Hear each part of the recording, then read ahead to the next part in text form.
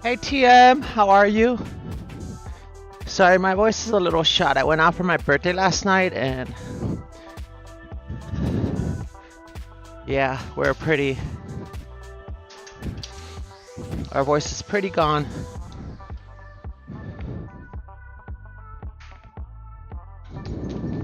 We'll be getting started here in a minute. Had some technical difficulties getting the stream started, so we're starting a little bit later, but I'm just setting up the workshop right now.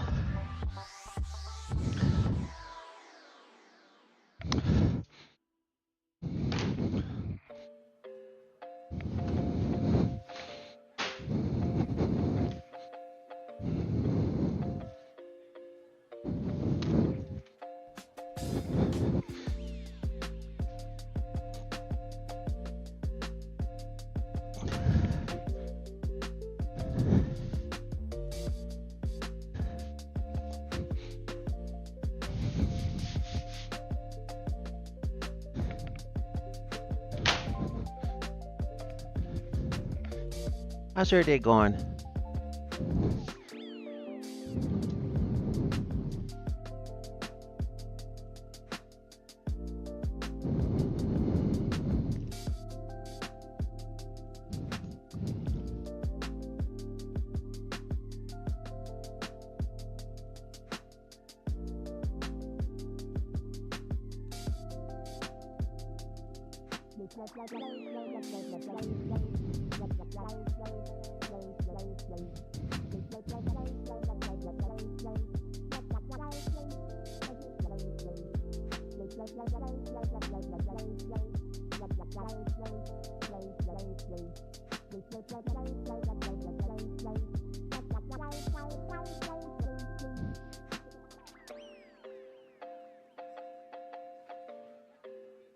Hi. So yeah, we're just gonna be getting the workshop set up here. So we gotta take some parts out of storage and get them ready to get work done. We got some answers on that piece that we were unsure about. It definitely does need to get riveted.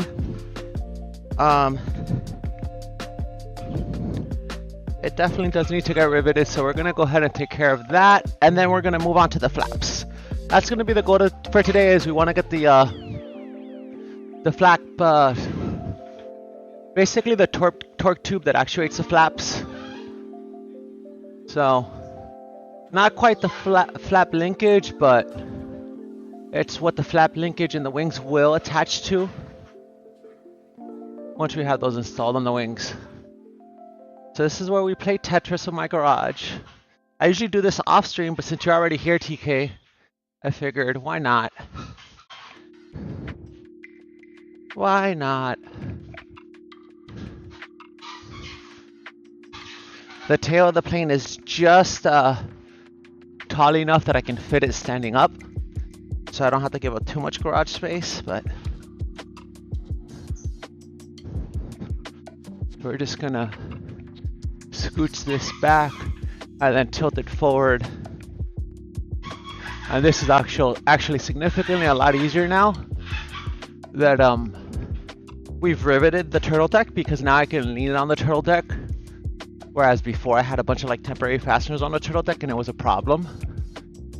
So we're in much better shape now. So yeah, you get to watch me play Tetris.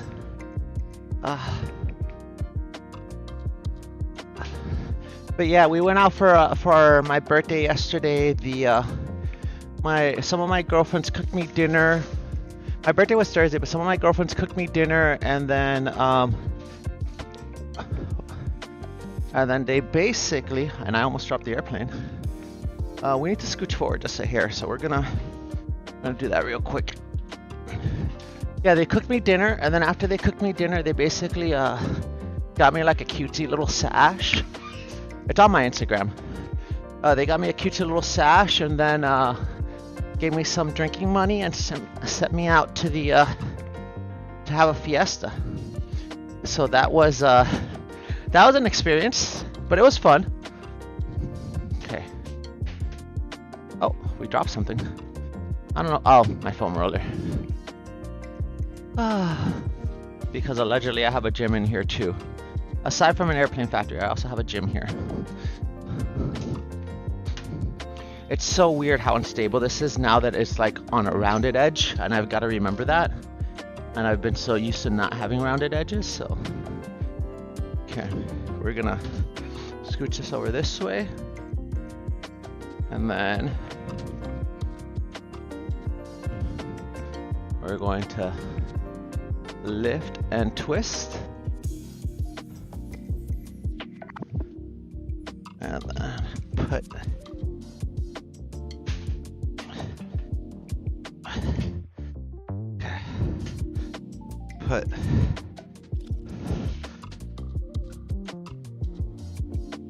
this in here now. Okay, we need that to stay. We need to make sure we can still slide over here, so I'm gonna do that. Yeah, so this is usually my first half hour before I start to stream when I'm setting everything up is doing this insanity.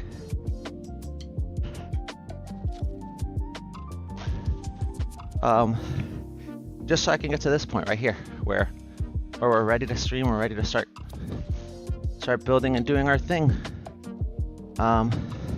Because we have limited space, right? So it's just the nature of the space we're working in. So, and I will look at chat in a second. Sorry. Okay.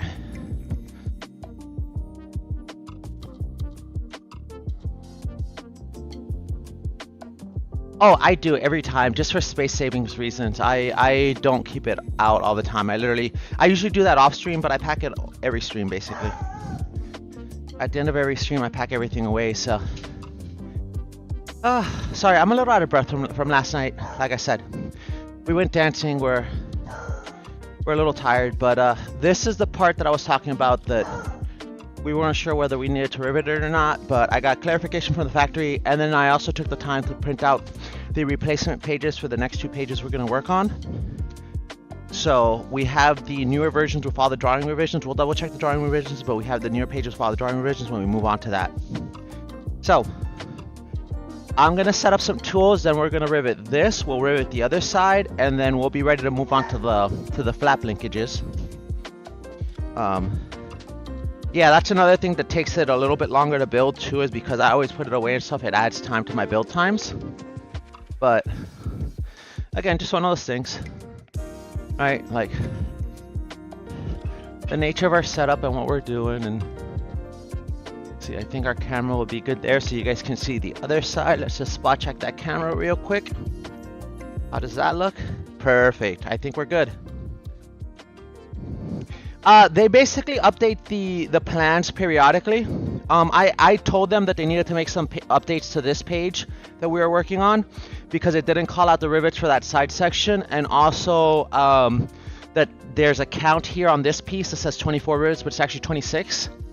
So I assumed they're going to make the updates, but they didn't make the cut for the most recent updates. They just did an update on the 6 for some parts, but I didn't know what. I have a plotter at work, so I printed out the 2 next pages. They don't always, sometimes they just give you manual edits that you, oh, hold on, we gotta fix this camera, sorry about that. I can fix this jittering, I figured out how to do it, it's just, it's a problem, it does that. And then if we go back to this, we should be good. There you go, no more jittering. So I told them, you know, what was missing from this page so they can update it. It definitely didn't make the cut for most recent changes that they did. But a lot of times they give you, they'll say they won't have a new plans page. It'll just be like, hey, change the quantity of this to that, or change, you know, X or Y. So you'll see in some of my plans. Let me see if I can find an example. Let me I'll see if I can find an example here. There may or may not be one. I think on the next page, actually, I hand wrote some updates, but we'll go through the plans pages here and see if we get lucky. Nope, I'm pretty sure on the next page, I did some manual updates, so let's. Nope, I did not. Okay, well, let's keep searching then. We're gonna keep searching. I'm gonna show you if I like I said, if I can find a page. So there's a revision section that tells you, hey, this was revised from the original document XYZ and what was revised. It's not a power plan. I haven't worked any of that. It'll probably be something in the wing. Something in the wings probably has a revision. I didn't realize that page got folded. Let's unfold that because that's not something we want. Let's do like, I don't know. Sorry. I swear I'm gonna find one. I know I've handwritten some revisions here. Actually, you know what? I know exactly where there's a revision. The first page, there's a revision. The first page, there's a revision, so let me just come here real quick. And let me move this little part here.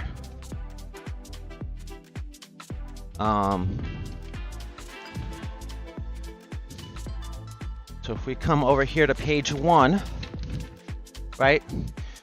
We are on Rev A of this drawing. For Rev B that they released on 10/19/24, they increased some details on the aircraft performance and overall weight, and the minimum stall speed was actually decreased. So because of that, they hadn't generated a new page yet, so I wrote the Rev B revisions, and the details were, you know, initial. The updated values were initial. They actually do have a new page I can download of this one now, so I'm actually gonna go back and reprint any new pages that they've released. Like I said, they don't release a lot of them, but some of them it's just like a note. But like this page, I'm gonna reprint with the updated weights and details. So yeah. But that's an example of how I do that. I will put the notes up in the revision box, and then I do the handwritten updates so that if anyone else gets the plans, they know what I built to, and what the revisions were in the plans at the time that I built.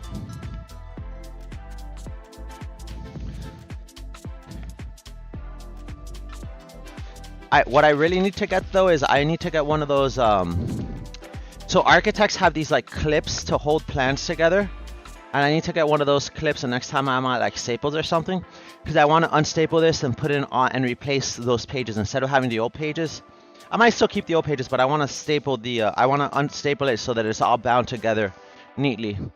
But anyhow, we're back here. On this page, they didn't indicate what rivets. We were told they're CCP 42, so we're gonna go ahead and grab some CCP 42s and rivet in the side of this former, because everything else on this page was done.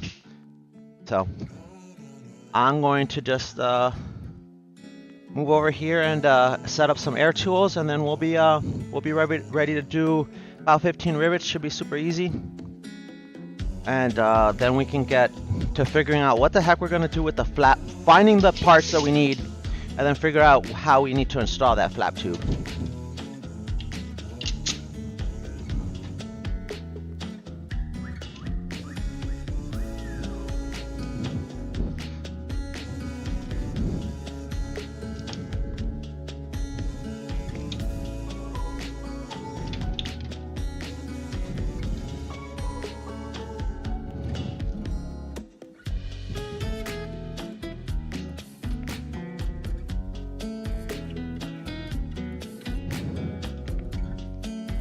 I'm not putting any revisions on this page until they're officially published, by the way. That's why I haven't put any handwritten notes on that. It's just one of those things that like I won't, even though I know it needs to be updated, I'm not going to make the updates until they publish it. I let them know about it, and it was pretty clear, right? Like I said, if we look at the plans, this piece over here where it's like 26 instead of 24, that's like clearly just a typo. And then this part, I asked for clarification, so I'm assuming that's going to get worked into the plans. But no, I will not normally do anything unless it's published, because I don't want people to think that I deviated from the plans on anything. If I ever sell the airplane in the future, I probably won't, but if I ever sell the airplane, I want them to know that I built it to spec. There are some modifications I did, like the pitot tube install and a few other things, but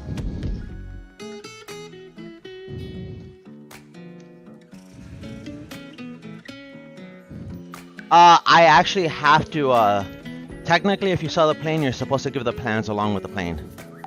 You don't have to, but you're supposed to.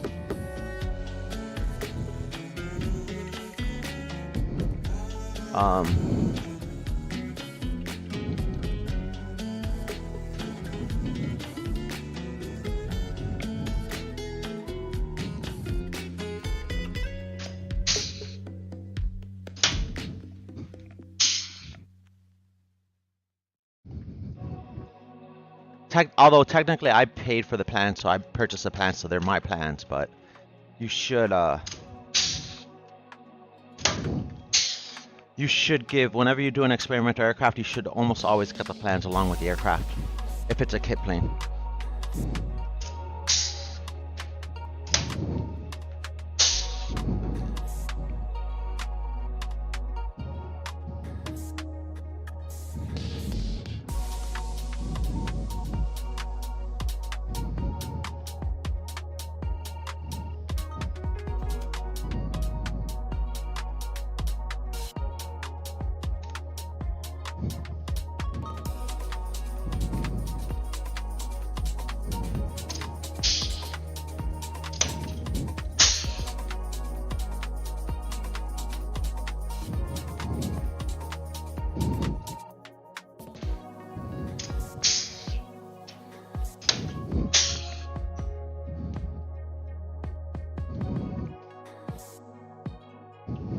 And the main reason why you want to give the plans is because it's a kit plane. The new owner won't know anything about the design of or how it's built, and if there's ever any need for maintenance or something else, the plans will give them a certain level of insight that they should have. All right, I'm just gonna take a quick look in here, make sure these, yep, those rivets look good. I was just making sure those went in as expected for what I could inspect. I can't inspect everything, but.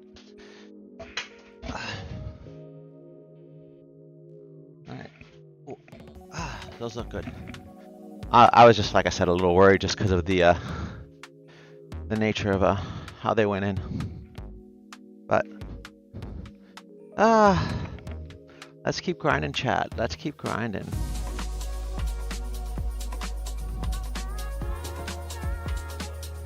How are my audio levels, by the way? I know my audio levels were a little off a few days ago because somebody who visited me messed with my settings on my on both my stream laptop and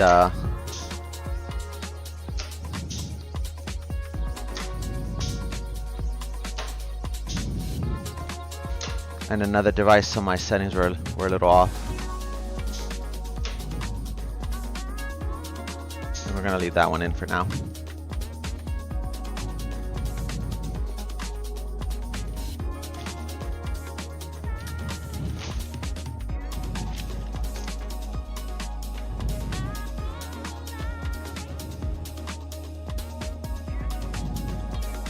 But yeah, technically I own the prints since I purchased them.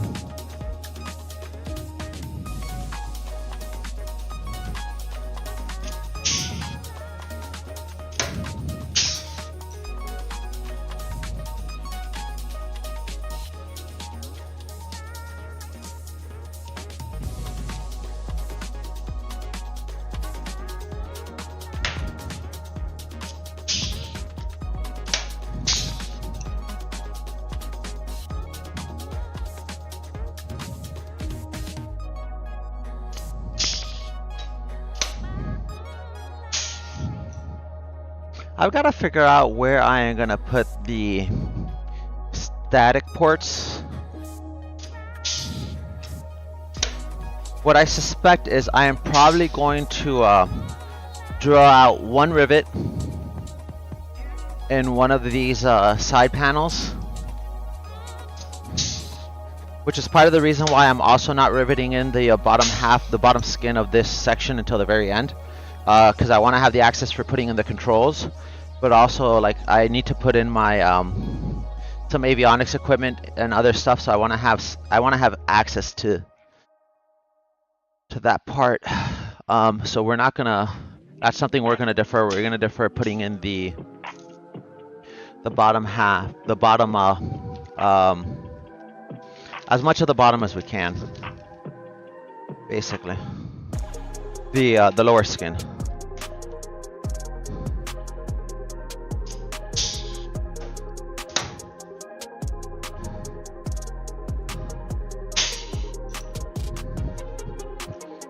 I just realized something. I should not have done that. So we're gonna remove. I have to actually drill out that rivet. I made a mistake, chat.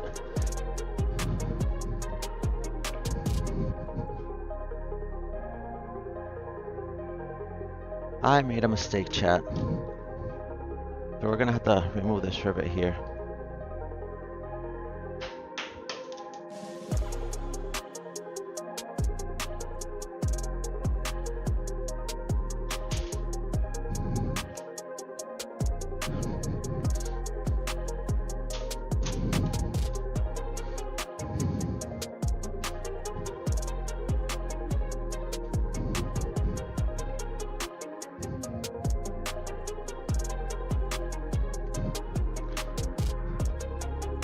The mistake that I made basically is this rivet that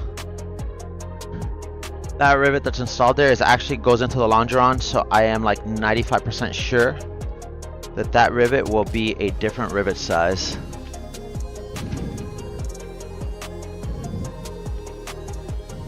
Yeah, those are CCP 44s, so I definitely made a mistake, so we're gonna drill this rivet out.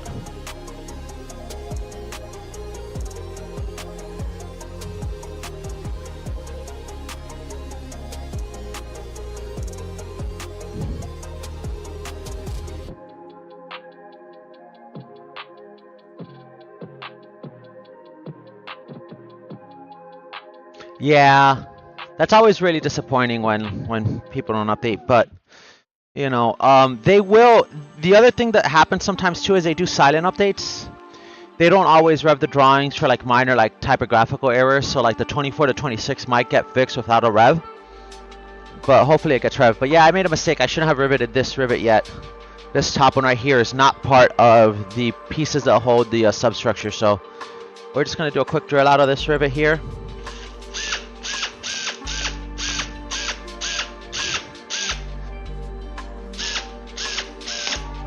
There you go. And just gotta be careful not to burn ourselves because it'll be hot, because we just drilled the crap out of the head of that rivet. But that rivet is now out. Let's go ahead and rivet the other side and not make that mistake again.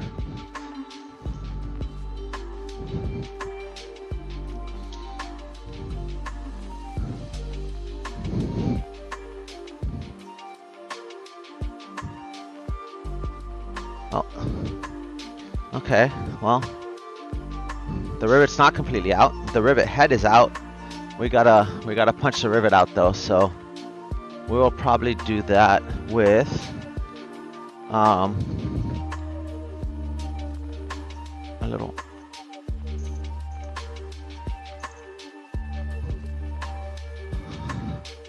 hammer and oh,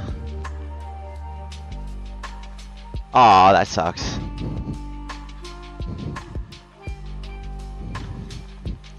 We're just gonna use I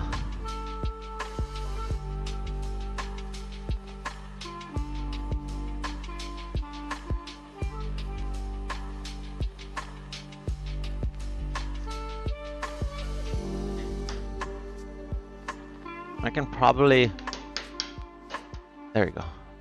I'm gonna try and hammer this out, but if I can't, there we go, we got it out. If I couldn't get that out, then what I would have done is I would have grabbed it by the back with a pair of needle nose pliers, but we got it out with like the tiny end of a rivet. So this is a tiny little piece that we got out, so now we can put things in. And that's the piece that expands around the back of the rivet. But yeah, that's always disappointing. But yeah, we're not gonna remove this guy on the other side because we know better now. But that guy is done. And then we've got to do the other side, so I'm going to move the camera and we're going to swap over to the other side and do the same thing without making the same mistake twice. Hopefully. Sorry, Puppers is on a rampage. I can mute if that gets too bad, so just let me know if it's too loud or too annoying. She's kind of loud.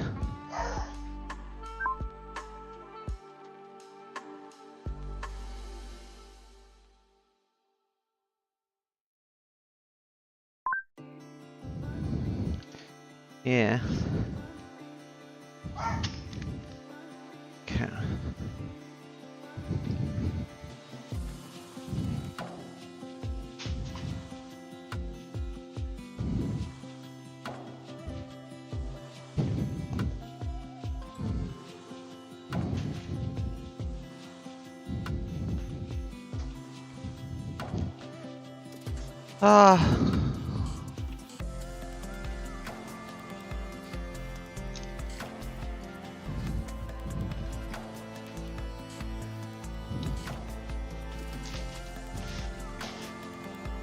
Yeah, I'm surprised at how tired I am, but also I was out pretty late last night. I didn't get home till 3 in the morning, so I shouldn't be that surprised that I'm that tired.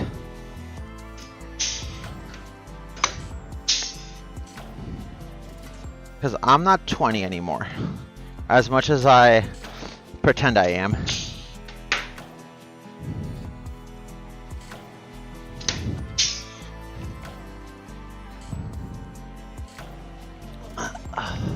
Interesting. I'll have to put that back in.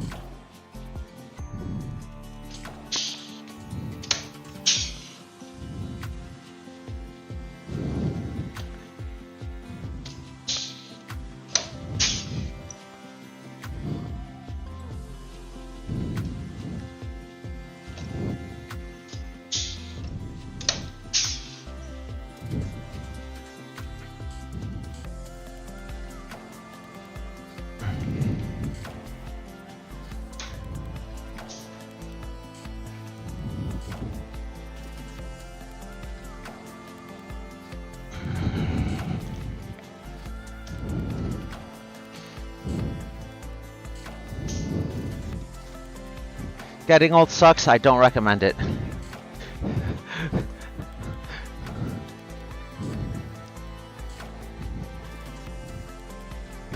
But, you know, it's part of life.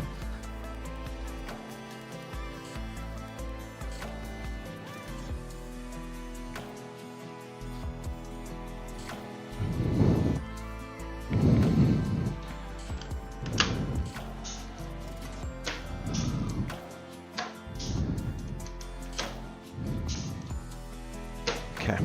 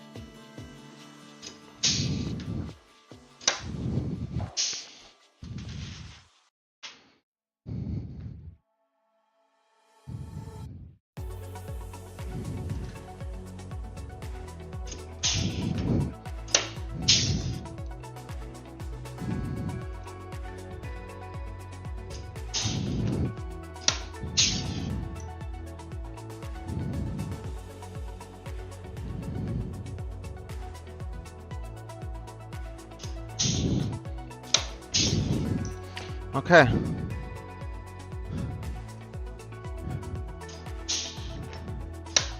Okay, this part is officially done now. We are officially done with this page now. We can take credit for it. Yay! And that took us Roughly 40 minutes is what we'll call it.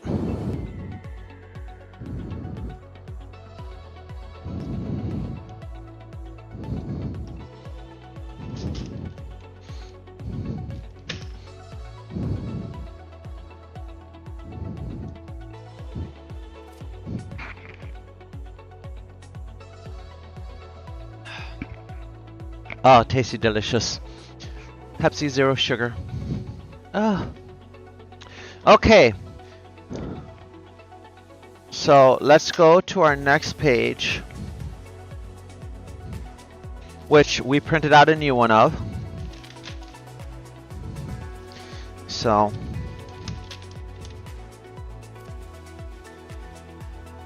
got 18 where she belongs. There we go.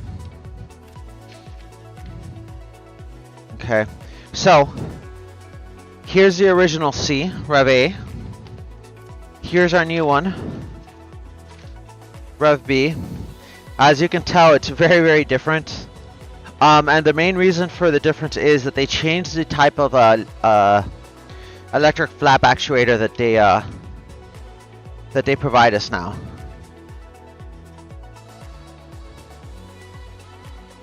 Okay, so there's a couple things we need to do here. We need to find some parts.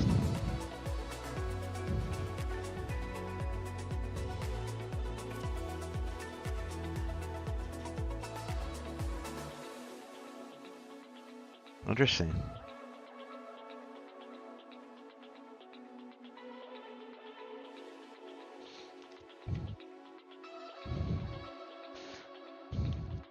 We need our flap mounts and the flap tube. So we're looking for SMB C004-11. I'm gonna put this away somewhere else on a temporary basis because this is kind of just in the way right now. We probably should honestly click it back in where it belongs, but we don't need to do that just yet.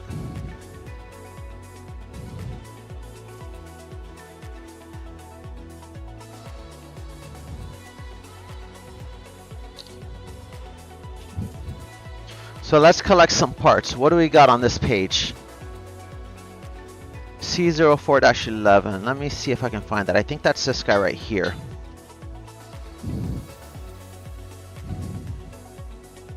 I don't see a sticker, but this looks a lot like what we're looking for. Yep, here we go. Okay, so this is C04-11. I have not named it. Maybe I'll let chat name it. Oh, there we go. There's a sticker. C04-11. So here's our tube. So we need that. That's one of our parts. Okay. We need our clips, which is ONX Z0316.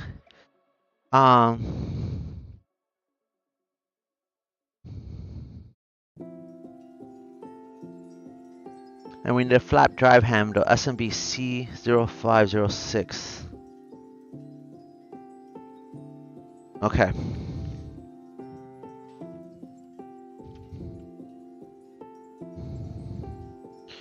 Oh wow, we need to make these drive blocks. That's interesting.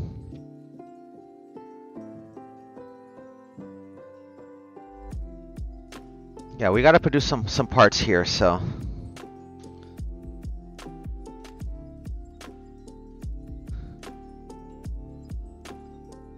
Let's see if we can find all our drive parts. I've got a box full of some stuff.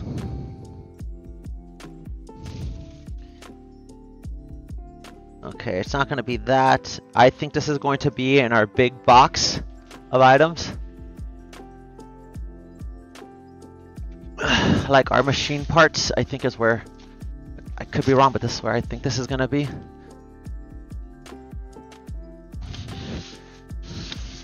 So we're going to pull out our box of machine parts, and we're looking for, what are we looking for?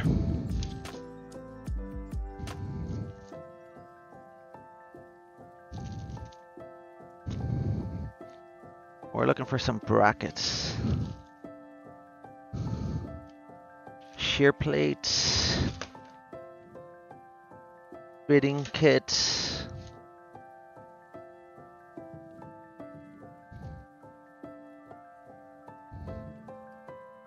This looks like F07. This looks like something else. What do these parts look like? We are looking for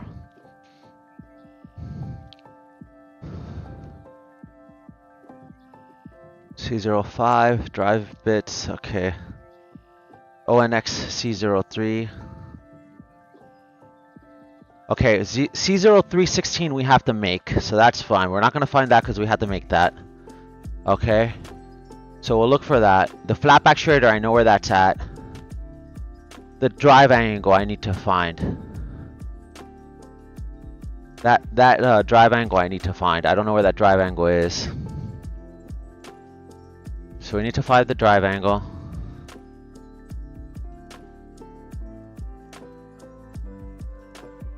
Okay.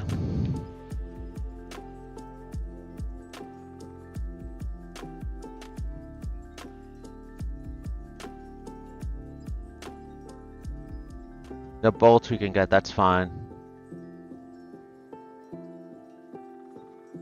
Okay. So let me see if I can find those two angles.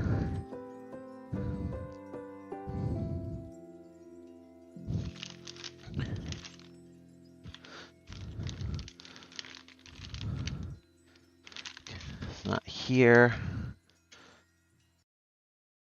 This is F15. Not gonna be F15. It's not these guys. It might not be in these machine. I might have taken out. It might not be in these machine parts. This set of parts here is. Yeah, it's not that guy. Okay. We're gonna search somewhere else. I don't think it's in this box. I thought it was in this box. I actually don't think it's in this box anymore. I think it's somewhere else. Let's find our actuator. Okay, here's our actuator.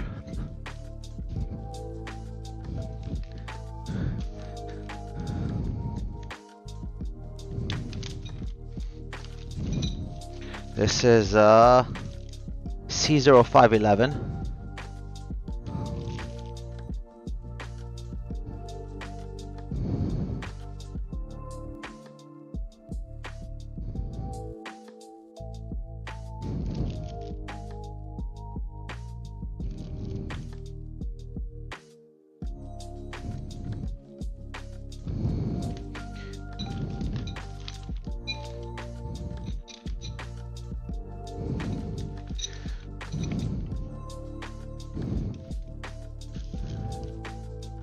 I gotta try to find those angles. I don't know where those angles are at, chat, so. I think these guys are gonna be for page 18, so we'll leave these with the machine parts, but. Let's see if we can find those angles. They're not down here. This is the bows. Okay. We're slowly making progress, chat. We're slowly finding parts.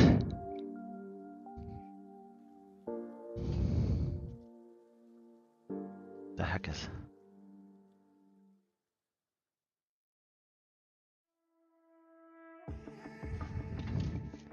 Okay, oh, here we go. There's C0316s. We found those. Okay, we found those. We've got our actuator. We still need the drive horns.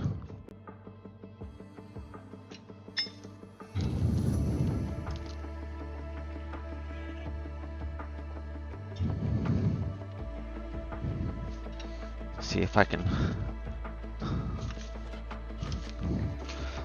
Let me see if I can find these.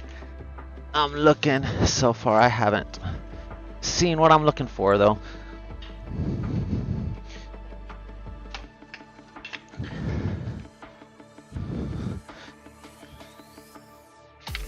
Okay.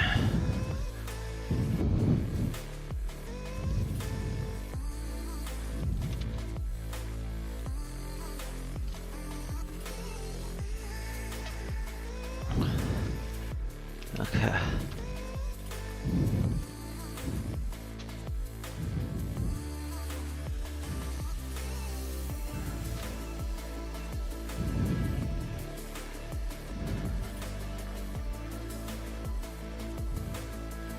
Okay.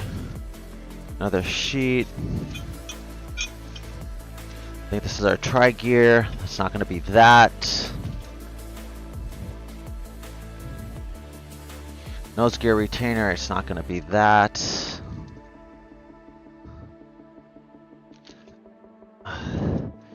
This is SNX F15.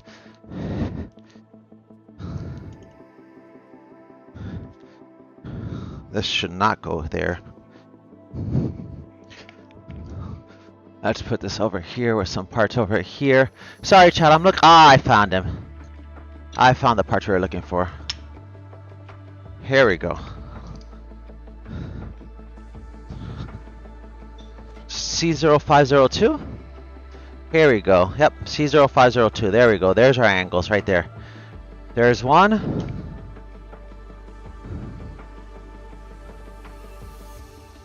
There's the other.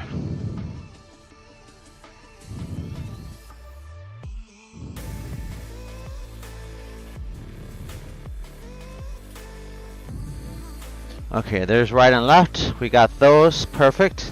Okay. So we found our parts. We've got these guys. We found this guy. We found these guys. This is an installation assembly, so that's going to be what it looks like when we're done. We have our drive tube that has these cutouts. Okay.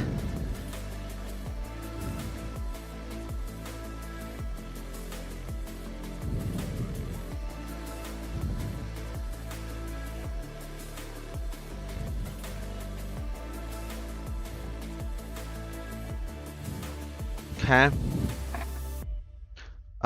So let's check a couple things here. Are these cut to size, or do we need to cut these down to size? So these guys are actually okay.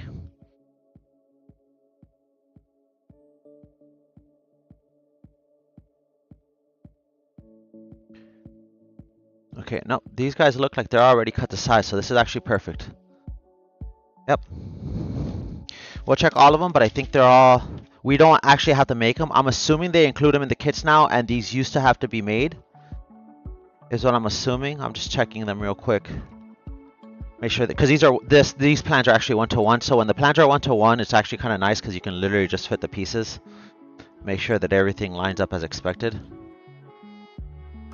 Okay, this is actually really good for us, chat. This is really good for us.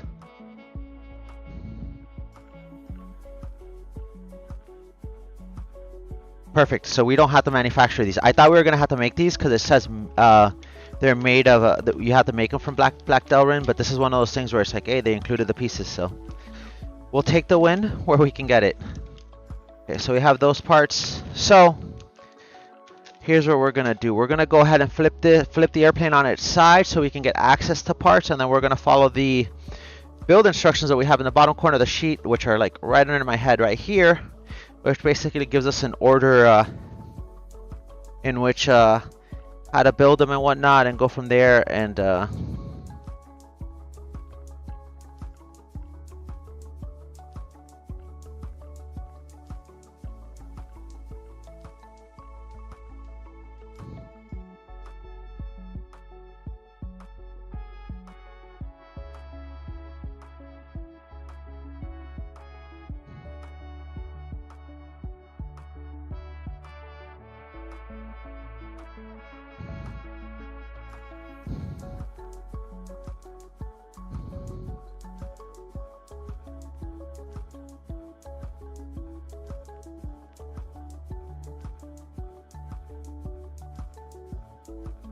well, this is going to be interesting.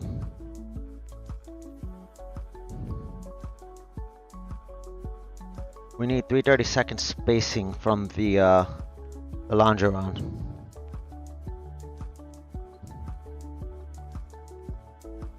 Up and forward, is this the... That's the left-hand side, so this is going to be a plate behind.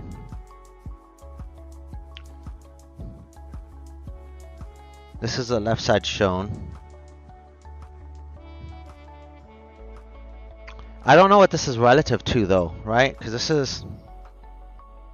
That's up and that's forward, so...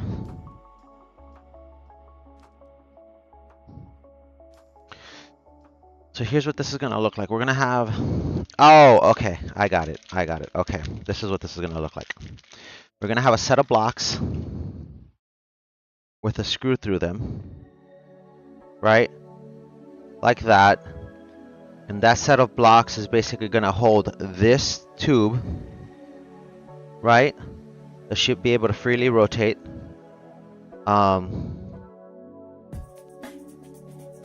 Against this plate,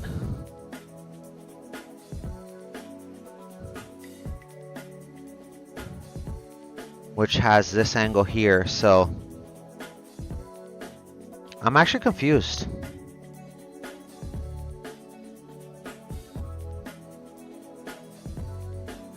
So this matches up here, but how is this?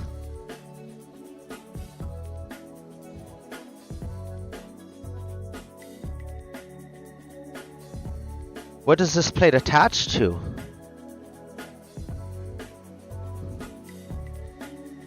It doesn't attach to this guy, right? Because this guy is...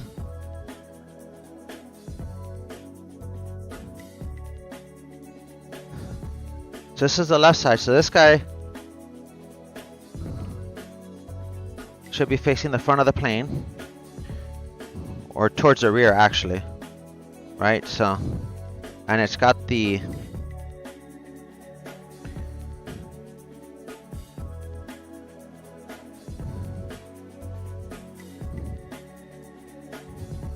Okay, hold on. This is the left side. This plan makes no sense to me.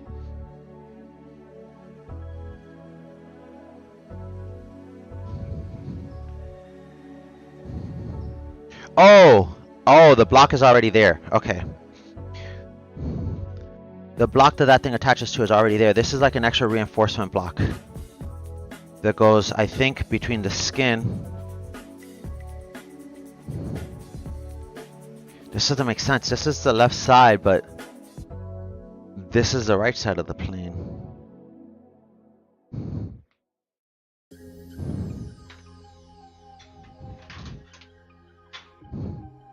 I'm so confused by this. Okay. So this plate reinforces here. That's fine. I get that. But how does that go in there? Does that go behind the skin? Oh, it does. Oh, okay. But we already put bolts on that. Okay. Okay, I think I get it now. Okay. So, how the hell are we gonna fit this? I don't know how we're gonna fit this, chat.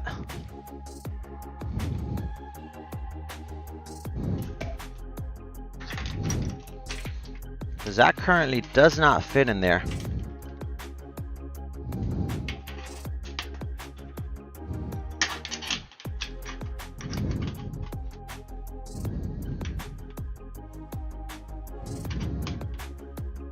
I'm so confused.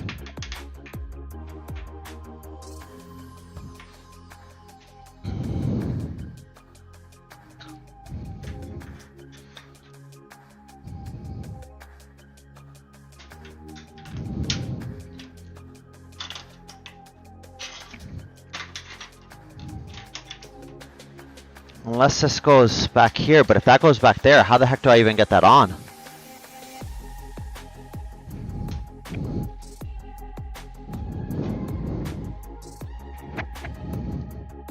Okay. Yeah, okay. Okay, I just don't know how I'm gonna fit that in there. I think I might have to take this side skin off and kind of just like pry it open enough, but I think I know how this goes now. Okay, chat. This is gonna be interesting. All right, we have these parts. I kind of have an idea how that's gonna fit. Let me write down 4 to 440 because that was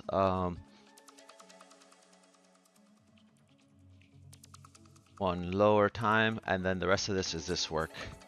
We want to get our time accounting correct. There's a couple things I want to check. The first thing I want to check is I want to check this actuator here.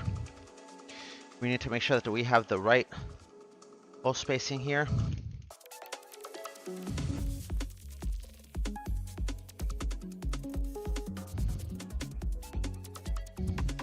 Because the end of this is supposed to have 1/4 inch hole spacing, and I want to make sure it has it, or we have to drill it out if we have to drill it out. Because we do have instructions that says we might have to drill it out. Oh, this already has a bushing though.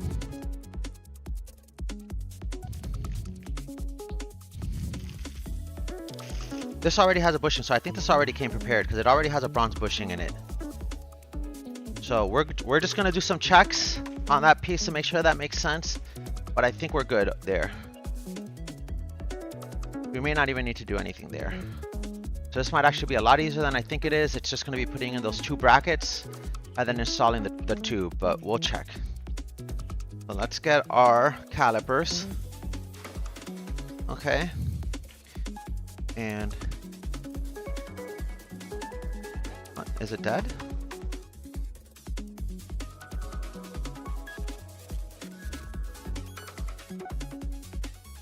Oh no. I think our calipers might be dead. Luckily I have spare batteries, but... Yep, they're dead. Alright, let me get a spare battery here. I think I have a handful of spare batteries. I ordered a few, so... Alright, we're down to 1 spare battery.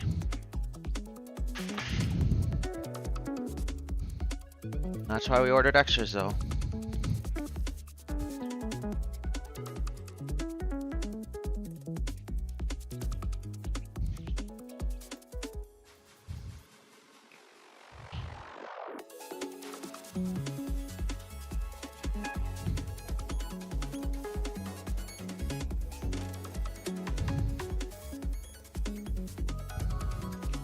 When you can't get the spare battery out of the spare battery holder.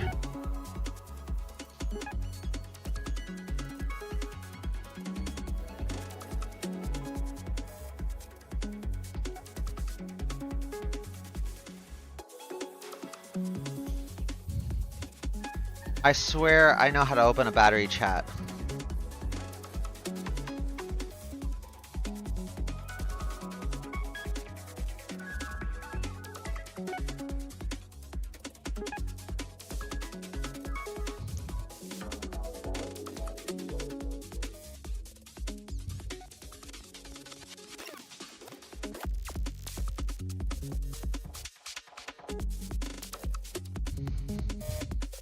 Try not to cut myself here.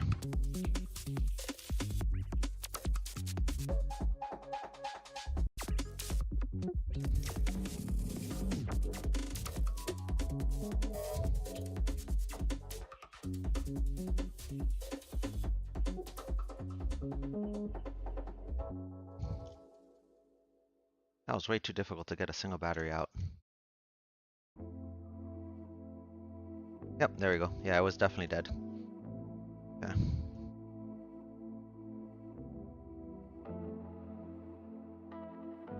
Okay, let's zero that. And then we need this in inches. So our diameter of our guy here of our bushing should be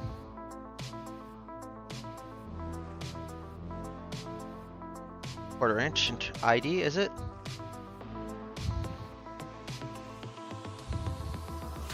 Quarter inch internal diameter, 5/16 outer diameter. And we are 5/16 outer diameter. So this guy's completely drilled out. It's got its bushing. I think we're good here. We'll check the other side. Quarter inch, yep.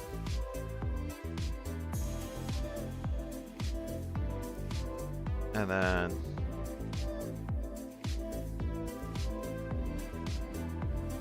5/16 outer diameter. So I think we're good. Okay, so that guy has a bushing in it already. We don't have to put a bushing in it. This guy's ready to install. We don't have to think about it. So we're just gonna put him back in his baggie. Keep it nice and protected away from the elements because it is an electrical component. And turn off our caliper. Okay, and then we gotta figure out how we're gonna get these brackets in, so.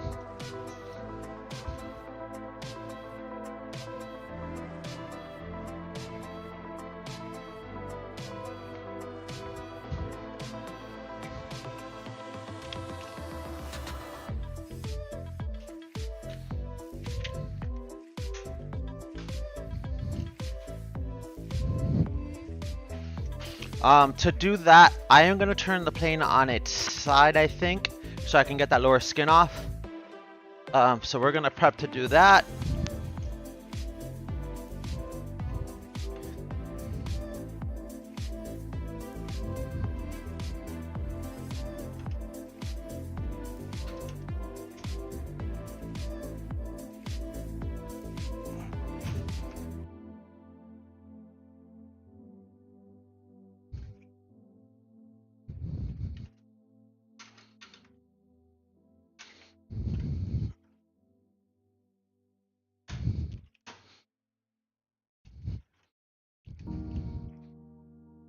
Okay. Alright, chat, let's rotate this plane around. Let's rotate this plane around.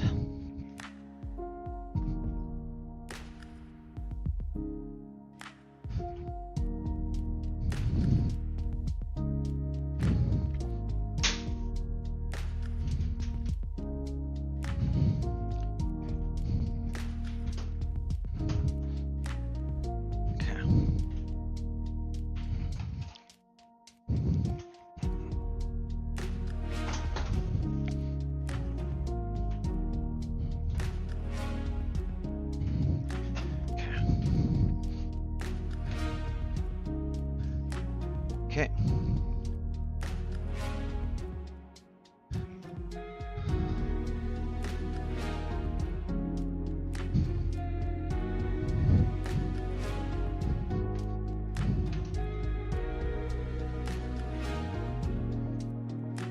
Okay. I think that's as good as we're getting.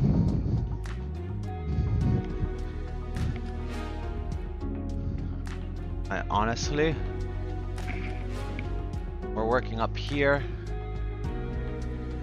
I think we're gonna take off these clecos and we're gonna take off this lower skin, so let's I think if we take off just the first section, we'll have enough access. I don't think we have to completely take off the lower skin. So we're gonna start by trying to do that.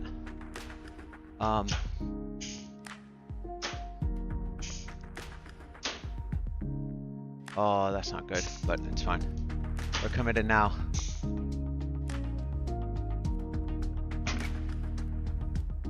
Okay, you know what? Let me do this for now. So there's a splice plate in there. I'm gonna wait to the very end to do. Ah, it moved already. There you go. I'm gonna wait to the very end to do those two. We're gonna see if this gives us enough access here. I think it will. I don't think we're gonna have to take off much here to just get enough access to put the parts in. We'll check, but this should give us enough access, I think. Chat. I think this will give us enough access.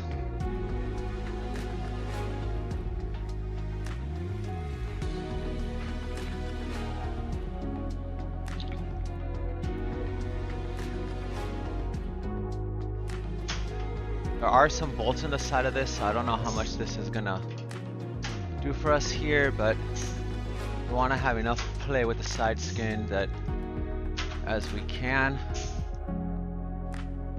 Yeah, like I said, there are bolts there, so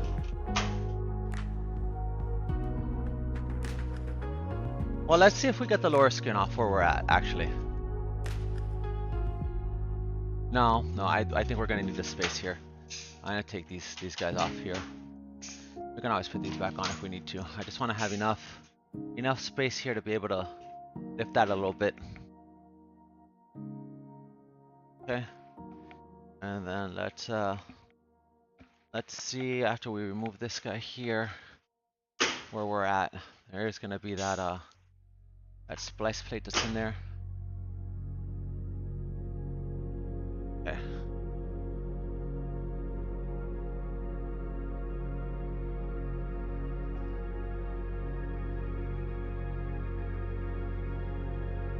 I actually think we take the whole skin off, honestly. We want the easy access, I think.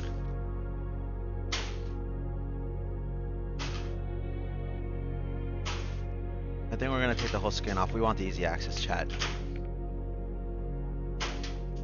This is gonna be the easiest way, is just take the whole skin off, call it a day.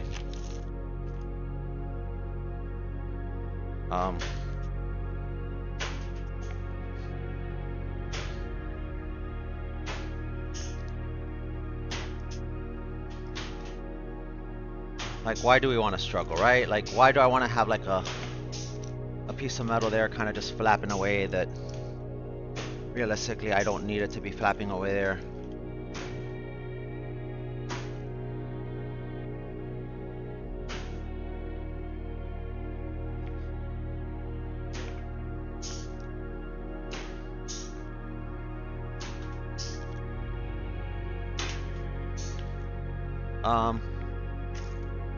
That might be enough, actually.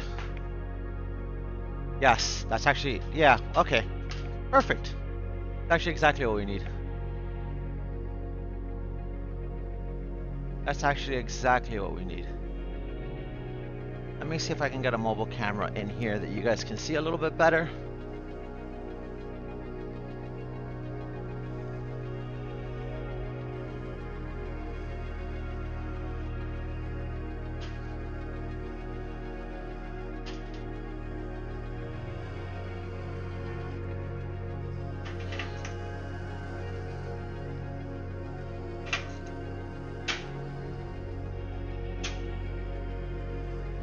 See how that looks, chat. Okay, yeah, perfect. You can see in there. Fantastic. Okay, so that is the left side of the plane. We need the left drive angle. So we need C05 left.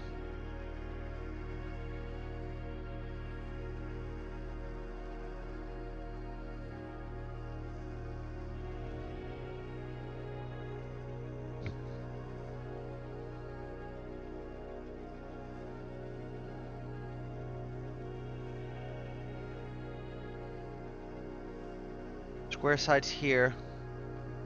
Angle sides there.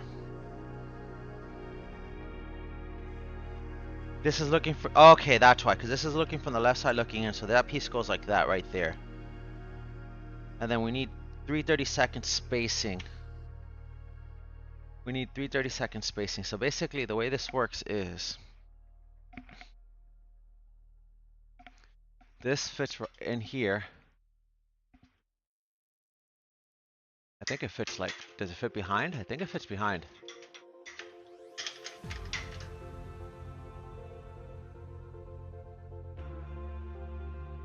I think that fits there is where that, does it? Or does it fit on top? I don't know if it fits on top actually. Chat, that's interesting.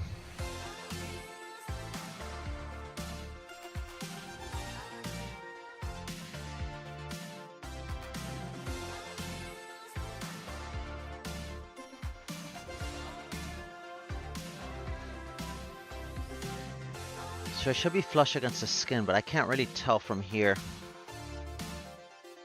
Ah, okay, here's an underneath look.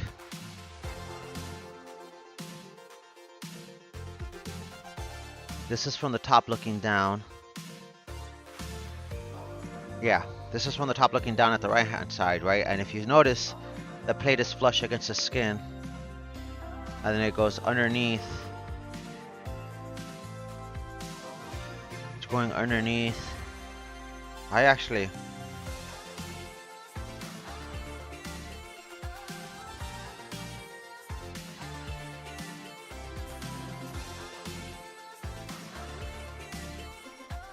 It's flush against the lower cross tie box, but it's underneath some other piece. Oh, chat, this is one of those where I'm like... Ah, okay.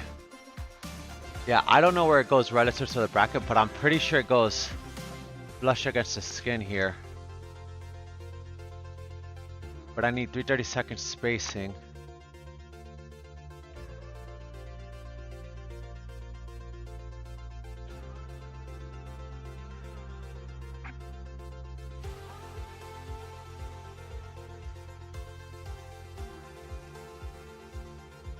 Because we don't want this against the longeron, that's for sure.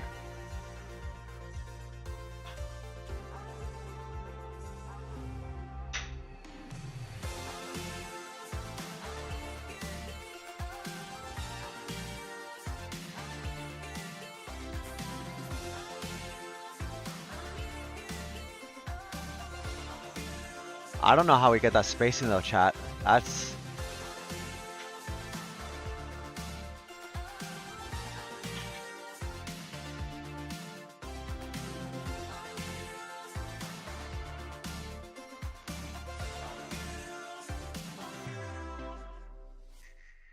There's no way to check that spacing. I don't see a good way to check that spacing. That spacing is gonna be, actually, I think we can check it there actually, now that I think about it. Okay. I need a measuring instrument. Okay. And do I have the right view for you guys? Okay. Here's what we're doing. So you're looking inside of the box. We're mounting that plate. We're mounting that plate. So if we look at the plans here, here's what we're looking at. I've got one of these brackets in here. These are the 3 pieces of that blocks, right? So this bracket, the way it works is this bracket, it goes this way. Basically, this is a top-down view of the sideways piece we have on the plane right now. On the right side, so on the right side, it would be vertical this way. Basically, imagine this rotated this way. Right, this goes flush against the front half of that bracket we have with the skin sticking out, and it goes flush against the side of the skin like this essentially, right? That's essentially what it is, right? And then this has a curvature that's going to follow the curvature of the longeron from the angle we put in it, and we got to maintain a certain spacing. That spacing is dictated here. It should be 3/16, right? So basically on this side, we basically have that curvature following this way, because we're on the opposite side, right? This is the left side. The right side would be basically this way on the opposite side. And we want this part basically here with 3/16 gap between the lower 3/32 gap between the lower longeron and this bracket. And this is basically a reinforcing piece, because there's already another bracket, and the other bracket is the one that's going to hold these two guys here separately. So this reinforcement plate really is just a plate that's going to hold together the lower bracket to the front half, and it's basically and the front structure of this rear tail cone to give it more structural rigidity. It's not really part of the flap actuation install, other than it's giving that area more rigidity, because I'm assuming the flap is going to flex on that bracket that's already there, and so this is going to give that bracket more rigidity, because this side is going to be riveted between the skin and that bracket, and then the front side is riveted to the front half of the block, and then that bracket actually extends forward on the longeron, and that bracket is how this rear tail will eventually attach to the front half of the airplane. So it all makes sense to me now. So we're gonna check our spacings. If our spacings are good, we're gonna clip it into place. We're gonna put everything kind of back together so we can drill it out, and then once it's drilled out, we'll go from there. Once it's drilled out with the pilot holes, then we can drill it out with the bigger holes. So, but that's what we're doing. We're essentially installing a reinforcement bracket that's gonna hold all the. It's gonna basically reinforce this whole front box structure, but also where the rear fuselage longeron attaches. But also the other thing it's going to do is it's going to give a little more structural rigidity to the where the flap torque is coming attached to and going through. Even though that should just rotate, so there shouldn't be a lot of torque there, it's still the linkages for the flap, so there could be some torsional loads there that will translate into the axis, right? That being said, we are looking for 3/32 spacing. Okay.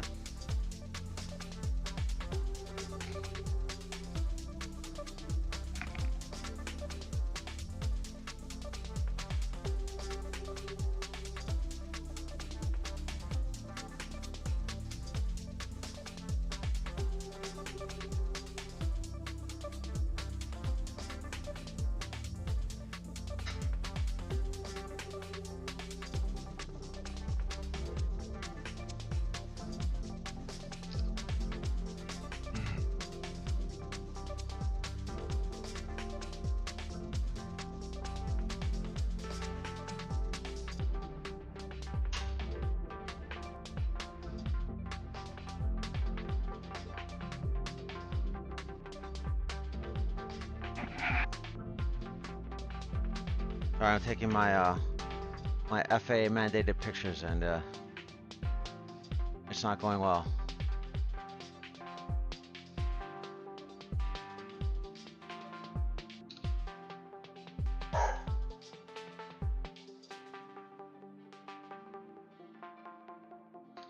Okay.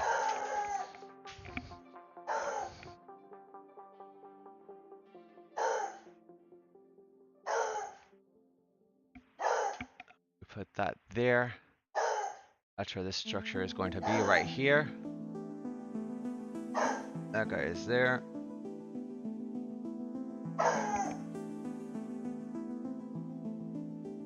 And then what we want here is we want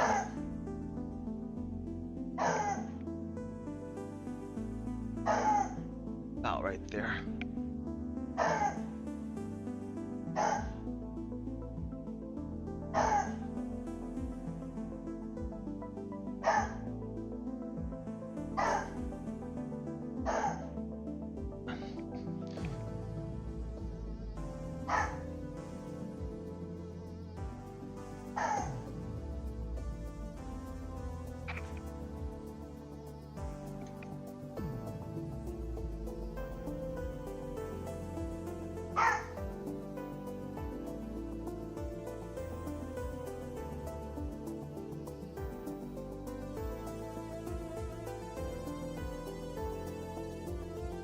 That looks about right.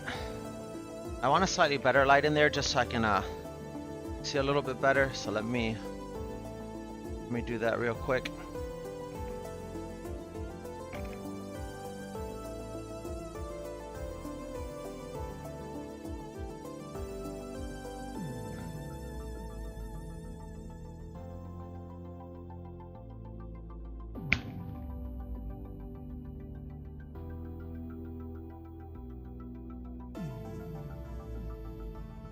If we want 330 seconds, you want right there.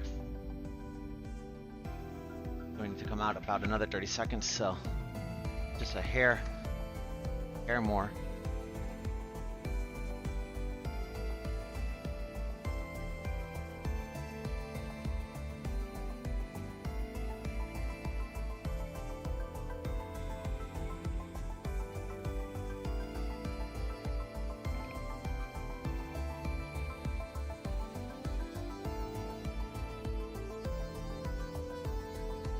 That's too much. That's 430 seconds, right?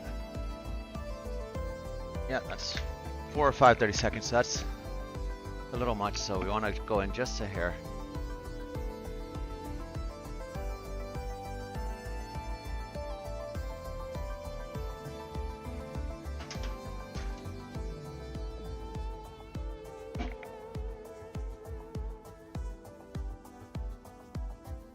That's a little too much.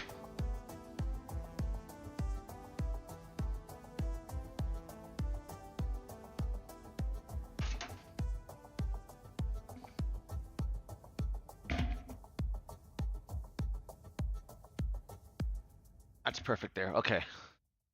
That's perfect there.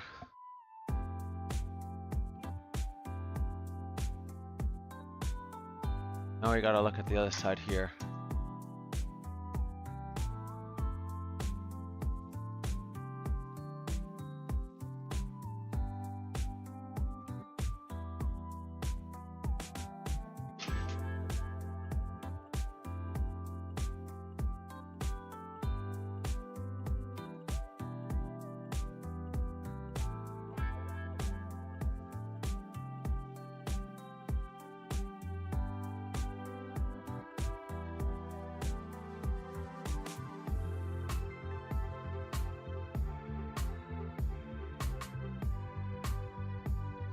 Okay, it's too far forward in the front. So the front needs to come down a little bit.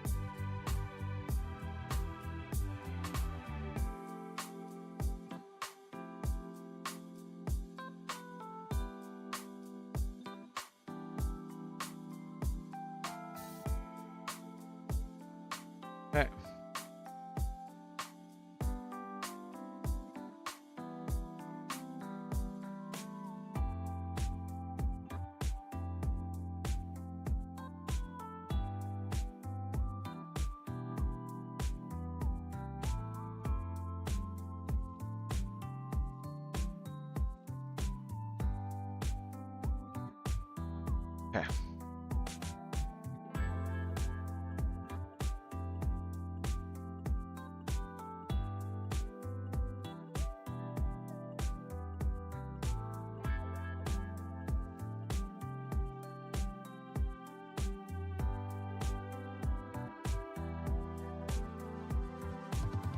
That's perfect there.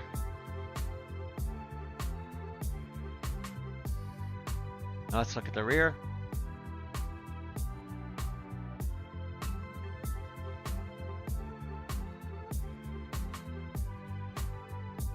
Yep, that's perfect. Okay, that's where we want it.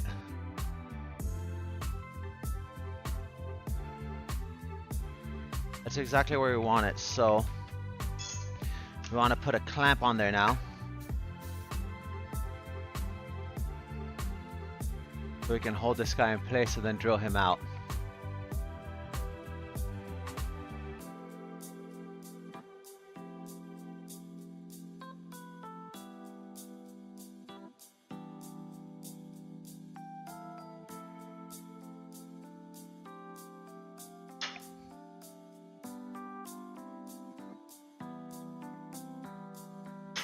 Okay. Okay, now that we're clamped, these holes lined up like we need them to, we can drill the front half. Our plate looks good, right? Because it's gonna be relative. We got good. I think we got decent enough hole spacing there.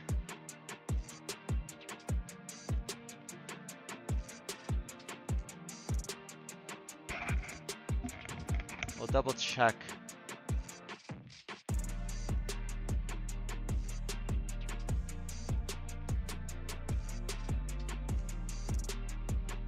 But I think we'll have enough.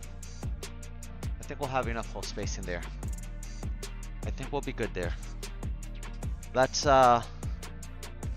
we've got our clamp in. I want to double check my measurements one last time. If that's all good, we're gonna reassemble and then start drilling.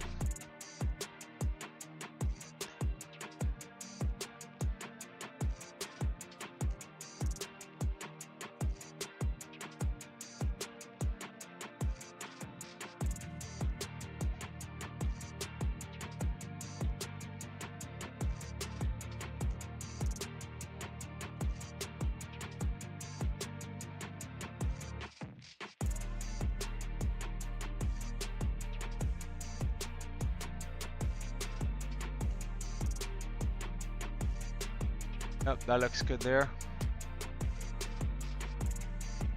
Come on.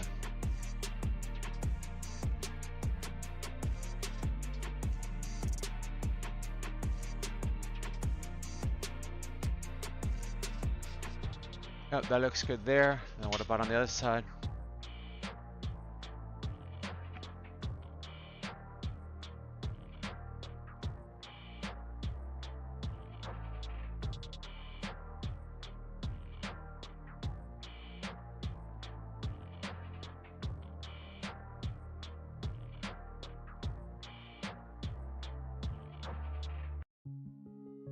I think that looks good. I think it can go in maybe just a hair more, but I think that's good.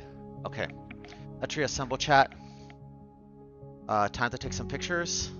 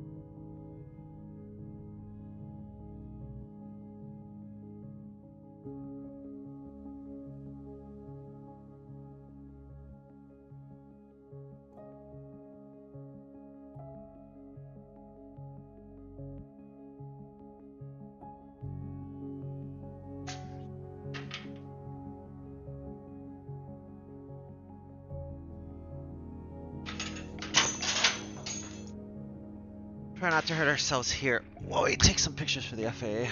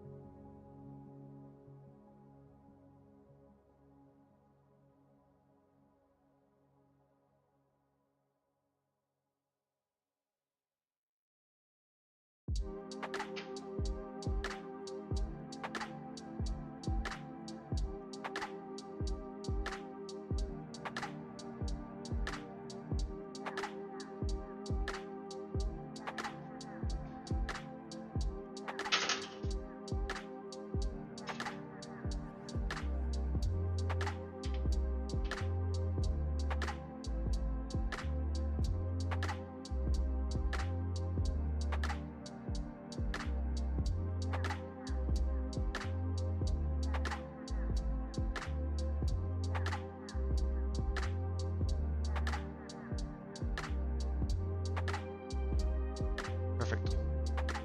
Okay, we got our pictures.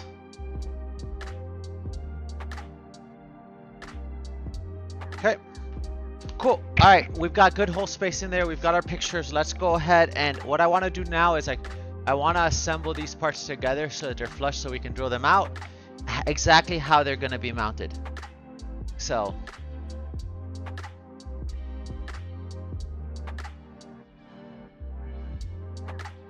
we're going to put some parts together now.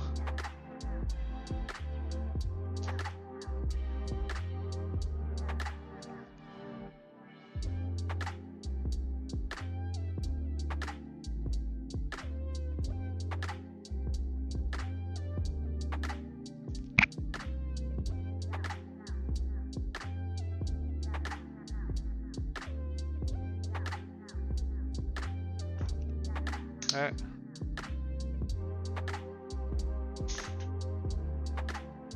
Okay, that guy has.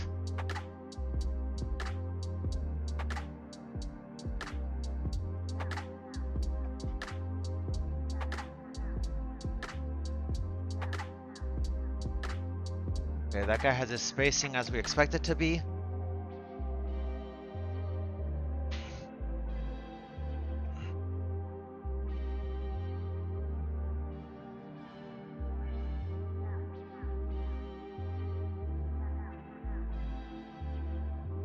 Okay.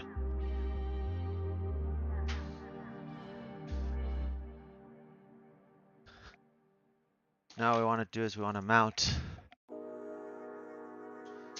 the upper half here, these guys here, so that the skin is exactly where it's going to be when we drill it. Oh, that's a problem. There you go.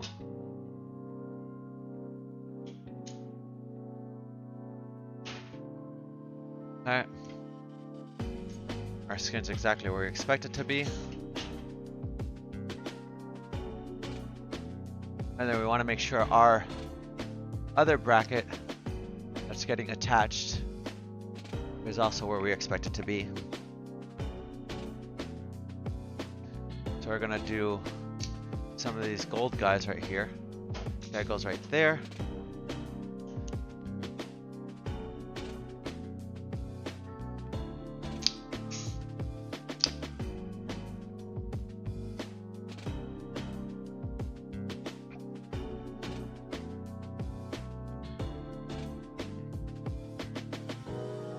Okay, I think we're good. I think we're in position, chat.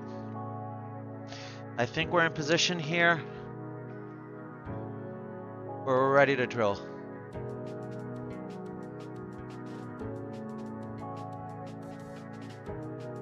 Oh.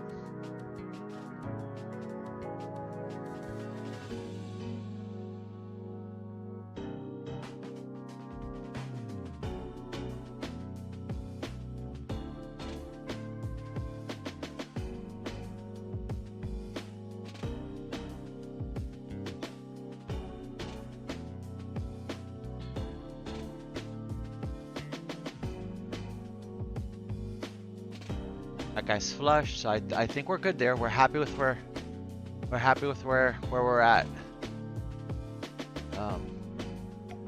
Decent hole spacing, so I think we're in a good spot here.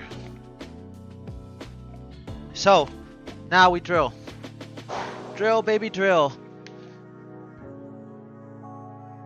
So for fuel it uses, sorry TM, I was really like focused on getting the measurement right because I need to have 330 seconds of spacing on that bracket. For fuel it uses a roto-molded tank that's shaped to a particular size in a mold and then like rotationally molded.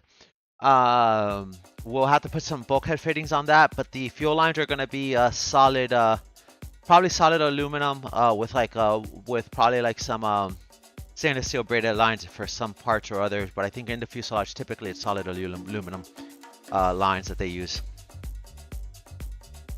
Okay, let's. I've got to get ready to drill this, so we're gonna drill this now that we have it in place. I think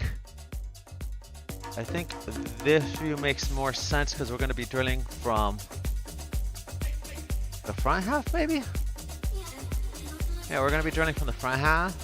We're not going to drill from this side because we don't have the clearance here, so we're going to drill from the front half here, put our clicos there, and then we'll drill the side of it from the inside.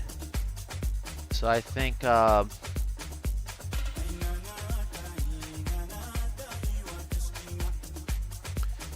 we'll move this camera. Sorry.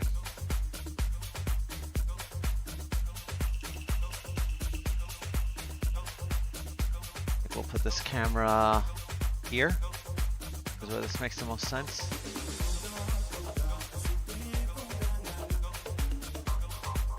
And then, hopefully I wasn't on the camera driving you guys crazy. And then, bad light saturation.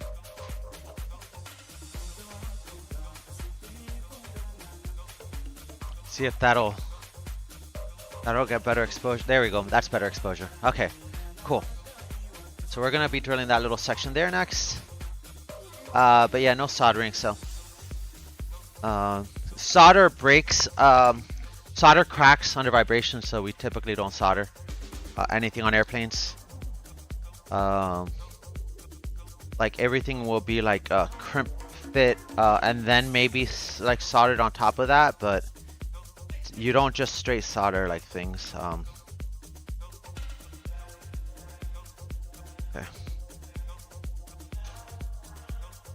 Okay. All right, here's a point of no return where we attempt to drill these brackets.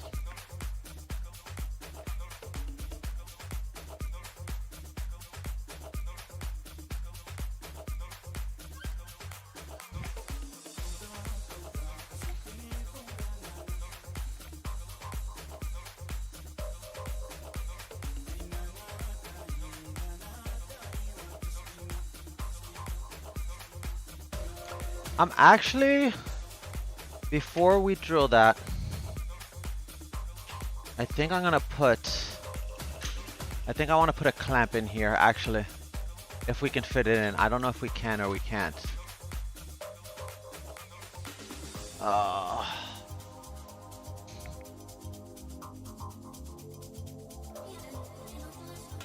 If I can fit a clamp in here, which I don't think we're gonna be able to. Actually. We might be able to, actually.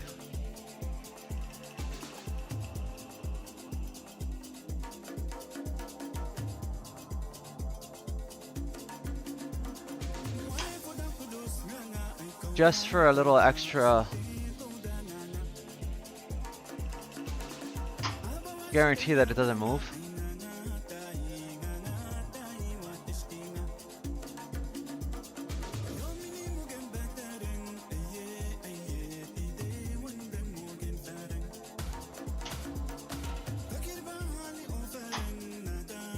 Ah.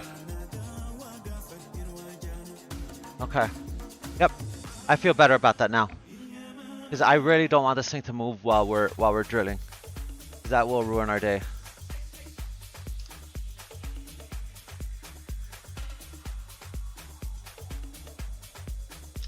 Okay.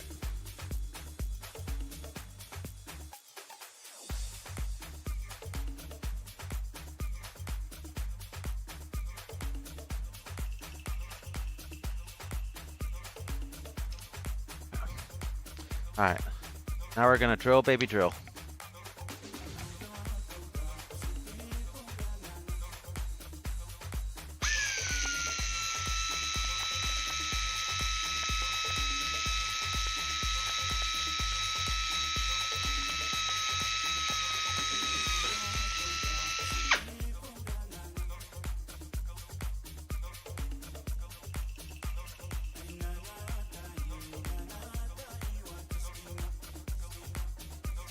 Okay.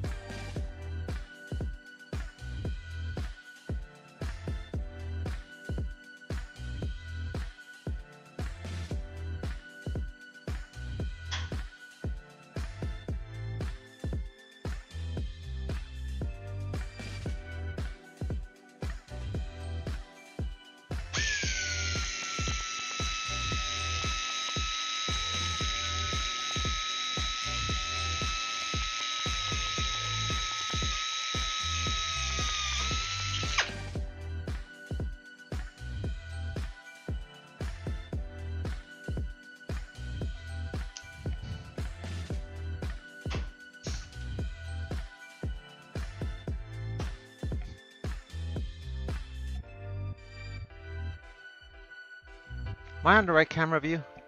Yeah, you guys can see what I'm doing. You guys can see what I'm doing, chat.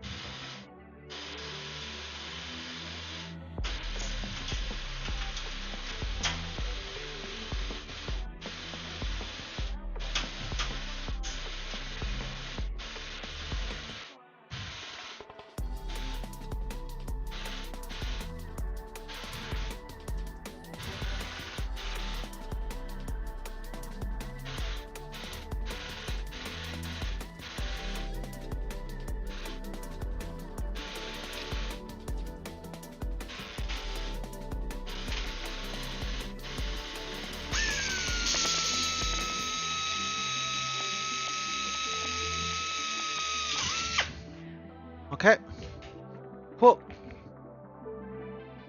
All right, we are now happy with this. 4 corners are drilled. Everything's in place. We're good. We're happy with this. It's flush, it's mounted. We've got good hole spacing on everybody. Everybody we're looking at has good hole spacing, so I'm very happy about where we're at with that. Now we need to do the top half, but we need to do the top half from the inside, drilling out, and I will show you why, but I'm gonna switch to a wider view while I move the camera. Alright, TM, no worries.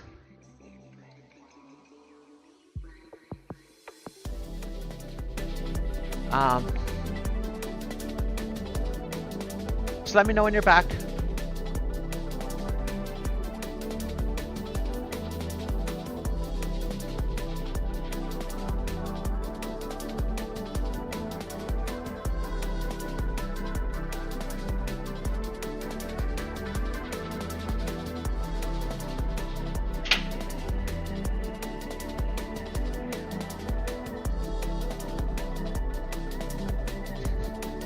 Let's see how that looks. You can kind of see what I'm looking at, but not quite. Let's do this. See if that... still not great.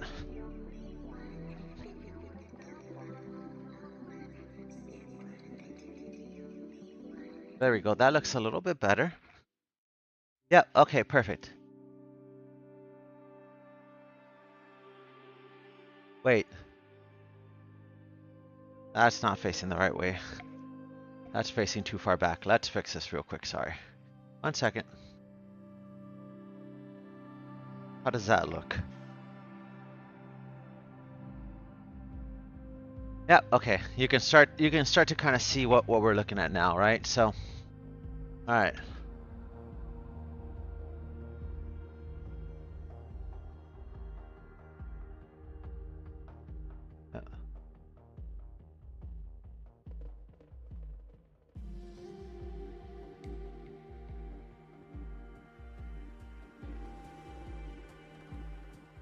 See if we can get it to focus, though.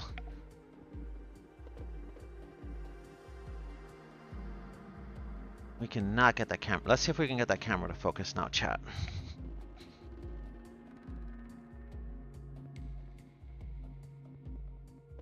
It's just too bright. How do I make it darker?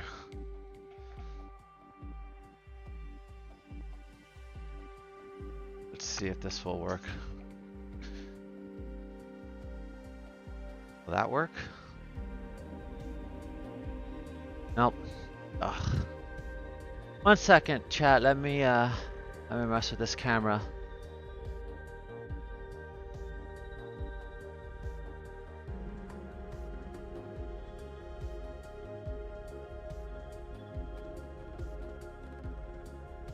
I think that's... There we go. Okay, now you guys can kind of see. Alright, now you guys can kind of see. Okay, so now for this part. So we drilled out the holes on the front. This bracket actually has the holes that we need to drill out through the plate on the back side. So we're gonna do the same thing we did before, but now we're gonna drill from the inside. And for here, we might actually, I don't know if I'll be able to drill. We'll find out. We'll see if I can actually drill it or not. I may have to use a different tool to get those inside holes, but I think we can start with this one. I think we have enough space to get that one, so.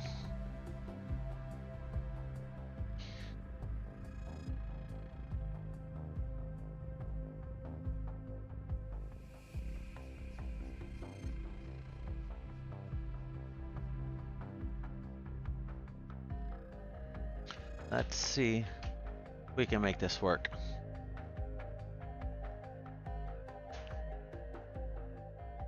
Yep, I think that's gonna work.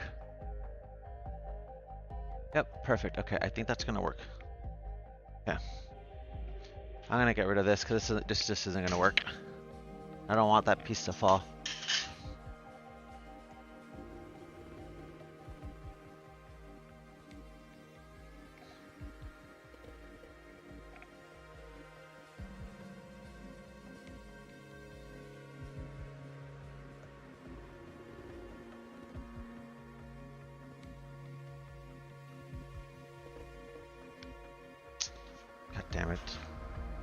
I swear, holding tools and taking pictures is like the most impossible thing ever.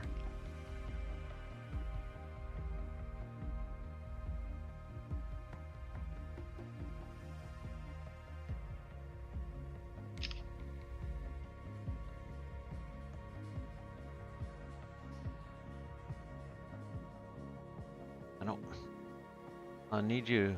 There you go.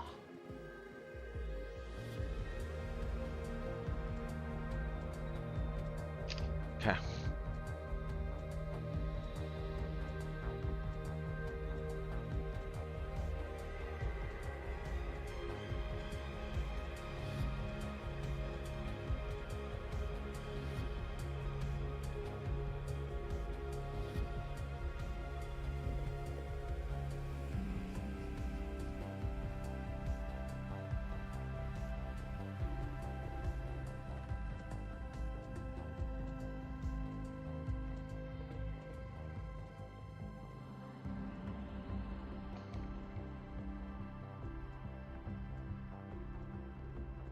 Okay.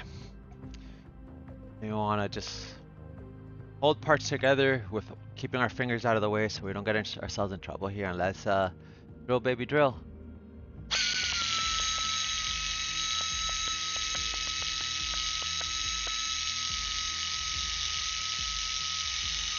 We gotta get through a plate, and then we also have to get through the skin. The skin will be the easy part.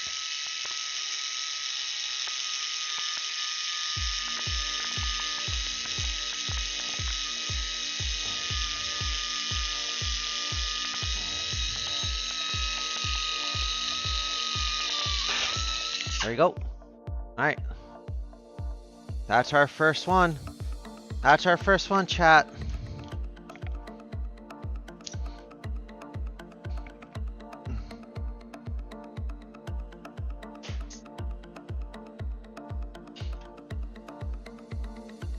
Time for number 2.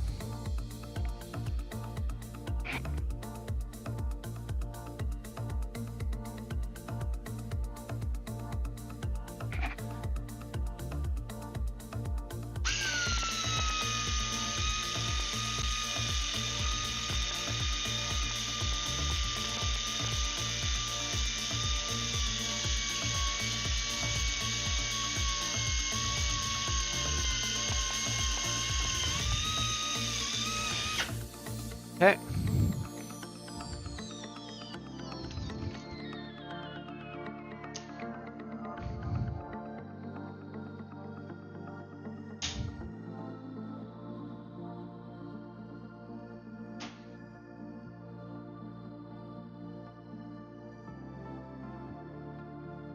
Perfect. Okay, so now that we have these two in place, I think we could, because we have the front half clickoed and we have the top corner clickoed, we basically have 4 corners of this piece. I don't think it can move very much. So I think we can keep working our way down. I'm gonna go ahead and remove this clamp now.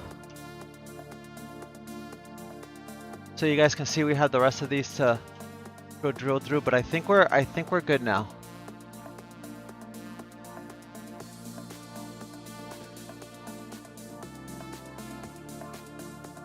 Okay.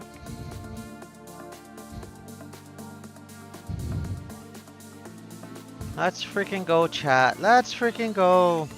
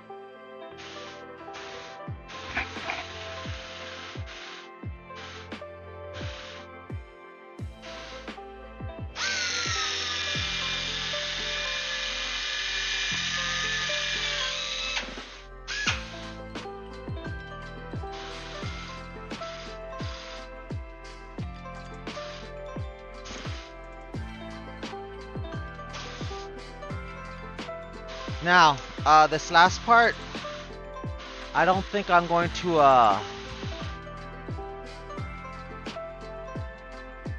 don't think I'm going to be able to get to it, so I need to do a 3/32 drill bit with like an angle drill bit that I have, because I think that's the only way I can reach where we're going. So that's what we're going to do. We're going to switch tools here, chat.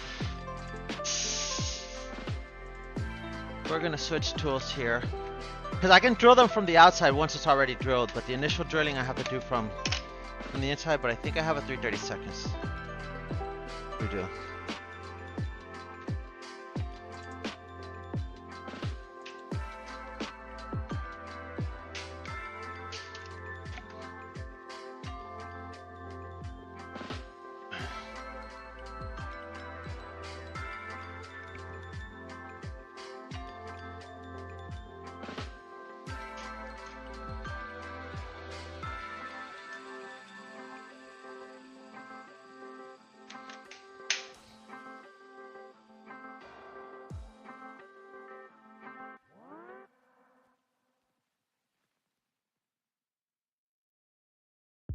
So,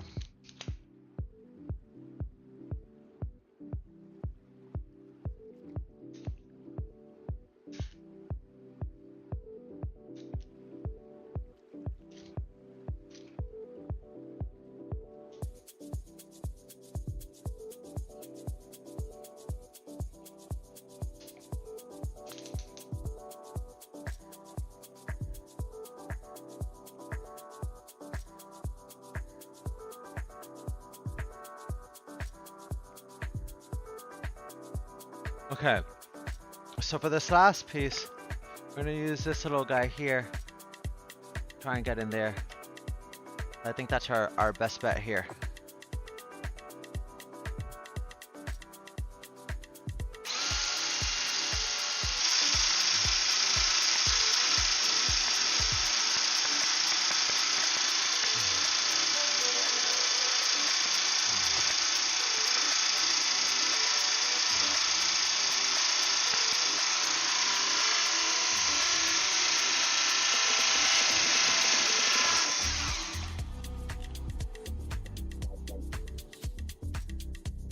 Okay.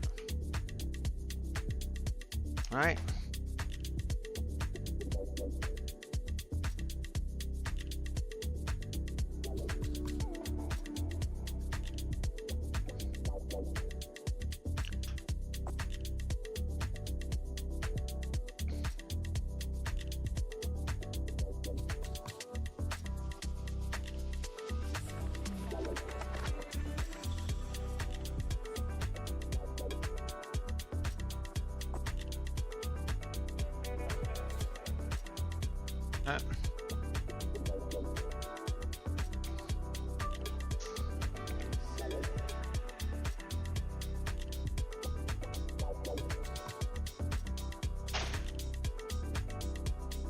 Okay. We got one more to drill, chat. Little guy right here.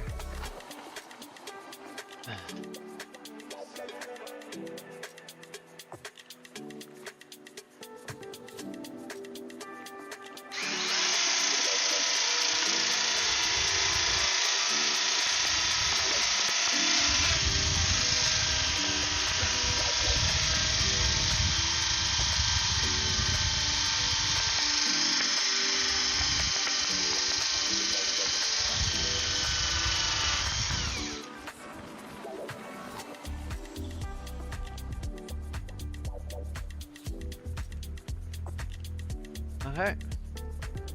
Guess what? We're done. With this side, anyways.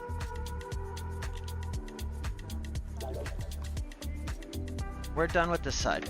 Let's freaking go. We got to use the fancy tools, but we're done drilling all of them. Now what we're going to do is we're going to just move some stuff around so it makes sense. Want to hold our four corners.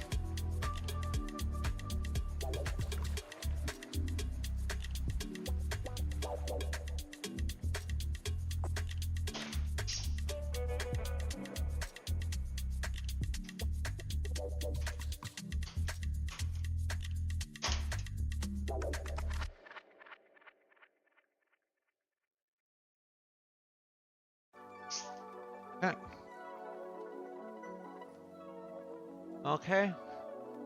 So now what we need to do is we need to rotate the sky completely 180 degrees. So we can do the other side. So we've finished one side now. So we got the left side, this side we have our bracket mounted where we need it. We will need to do a little bit more work so we can completely up through and rivet it, but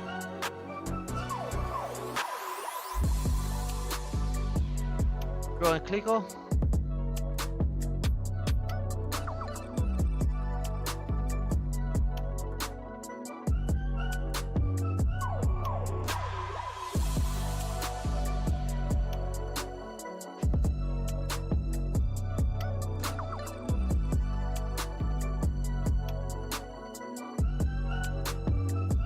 Okay.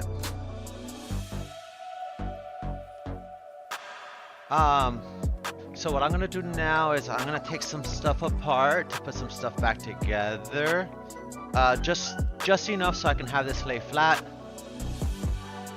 I just don't want the skin coming off basically. So we're not gonna really reattach it like entirely, just like I said, just enough so that we're not flapping around everywhere. Because we're gonna have to take this off in a second here, so.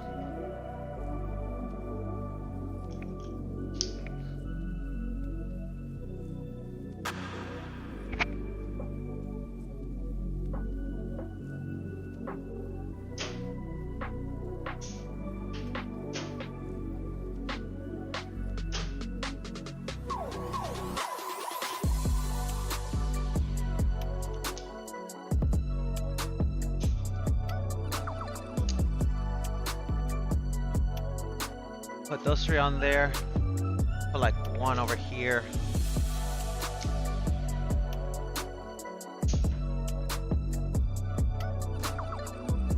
Put one down here.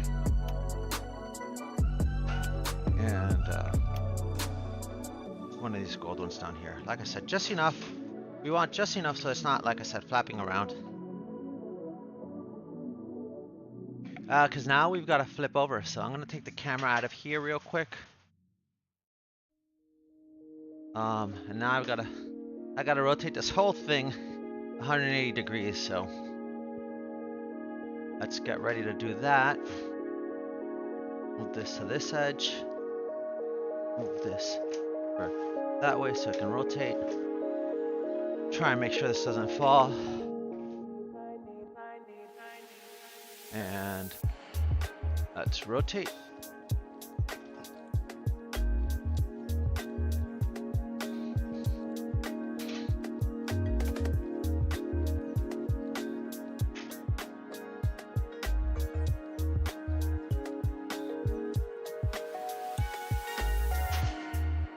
Okay.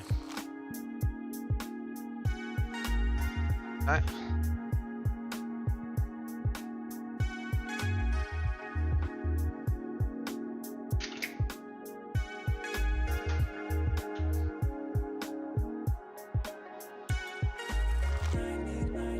I think we're good there.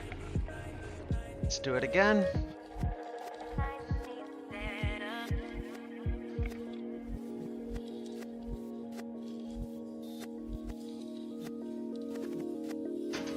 Okay. Now, I need to, these guys over this way. Okay.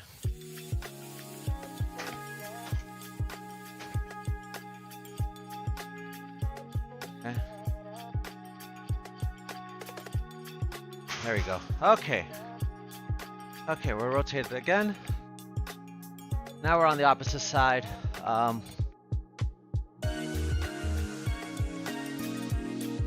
now we kind of got to do the same thing again. So I'm going to set this camera up over here, looking over my shoulder. I think that'll work. For now. Yep, that works. And then we've got to rotate a little bit more that way.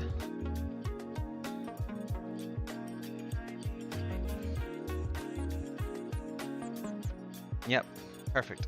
Perfect, okay.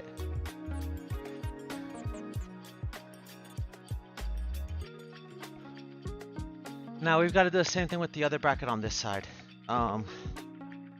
So, going back to the plans. We put the left side bracket and we've got to put the right side bracket in.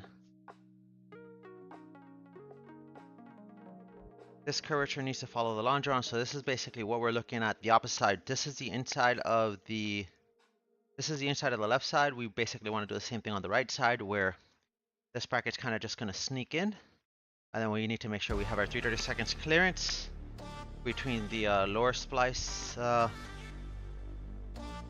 that upper splice, so that everything is square and we have proper hole spacing.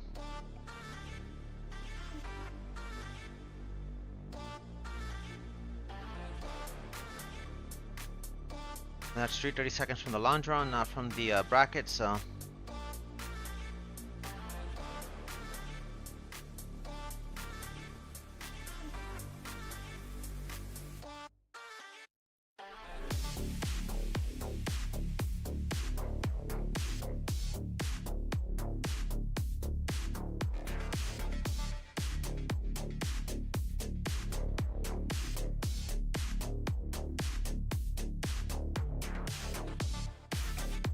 I'm just gonna spot check something real quick, because the 3 rail hole should be almost inside of the two lines. So let's just double check that.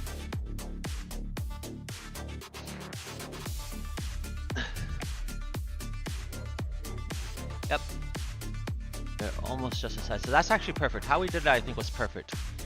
Okay, so let's disassemble this upper part here so we have enough space to get access to it, and then we'll figure out putting things back together.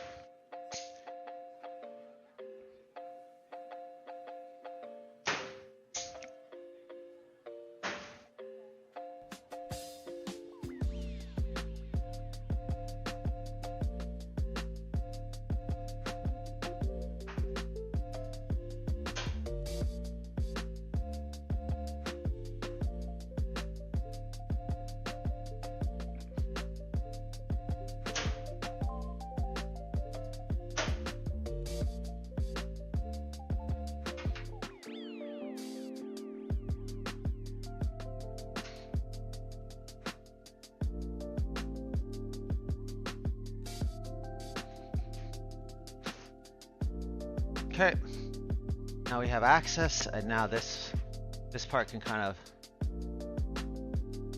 slide forward and back as we need it. Okay.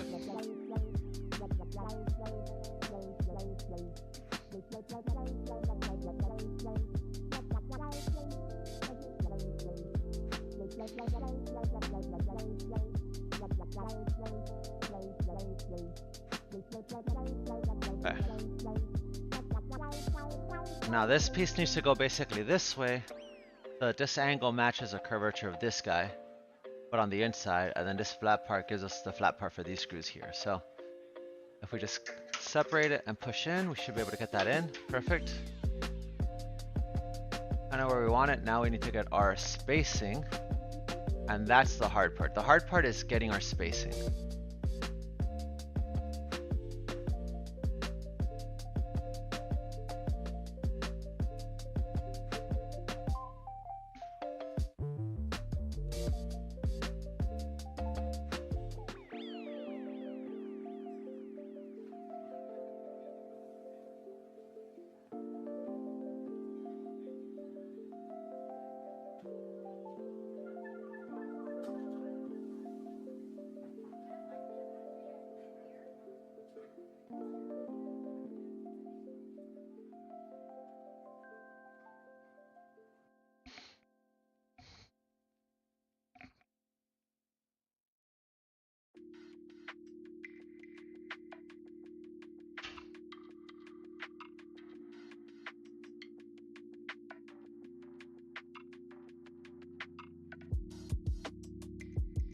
Part of the reason why this is hard is mostly not being able to see.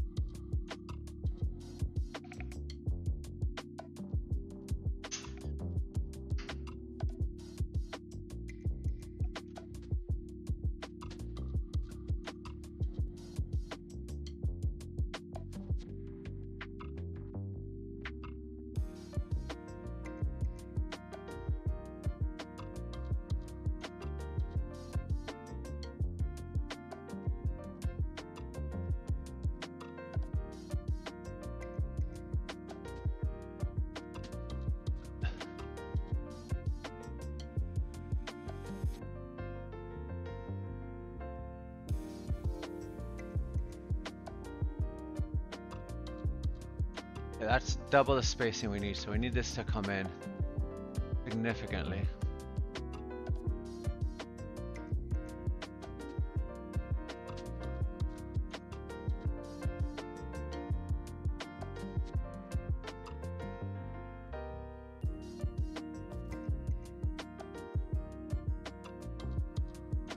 Where is this freaking plate? There you go.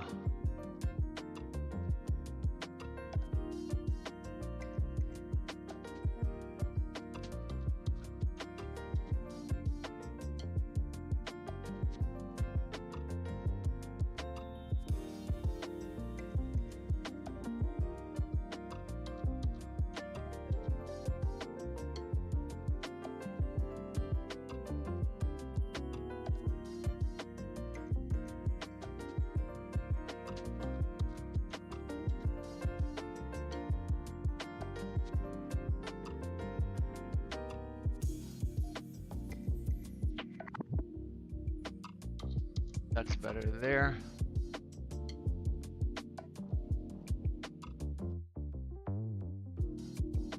Okay, that's perfect. That's exactly where we want that. That's 1, 2, 3, 30 seconds. Perfect. Now we need to check the rear. The front half is exactly where we want it. Yeah, our rear spacing is not where we want it. Our rear spacing is definitely not where we want it, so gotta do something about that. So what we're gonna do is we're gonna do this.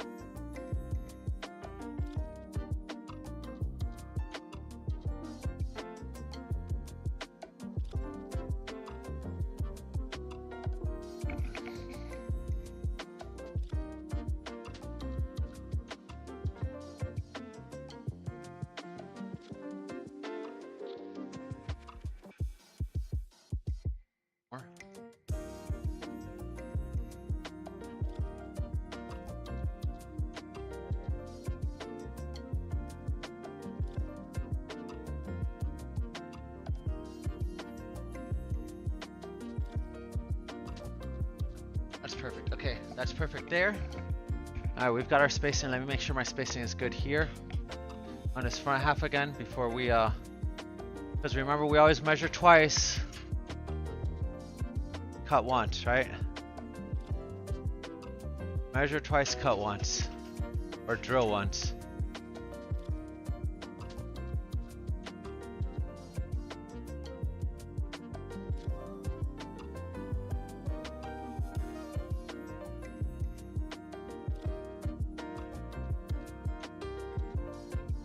That's perfect. Okay. All right, we've got good spacing. Okay.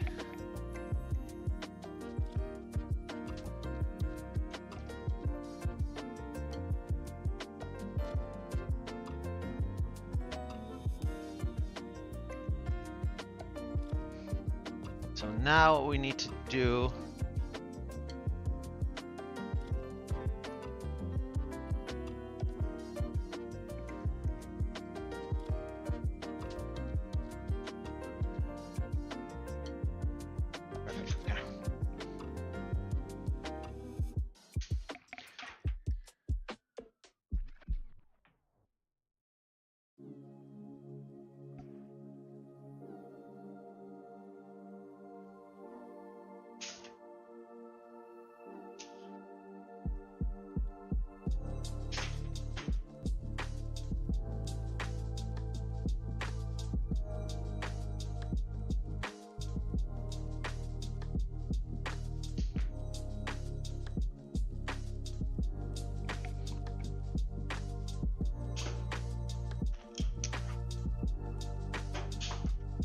okay.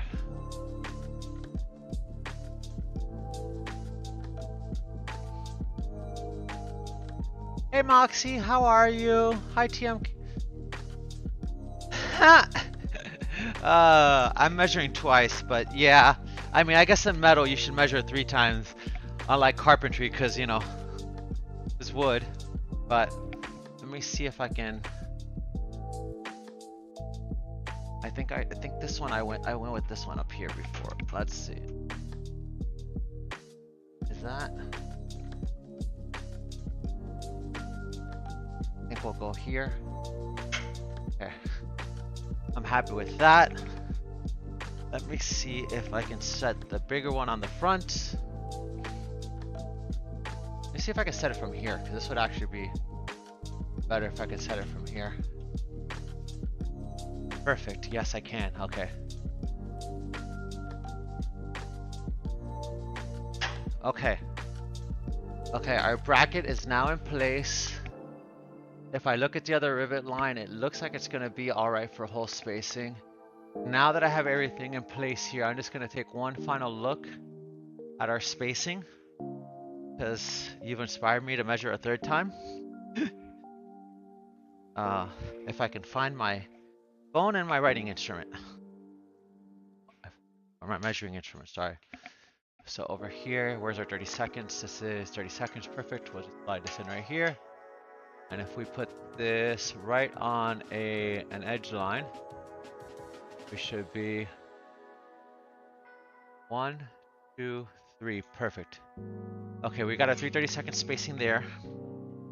And on the back end, we have, we'll do, this is the best I can do, is we're gonna do 2.5 millimeters.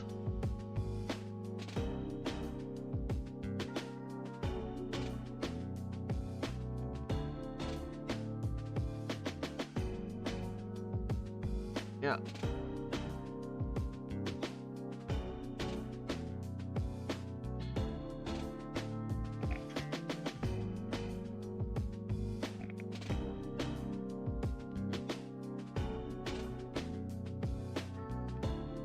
Or 6:30 seconds. So 31 minus 6 is 25, right?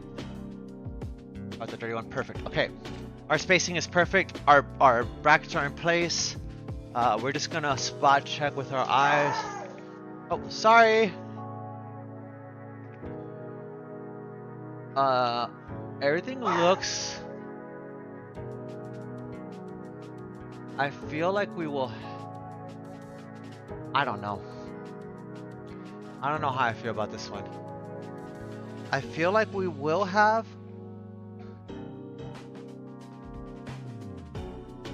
Enough hole spacing, but I almost feel like also like maybe I want to bring it in just a hair. like up just a hair. I just double check this top half here. It is right at 330 seconds. I don't like. Let me see what my hole spacing is here. Just double check this.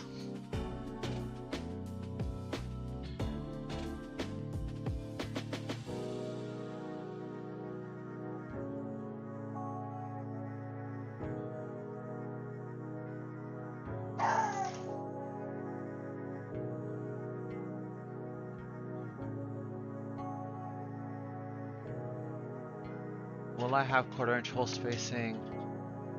I will, I think. If I'm in line with this rivet, I'll have 1/4 inch hole spacing. Yeah, it'll be fine. I just want to make sure I have at least 1/4 inch hole spacing, which I do. So I think we're okay there. It was an optical illusion, but when I measured, we definitely have a slightly over 1/4 inch, which is the minimum hole spacing we need. So I think we are good to go, chat. I'm gonna take a handful of pictures.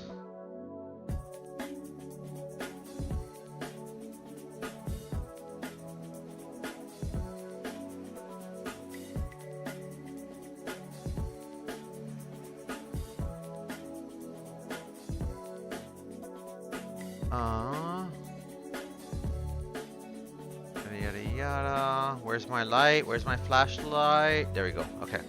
Flashlight's off. So now we can set this to auto. We'll do it with a flash. Oh, that's... Well, let's do it to auto because we don't need a flash right now, I think.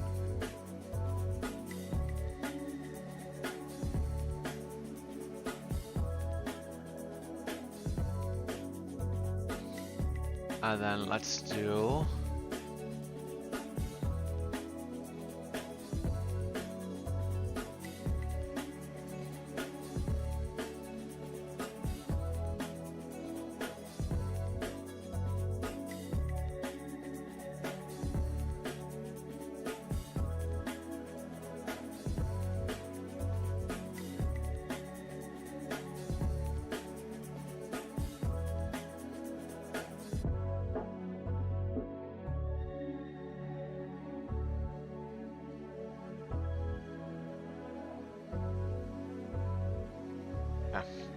Alright, let's drill.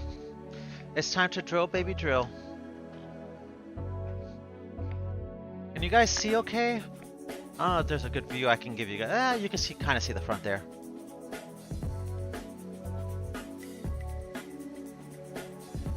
Okay, let's drill, but let's drill away from our hands so that we don't, you know, have to go to the hospital. Because that would be bad. I'm not putting a lot of pressure on the early holes because I don't want anything to shift. I mean, you should never put too much pressure because you want the drill bit to do the work, but...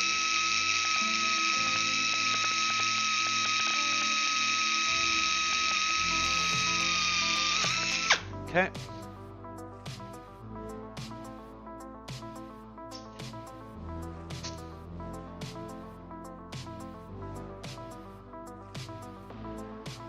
Let's get an opposite corner.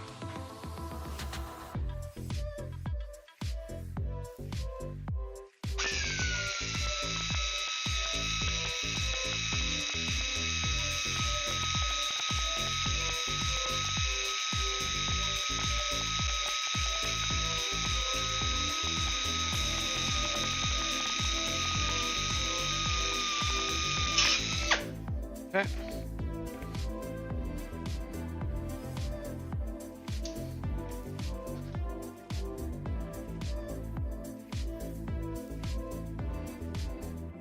Let's get our third corner.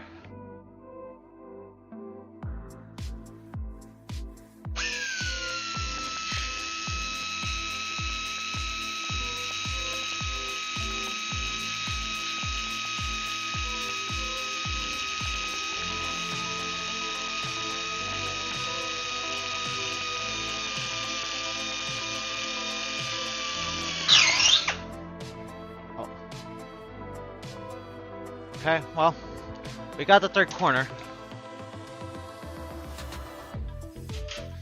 Can we get the drill bit out is a question.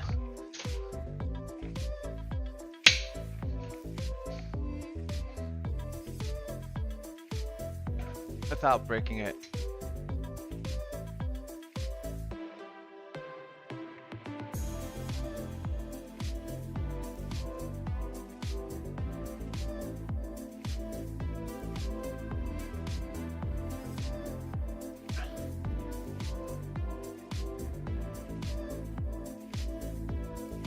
Nope. Alright, let me see if I can grab a set of pliers or something here.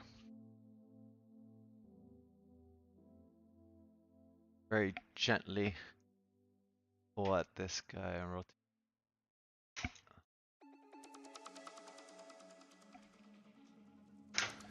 I'm scared to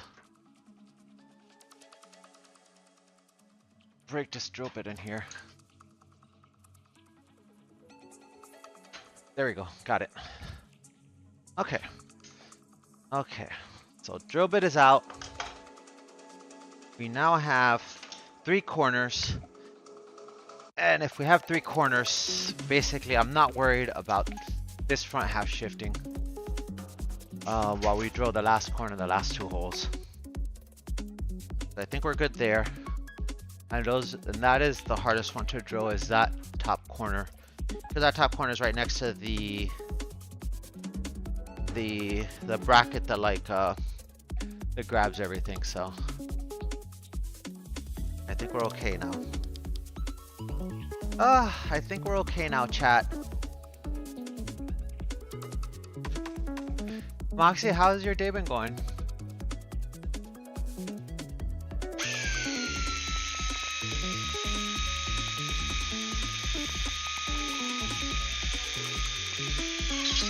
All right.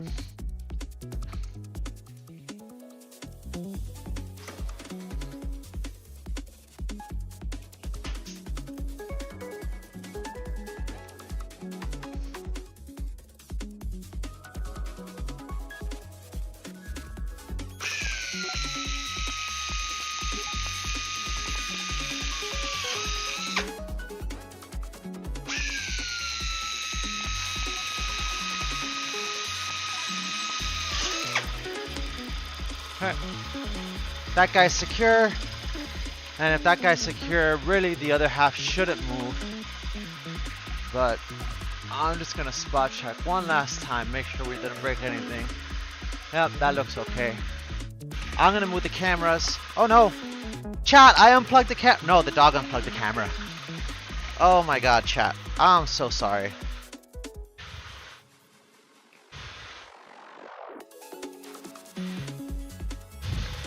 Camera down. The doggo unplugged the camera. Nice. Let me see if this came back to life now. There we go. Doggo moved the camera. She wrapped herself in the cable and unplugged it. Sorry about that.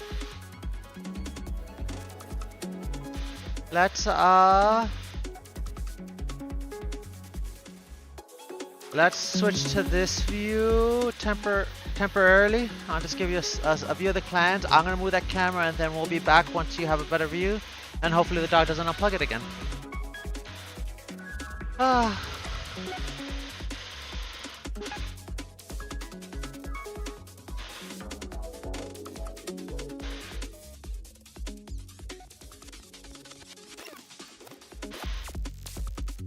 I feel like that should work. Let's see how that looks. Oh, it doesn't move.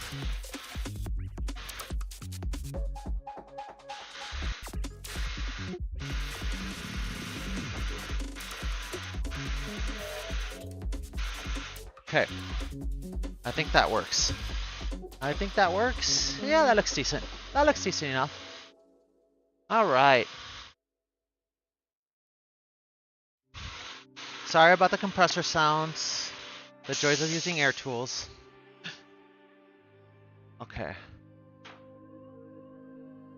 So now we're going to drill these guys.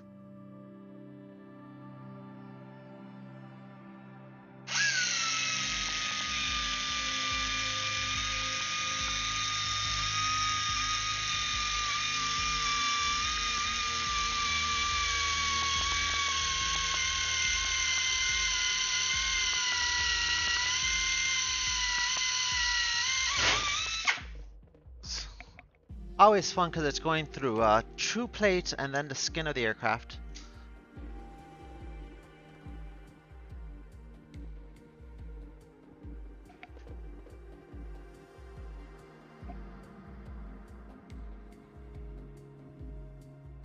Okay.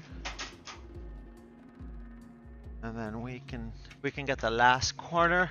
All 4 corners will be drilled, and then technically all 6 corners will be drilled, and then I won't worry about it shifting at all.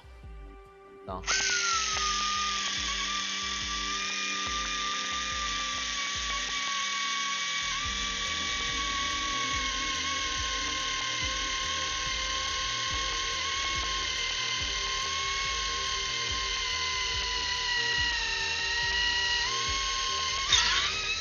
Okay.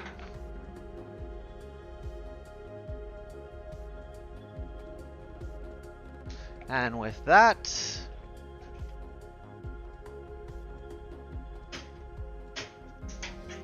six corners are drilled.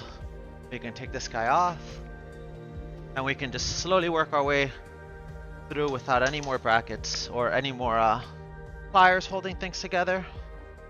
And let me just take a quick picture of this. Turn off our flash. I don't think we need that anymore. Quick picture of that. A picture of the iron side bracket here.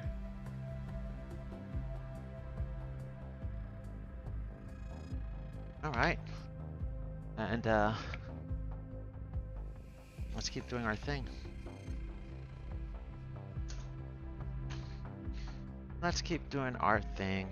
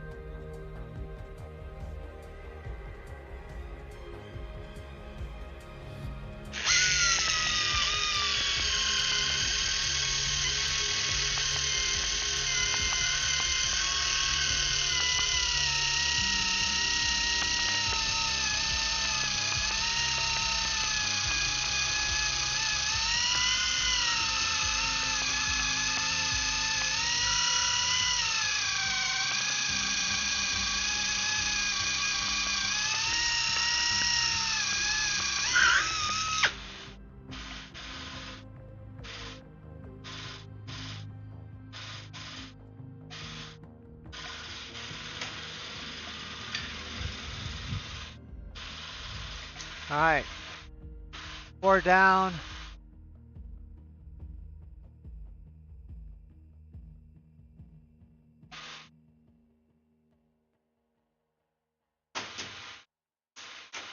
Four more to go.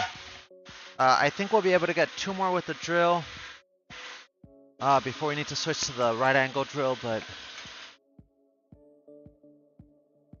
honestly, even this feels a little tight here.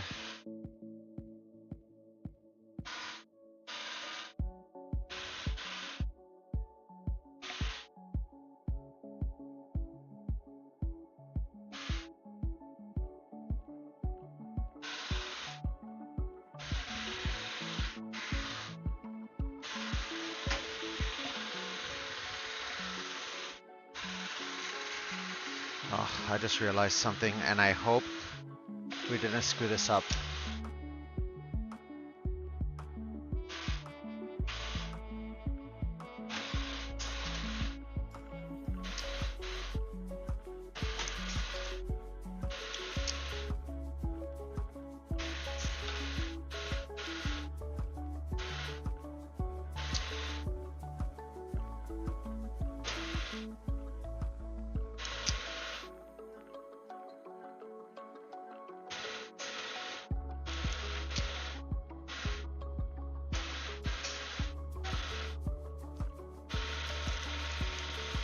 No, I think we're okay. The skin still lines up. I was worried that the skin wouldn't line up, but it does. We're okay.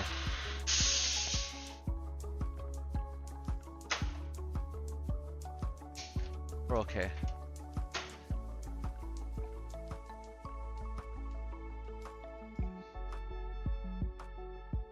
Yep, I was worried that the skin wouldn't line up, but I think we're okay, chat.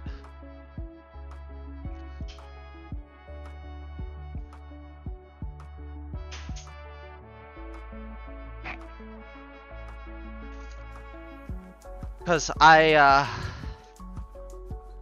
attached the clicos for the skin on the other side before I drilled, but I didn't do it on this side, and I was worried. I'm like, I hope that skin didn't shift, the outer skin. It shouldn't have. There's enough clicos in it already for like all the other portions, but it was just one of those things that I noticed. I'm like, oh no, fear and anxiety kicking in. But once I put all the clicos in, they came right in. I didn't have to do anything special, so I think we're okay. All right. And what I'm gonna do is I think I'm gonna drill out these last 4 with the right angle drill, because I am not 100% sold on the clearance of this drill. I did do the other side with the drill, but it just feels, it doesn't feel like this angle is right, and it feels like I'm putting a lot of like wedging, and I honestly think I had the other side loose before, so the plate came away on the bottom a little bit that it can't do now, or that it's not able to do now. So I think the right angle drill is going to make more sense in there, given that we have the other plate attached. Hi, Control Freak, how are you? Oh, nice. How do you guys get it off the floats? Do you guys crane it, or do you guys like drive it up onto a trailer and then pull it away? And let me see if I can get that camera to have a slightly better view. I think it's shifted on me again with the drilling. There you go. That's a little bit of a better focus. How's your day going? How have your streams been? Welcome to the airplane build, where we have our plans. This is the page we're working on, and here's the tail part of the plane, and we're working right now in here, down there, and that's what this camera view is. It's upside down, looking vertically, so basically looking that way at that bottom corner. Oh my god, that sounds so awesome. Well, I mean, it's a giant airplane, so I need to have cameras. It makes it hard. You haven't seen the sim racing rig. I've got like 4 cameras on that too. It's really bad. I have a camera problem. I really do. I think I have a camera problem. I'm gonna admit it. This girlie is addicted to like different shots. But yeah, this coming in this way, we have a lot more clearance. It's a lot easier. So we're gonna go this way, and can you guys see? Yeah. Okay. Perfect. Oh, and then this is an attachment to the drill that gives me like a nice little like short 90-degree, so I can kind of put this wherever I want and have a lot of space away from the drill, which is actually kind of nice for things like this.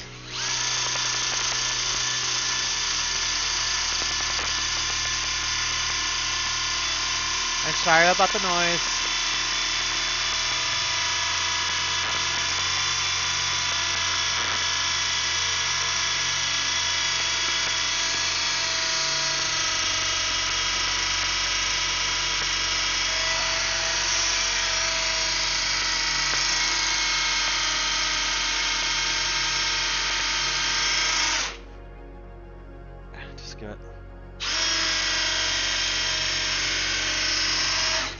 I going in the right direction? Drill. Oh, okay, hold on. This drill bit's a little dirty. I gotta clean it out. Give me a second. That explains. I'm like, why is this thing like struggling so much? But it's just, it's full of gunk. Ah, okay. Gotcha. Yeah, I used to do nature photography, mostly birds. I'm kind of a Canon girly, or well, not a Canon girly. I'm not a Canon girly. I was an Nikon girly, but there we go. Okay, I think we cleaned up the strobe bit now. Just a little bit more. But yeah, that what kind of what was the theme for the wedding?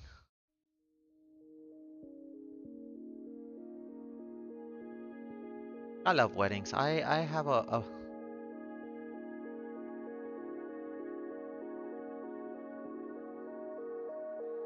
have a big obsession with weddings, like maybe because I've always wanted to get married. Yeah, sorry, I said I'm a Canon shooter. I'm not a Canon shooter. I was giving tips to my girlie who's a Canon shooter. Oh, okay. I typically shoot I shoot with a Nikon, but the reason I used to be a Canon girly way back in the day when I took photography classes for a little while, but then I switched to Nikon when I started doing nature photography because they had some of the best like nature photography lenses. They had a 2x500 they had a 2x500 lens that was just like phenomenal. It was like it was phenomenal for the price point. It was like an it was like a I want to say it was like an f5.4 it was an f5 something throughout the entire range. Because most of the like the Sigma lens was like an f4 to like f6 or something like that. Something ridiculous, and it's like so you couldn't have a constant f-stop, but that Nikon lens was amazing. And then you shot it on, if you shot it on a crop center, you basically had a 350 to 750, and so it was an amazing, like especially like I like to shoot a lot of like birds and stuff, so like that extra zoom was amazing. But I'm talking about back in the DSLR days. I haven't shot since then, and it's kind of a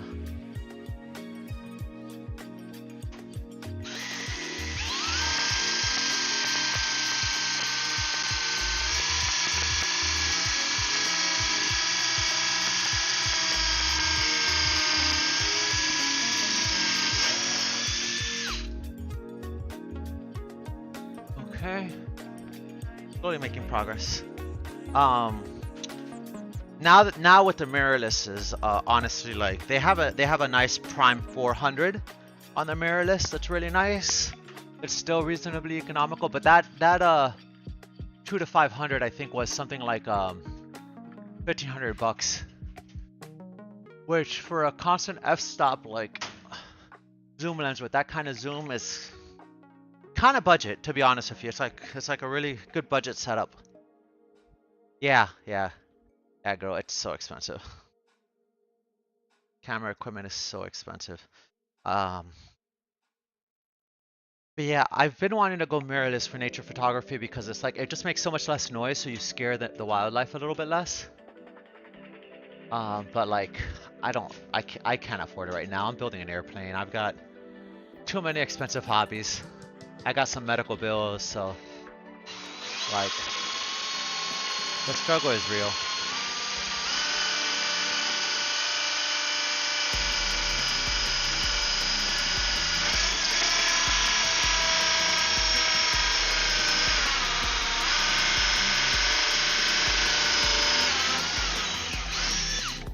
Okay. I think we've got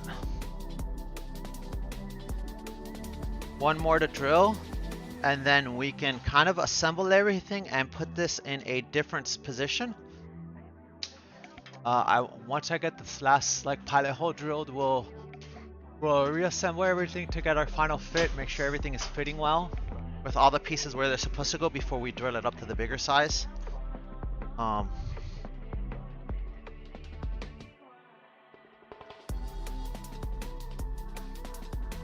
But yeah,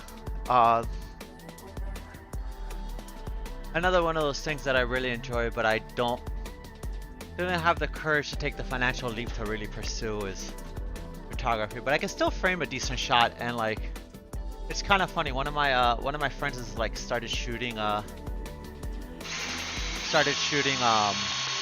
a Canon, and like we went to the zoo the other day, and I got her to switch to manual mode, which was quite entertaining because it was like, you know, kind of walking her through camera settings and stuff. And once we got her in like a decent spot, you know, the zoo has a lot of like dynamic lighting and stuff, and so, you know, we were messing with a little bit of ISO, a little bit of shutter speed, a little bit of f-stop to kind of get the shot, get the exposure we wanted. And it was nice to be able to just throw settings at her. It was nice to be able to throw settings at her and be like pretty close to like good exposures with the adjustments and stuff, right? So I was like, I still got it. Yeah, I mostly shot a D850 because it was a crop center. I wanted the crop center on the on my 2-500, and then I had a 35 mil on a 5600, 35 mil lens for like bigger landscape shots on a 5600.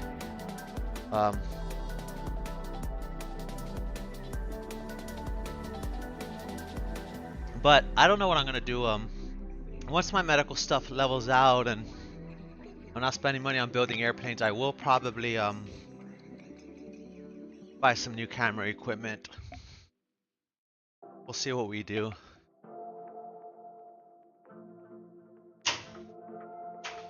Okay.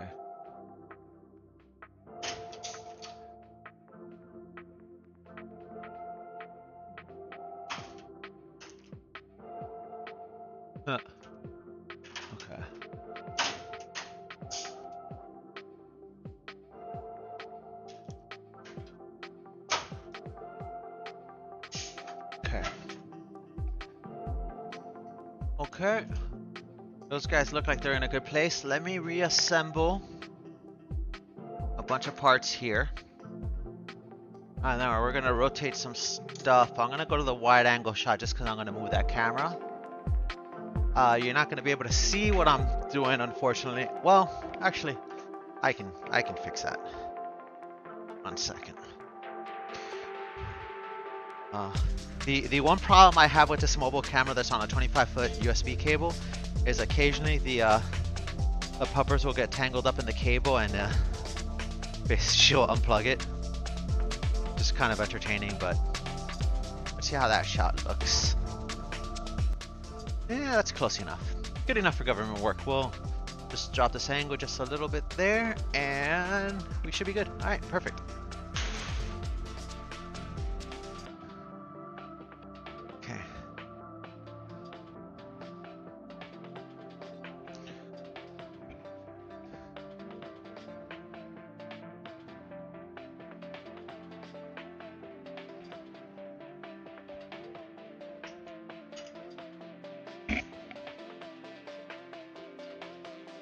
I gotta see how I want this bracket, because I think I want this bracket actually the other way, but I could be wrong. I think this guy can live this way. Yeah. That seems a lot better, so we're gonna put this guy in this way.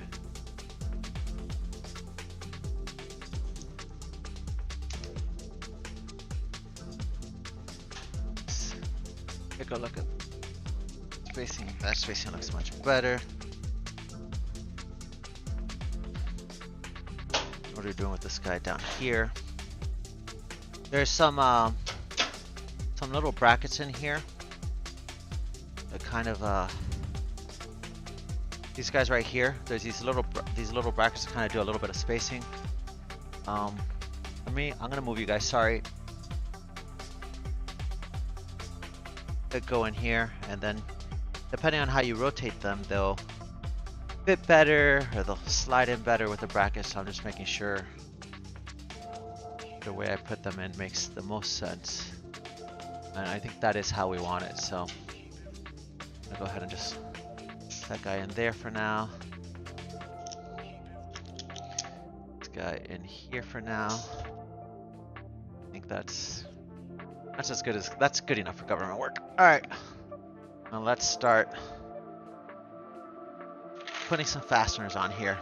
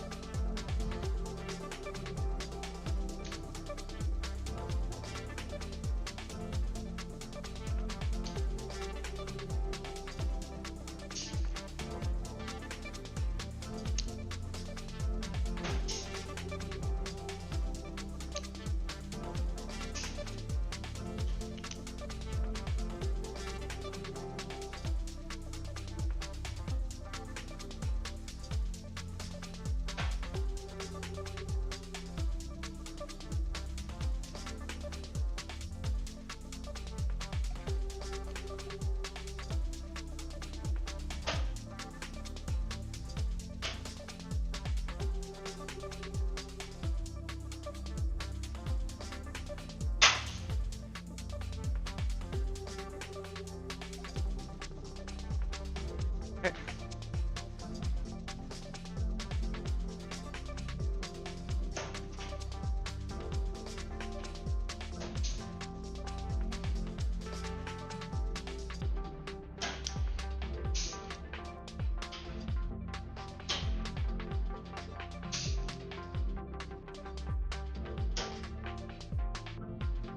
Oh, our bracket fell out. Okay.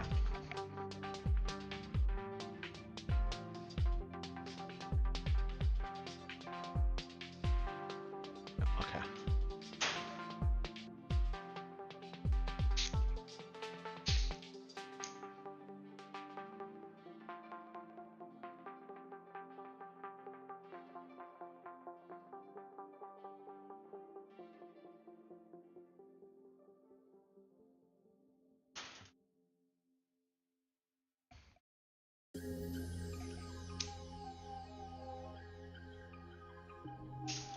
I'll just check that my bracket is still in there. It is, we're good. Okay, perfect. I feel like I'm missing, there you go. This guy right here. Then we need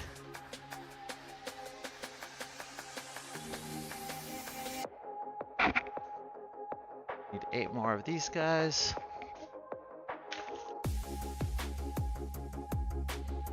If you have any questions about any of the tools, any of the stuff we're using, feel free to ask. I'd be more than happy to answer.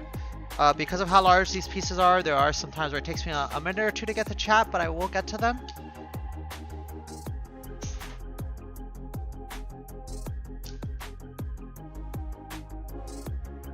But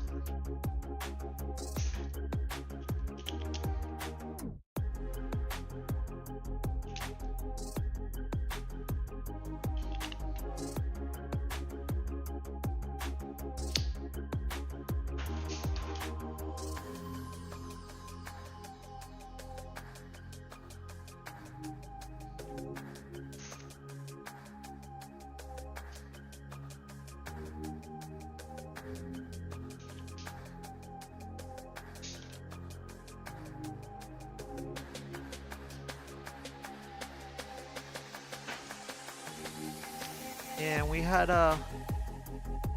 and I am dragging a little bit tonight, chat, because I'm still recovering from going out last night. It was a great time, but I'm definitely feeling it. I definitely feel that I'm not my normal energetic self, which is kind of funny. Because usually I'm kind of on when I'm building. Nice! That's freaking awesome. Yeah, so expensive, Control Freak. It's so expensive. Okay, so now Now I am happy that everything is the way we want it. Everything we have to drill is either on the front or on the side. So we're gonna rotate this 180 degrees, or not 180 degrees, 90 degrees. And then just have it in a good spot where we can kind of just do what we need to do.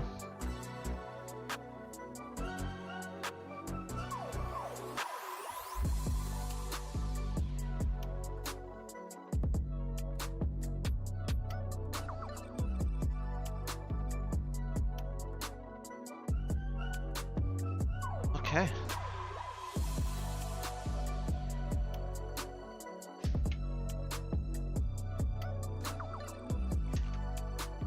All right.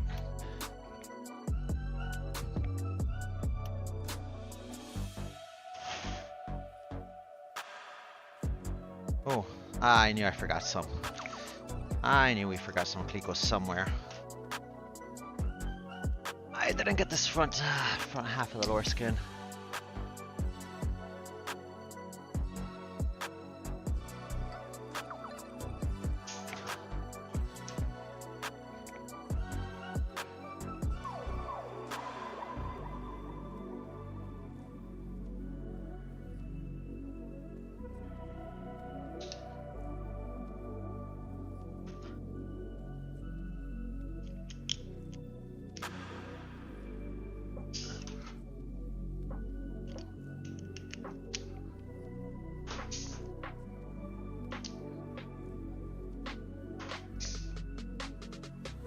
Perfect. Okay.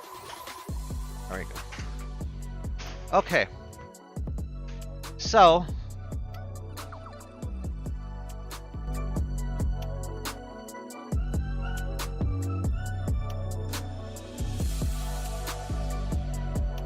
we'll be working down here and up in this front section next. Let's go back to the plans. So here's what we did. Here's what we did, chat. Okay, we've got all our parts here, it's fine. We took these brackets, right? 0, 5, 0, 2 left and right. And set to drill and Clico. What we drilled and Clicoed them, they went in here according to DD and BB. So that bracket is in here according to those rules. Okay, we're not gonna up drill it yet. We're kind of just gonna leave it together.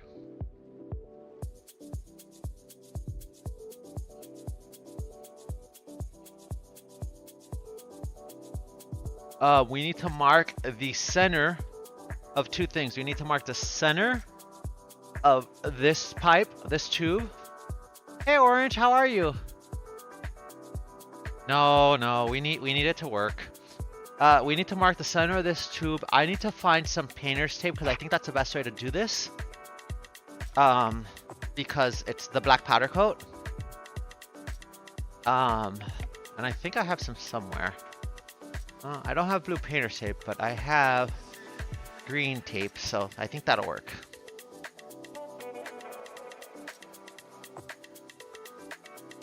Alright, so now I need a tape measure. Or a really long ruler, actually, will probably work. I think this ruler is long enough, is it? We'll find out. It is not, so we will need a tape measure. That is a... I actually don't know if it's a linear actuator or a rotational actuator. It is an actuator with a position sensor. This is our drive, our flap drive motor. So this plane has electric flaps. It doesn't have manual flaps. I think it is a linear actuator though.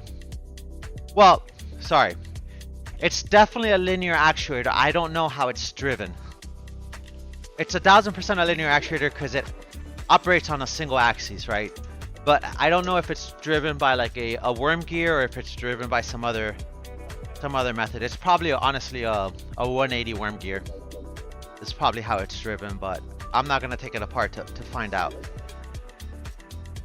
But it does have integrated position sensors, and basically what it does is it will attach to this piece right here. So this tube right here has two ends, obviously. The ends attached to the linkages for the flaps. Yeah. The ends attached to the linkages to the flaps. So left wing, right wing. And then that actuator is going to attach to essentially this guy right here. And then by actuating, he will rotate and bring the flaps up or down. I don't think it needs a very big throw.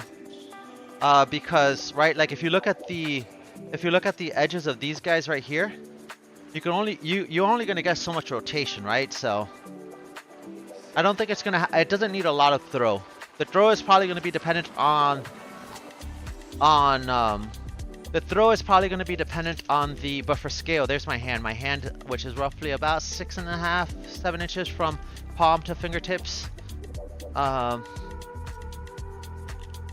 is about the length of that whole section. So I don't know how far it's going to actuate, but it can't actuate that far, right? It can only go so far. So at most, assuming there is some drive screw in here, right? At most, it's going to actuate the length of this, but it's probably going to be less than that. It would be faster, but honestly, like, flaps are not one of those things you need to actuate very quickly. Most of the control surfaces on this airplane are actually push-pull tubes, torque tubes, basically, except for the rudder cables. The rudder cables are cables. Because when you have a tail wheel, you need to be able to get outside of the little baby end of the rudder. If you look over here, this is basically the end of the rear fuselage. Those slots there, the rudder cables come out, and we're doing a tricycle gear, so this will just attach to a physical rudder, a little baby rudder that's in the back that prevents touch roll because this is a Y tail. But in the tail wheel portion of it, it drives a tail wheel down here. Hey Natty, how are you? Hey, you are in 2 places. I have not, but I definitely want to try it, and I need to try it before I flight test this airplane, because yeah, I'm gonna be wearing a parachute, and I want to fly acrobatics as well. And you really should know, you really should know what it's like to jump out of an airplane. I mean, ideally, you never jump out of an airplane flying acrobatics, or doing a flight test, but you should know what it's gonna be like if you have to do it. This is 41 and 6/8. So 41 and 6/8. Our center point is going to be 20.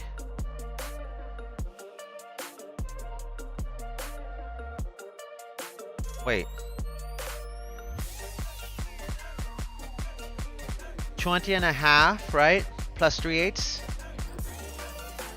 20 and a half plus 3/8. I think.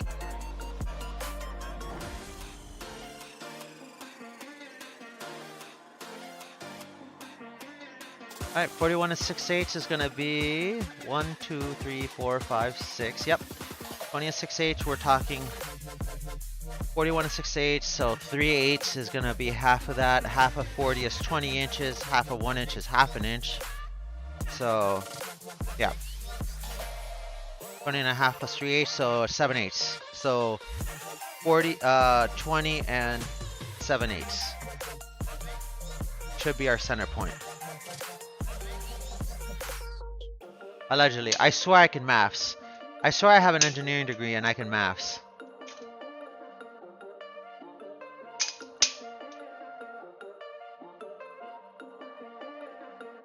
But don't believe me. I can't be trusted. Okay.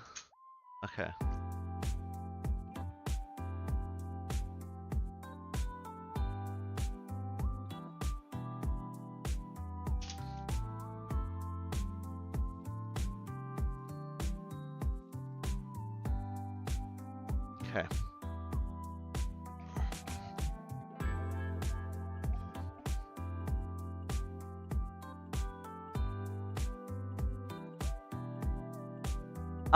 It's actually fairly safe.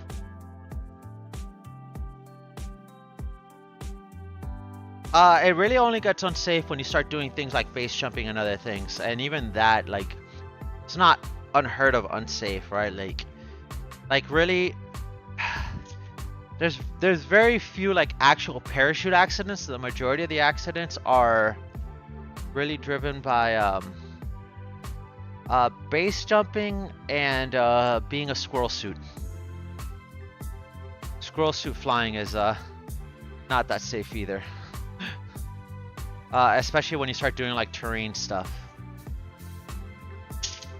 Like if you're like flying like matching terrain. Okay, that's not right. I did something wrong. This is at 20.5. And from the other side, we are at 21.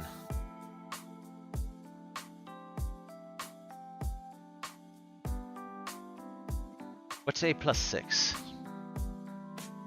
8 plus 6 is 14, 7. Oh, ha, ha, ha.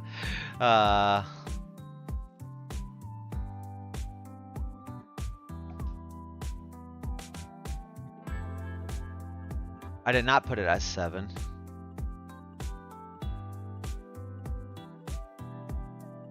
That's the problem. I did not put it as 7. Okay. Try this again.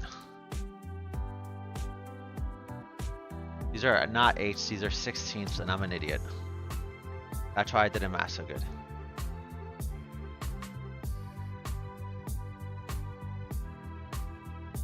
Seven.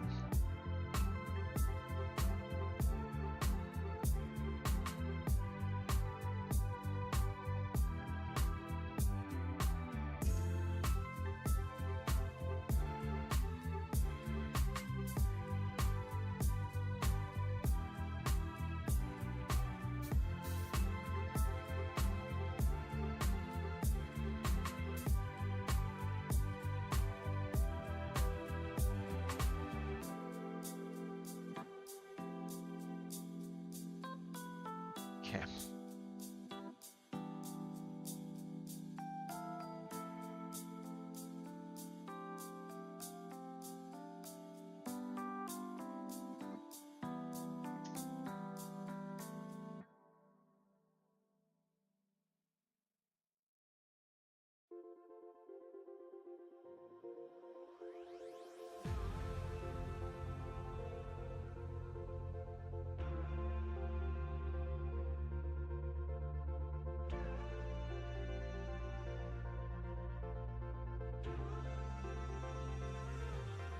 What am... Wait, no.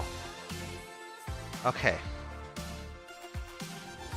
I'm doing something wrong here. I don't know what I'm doing, but I'm trying to mark the center of this stupid thing, and I am not getting the center of this thing. Let's try this again. I swear I can maths. This thing is a total of 41 inches and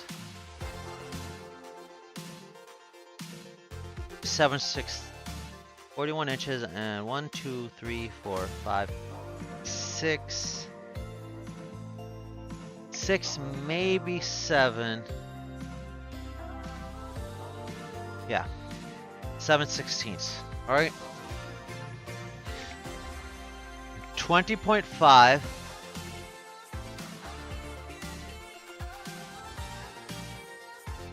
So I'm looking for 11. That's what it is. I'm looking for 11. God, I'm dumb.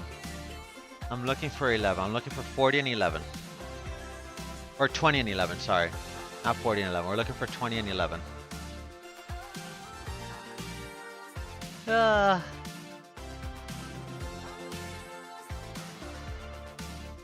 Dude, that is crazy.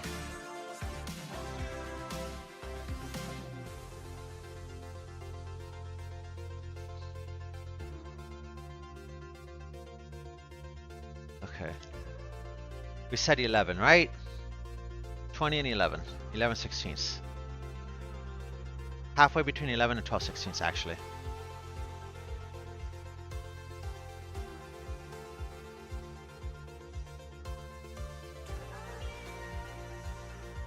Okay.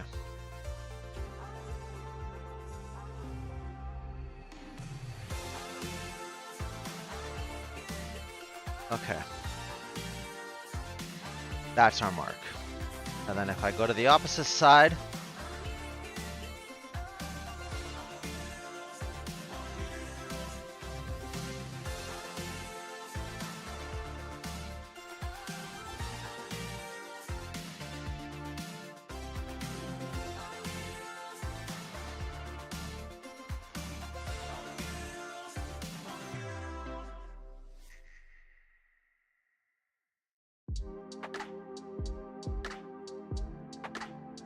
if I look at this guy and the other piece of tape.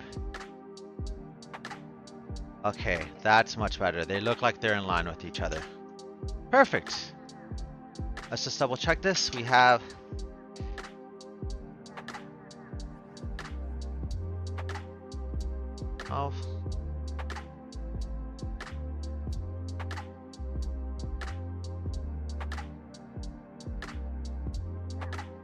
this guy's a little diagonal, so we're gonna fix him a little bit.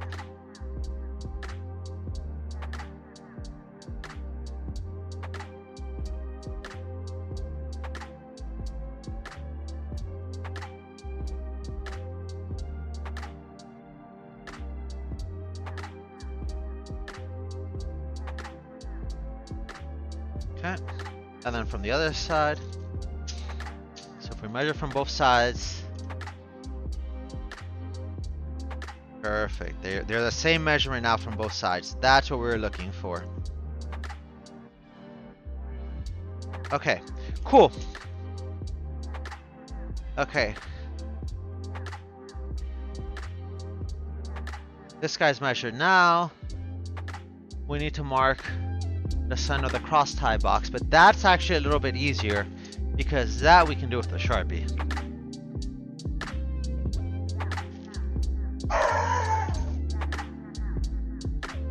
That we can do with a Sharpie.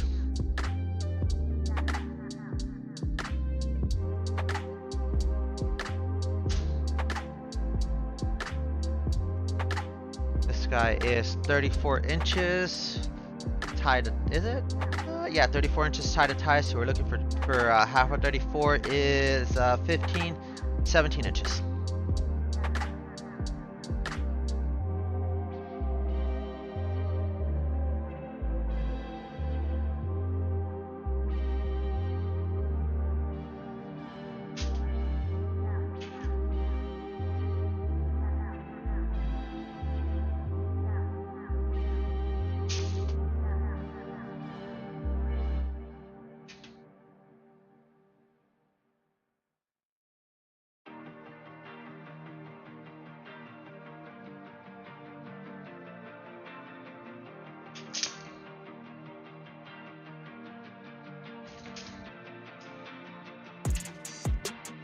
And then I need my ruler.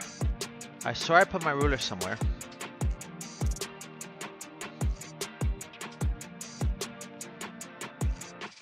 I know I had a ruler somewhere because I was using it to measure gap spacings. Let's lose more tools, chat. I found it.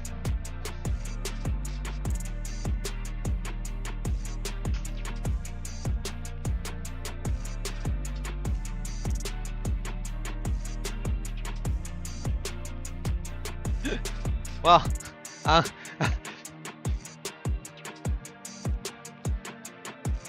glad you learned.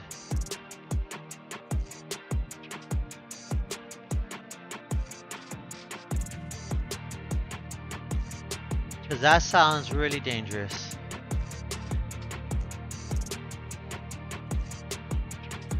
Okay, so let's take pictures of all of this for the FAA. If I can find my phone, because I lost something else.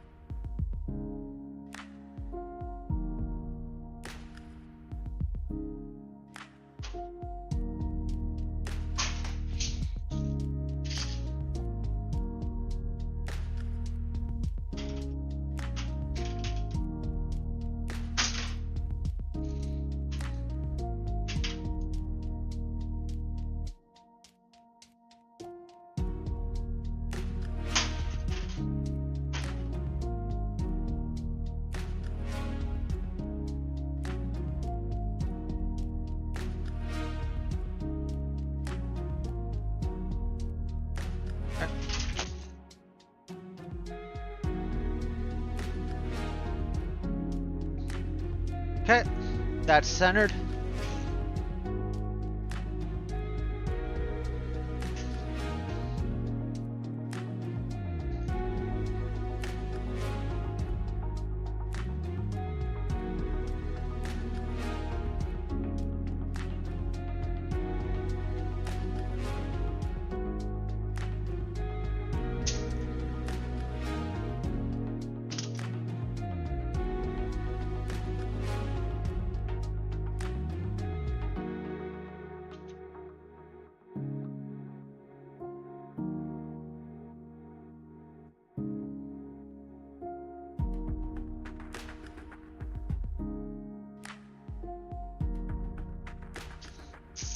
Now, the plans say our next step, alright, it said mark the center. It said mark the center, which we did. Also, I want to see if this... Interesting. This is not very smooth. So we're probably gonna have to take some powder coat off of this. But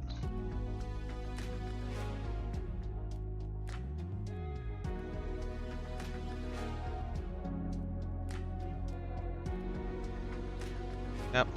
I don't know how we're gonna take the powder coat off of that. Maybe a wire wheel or something. I don't know. We'll have to figure that out. I don't have a wire wheel, so either way.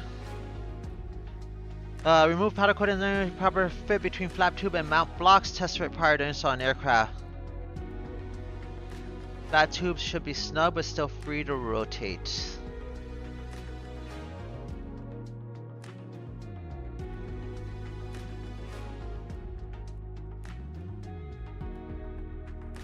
Let's get our bolts here. We need AN321. Let's get some AN321s.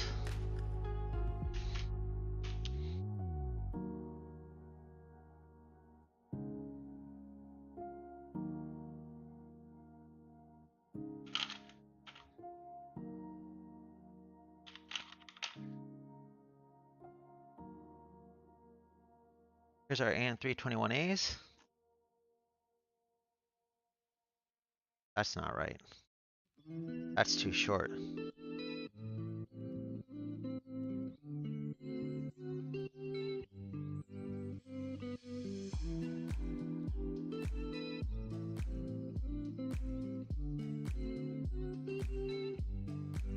That's way too short. This can't be AN321s.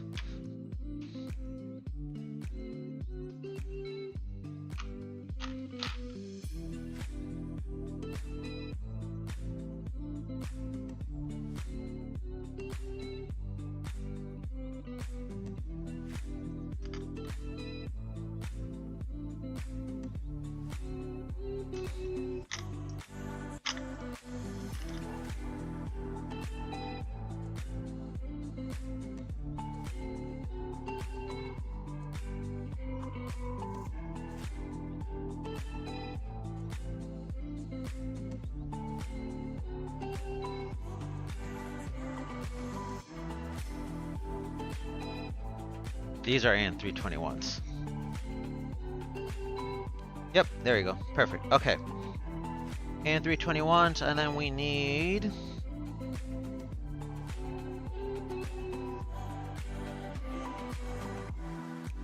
four washers.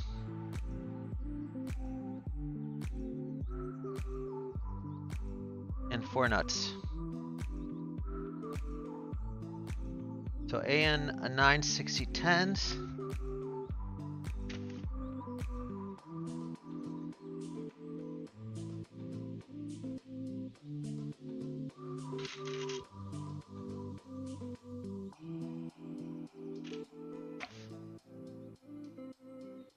Here's our nuts. We need 960-10s.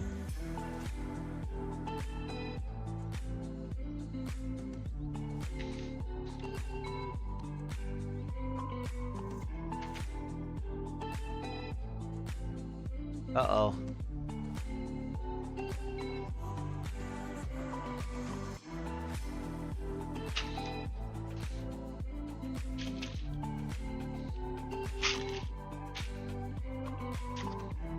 Here we go. Dash 10s. We need 4 of these. Here we go. So we got our 4. Okay.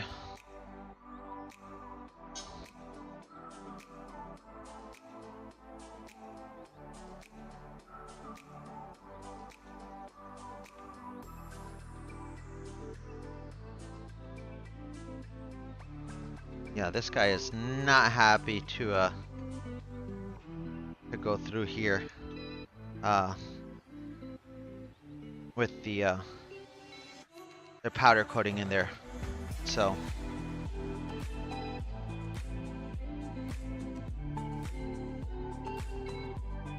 with the powder coating, definitely doesn't want to go through here.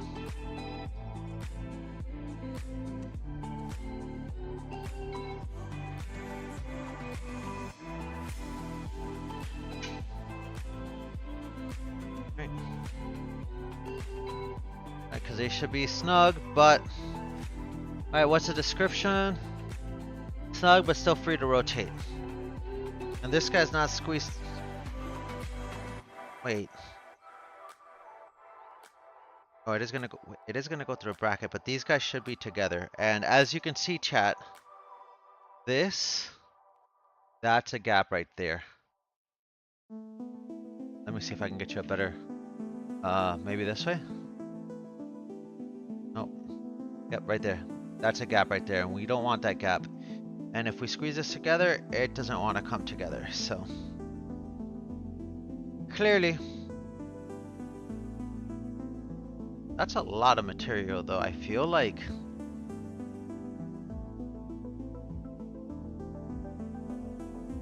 Our hardware comes from a combination of, so the hardware kit came with the plane kit. It's a WB aircraft parts, but the new kits come with hardware from Aircraft Spruce. And when I need to restock, I typically restock from Aircraft Spruce. Okay.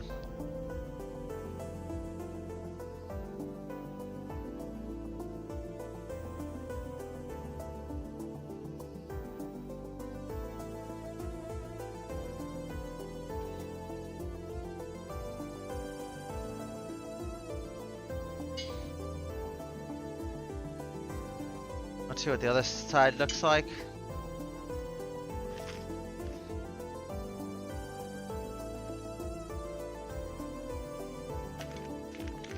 Here's a problem. I don't want to take off. I don't know where the mounting point is on the other side.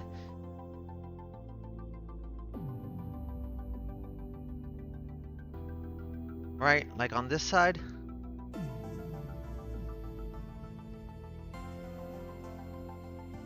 I don't know where the mounting point is here, so I don't want to take off too much powder coat. This side is a little bit better, which is interesting. It's interesting that that side is a little bit better. The gap, I don't know if you guys can see that, but the gap is much smaller there.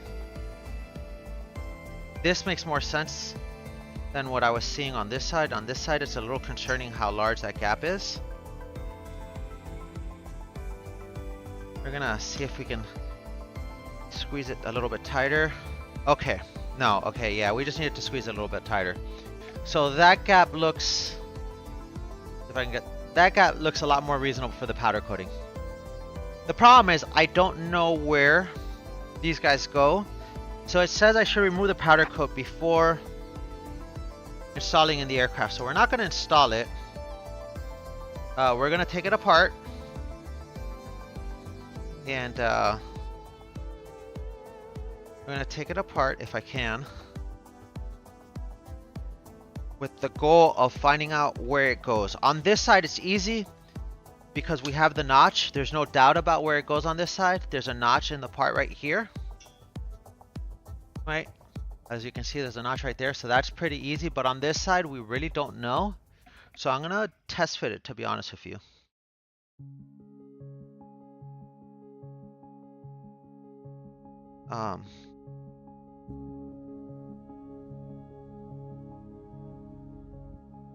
if I can get this part out. There we go. I'm gonna test fit it and then mark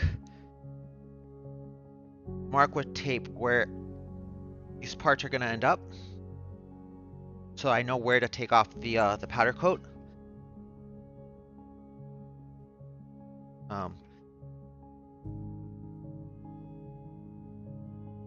If I can get this freaking part off. There we go. Come on. There we go. Yeah. So how does this tube go?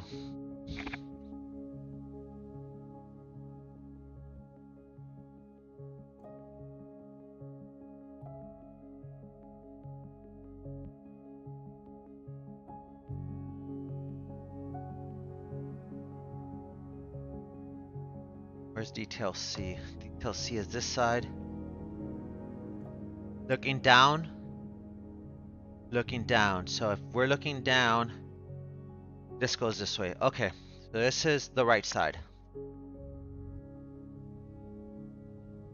This is the right side. So let's see what we can do. I think we need to...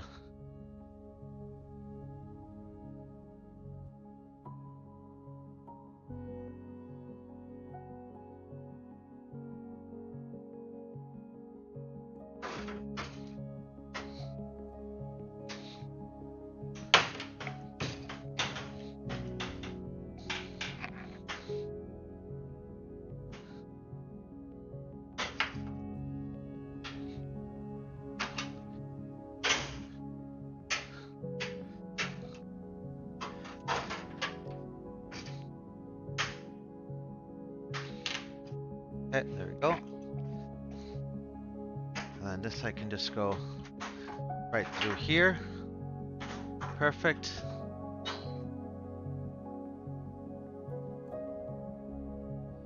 Well, this is not good. There's no holes drilled in this part. That's a problem. Okay.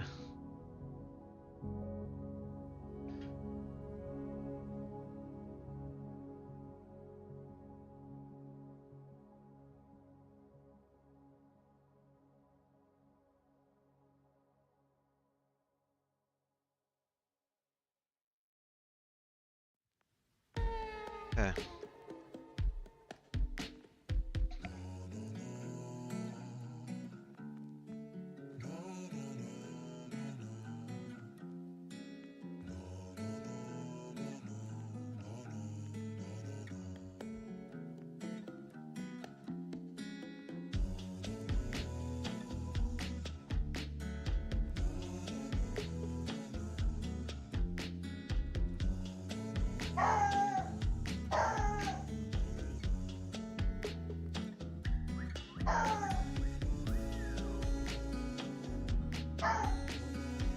Okay, so then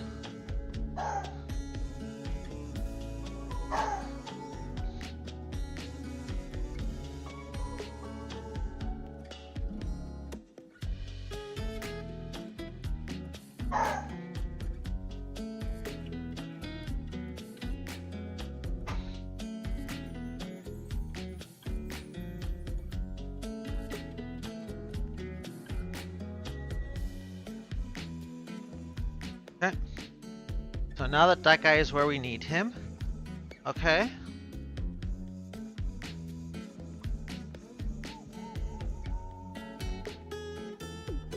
We gotta install the mount blocks around the tube as shown in AA. Where's AA?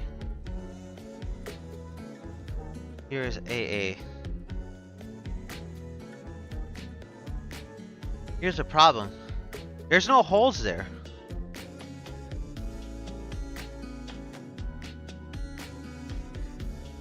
There's CC, there's AA.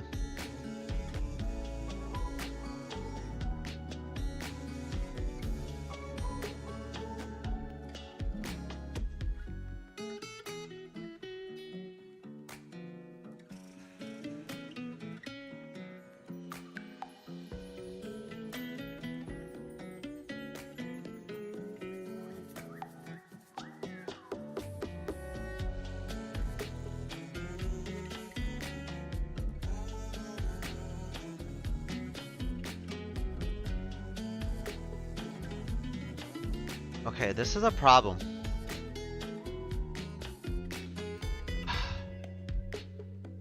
This is a problem. The fact that there's no holes drilled in this is a problem, and it is a very big problem.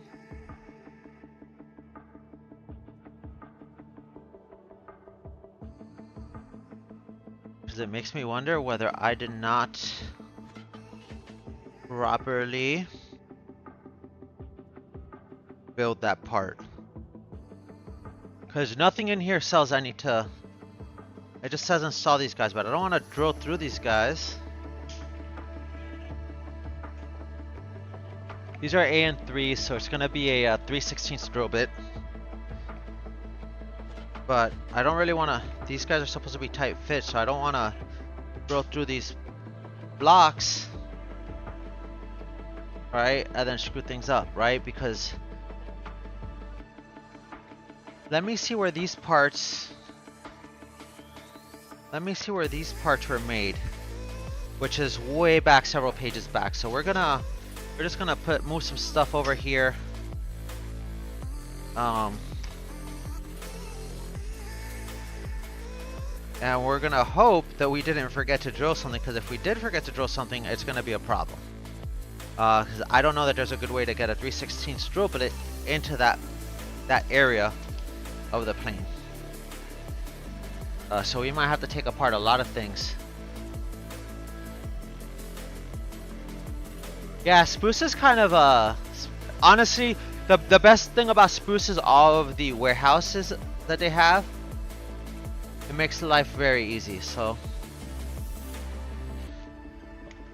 because they typically like things like hardware and stuff. I mean, you can get hardware from a Master Card, but I find that honestly, Spruce, unless you're buying large quantities, Spruce is like their pricing is pretty good with shipping and everything else compared to like my MasterCard or somebody else. Okay. See if we can find where we made this mistake.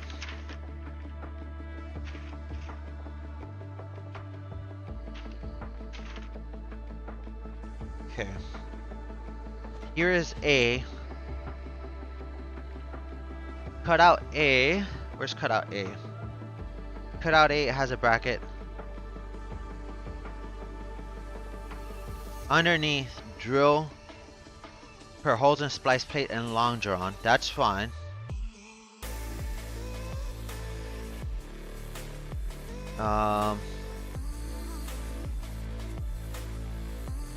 That's a splice. No, that's a splice plate. That's fine. We're not worried about that. We're looking for.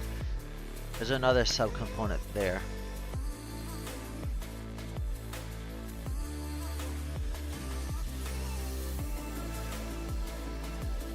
Which I think was over here.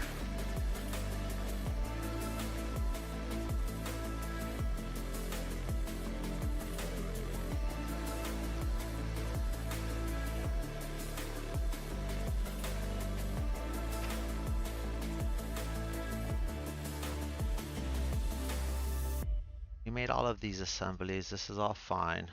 This is...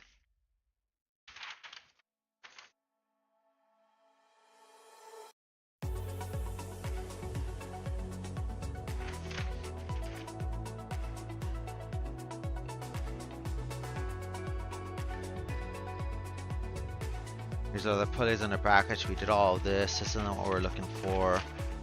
Here we go. L and P.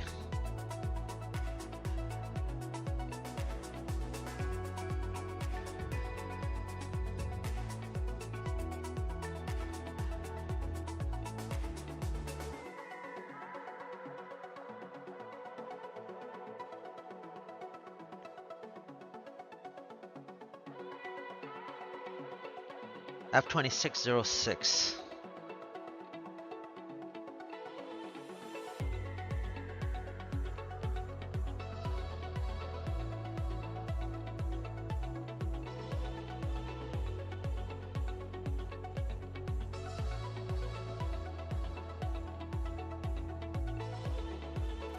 Nothing about this part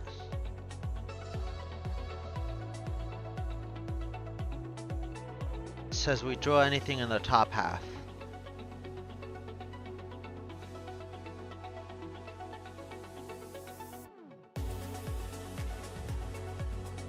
Nothing about this says we draw anything in the top half of that.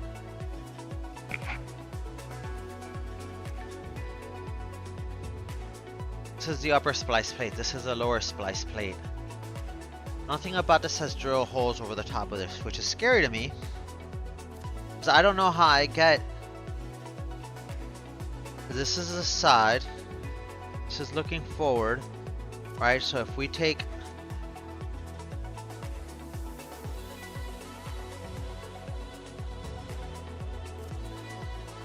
This is the 2 holes they wanted us to drill underneath the bottom longeron from the skin. But I don't see any holes on the top. I don't see any holes on the top for the drive plate.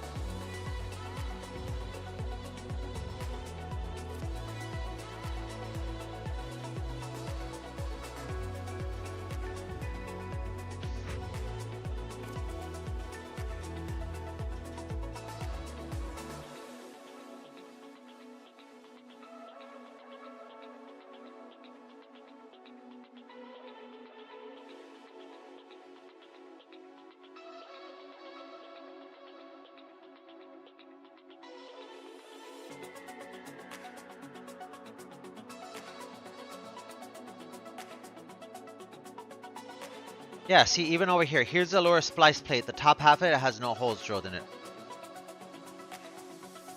Does it? Or were those holes supposed to go all the way through? Those holes are not in line with each other, right? So those holes shouldn't have gone all the way through. Let me just double check that over here.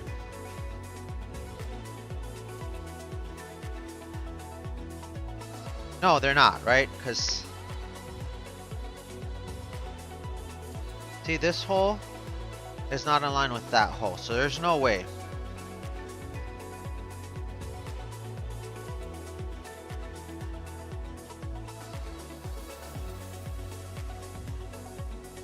I think we just need to drill it in place, chat. I think we just need to drill it in place. Alright, so let's place these. And let's see where we end up. Oh, that makes life so much easier, the fact that you can just pick up. We have one in LA, but like it's an hour-and-a-half drive, honestly. I just rather them mail me. It's not worth the $5 to make that drive. Okay. Yeah, chat, this is a concern. Let me see if I can get the mobile camera in a place that where you guys can see what I'm talking about.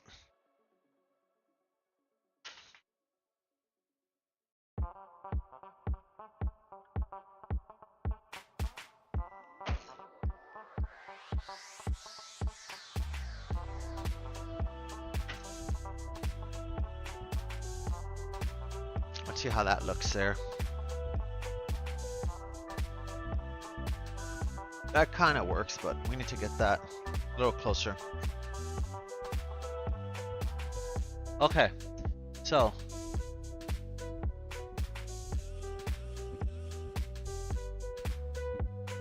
yeah.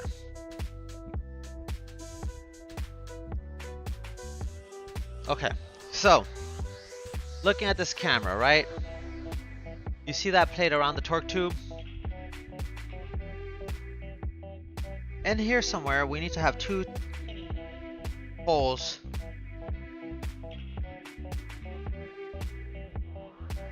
They're gonna hold the bracket, right?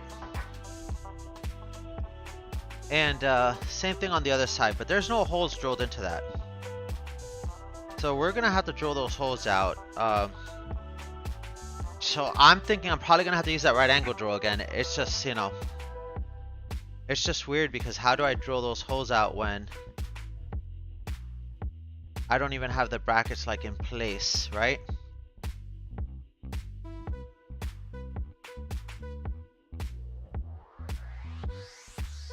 Oh, I mean the holes have to go there, right? It's in the plans. It's in the plans. There's no doubt about it, right? So like, because essentially these guys right here, right, go there, right? If you look at the plans right here, this is to scale. This block right here goes right through there. This block lays on top of the plate. On top of the plate, that's that piece. And then the washers and the nuts attached to it underneath it, right? So Makes perfect sense. It's just a matter of that they didn't put that there's no holes into that plate, and the part in the previous section didn't have the holes in there. So it's like a tough spot to put those holes in, right? I can put these plates kind of where they belong, but my concern is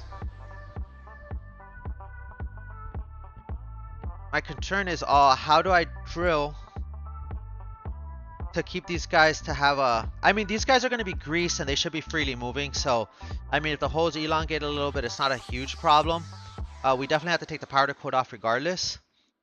But it's like, how do I keep these plates together so that I can drill the holes when, you know, the guys aren't there. Although, alternatively, what I can do is I can tape these guys together and then just use them as a drill guide, essentially. Because if I put the drill bit completely through the hole, the drill bit, you know, the drill bit will serve as a guide itself. So, not too worried about it. It's just a matter of how do I do it. This is one of those things, you get the plans and then it's like, okay, so how do I do this now? I know what I need to do, I just don't know how I need to do it.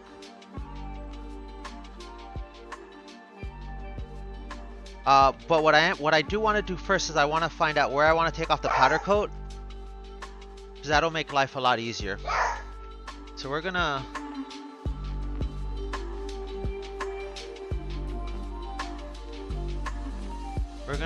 put some of these brackets in place where they belong.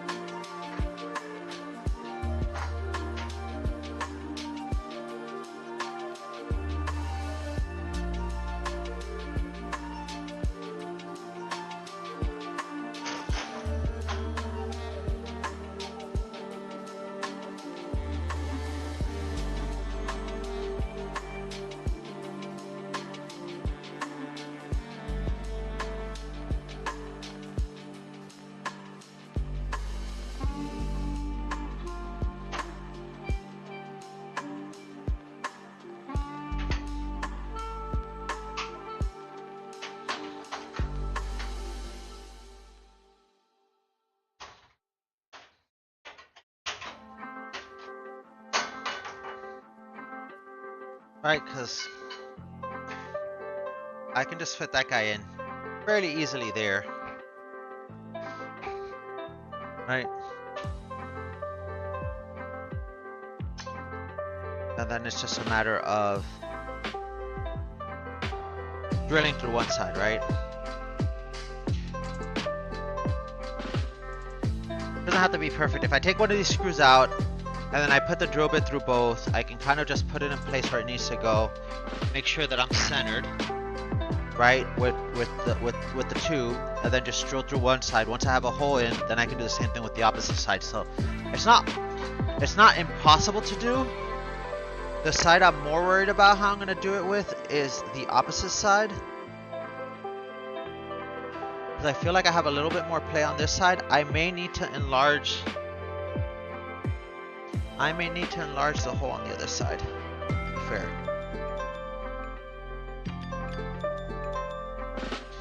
To get things to fit.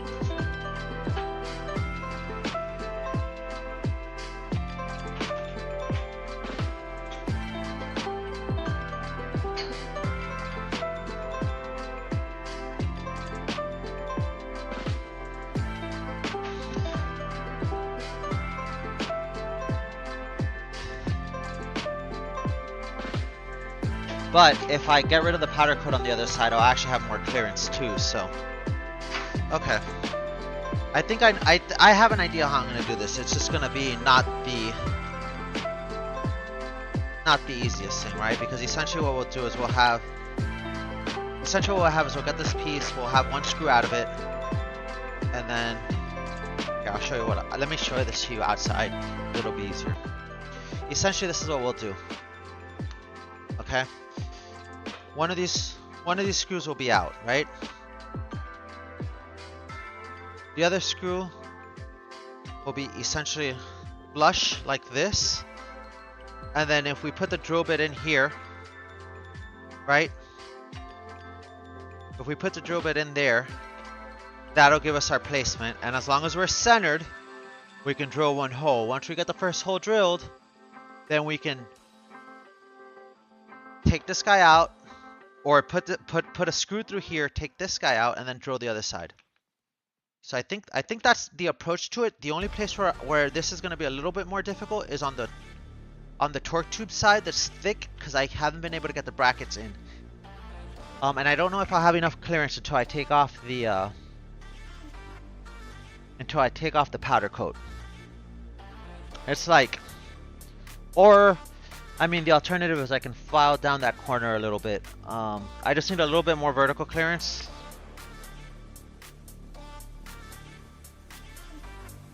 And I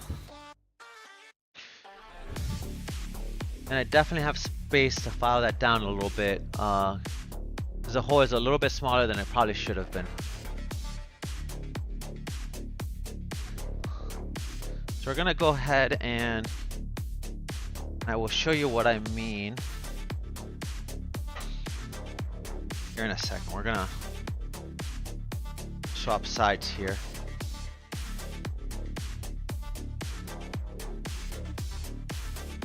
So on this side, here's the opposite side, right? So on this side, this torque tube goes right through here and it barely fits through there.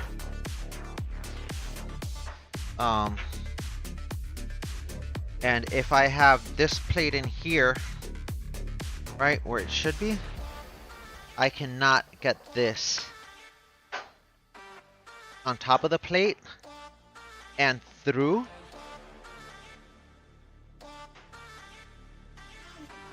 And I feel like I need just a hair more clearance to do that.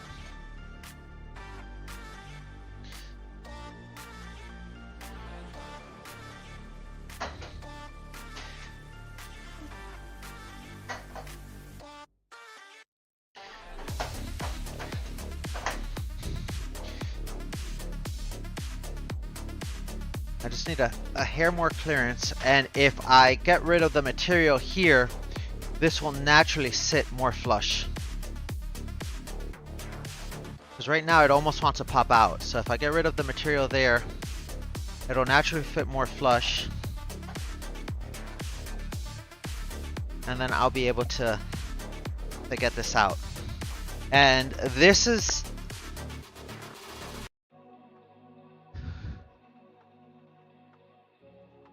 The alternative is I can file down this corner here a little bit and see if that gives me enough of a ramp, but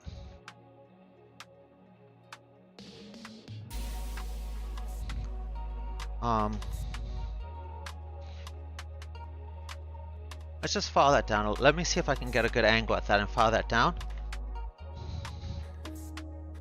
I can. Okay, perfect.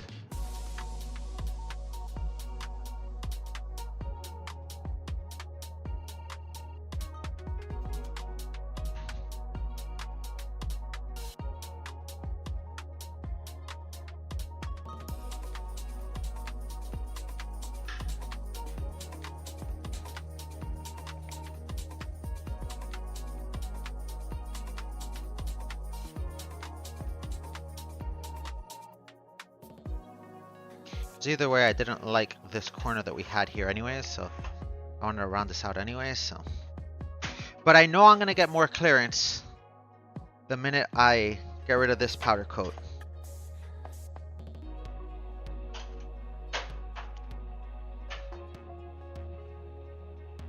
The alternative is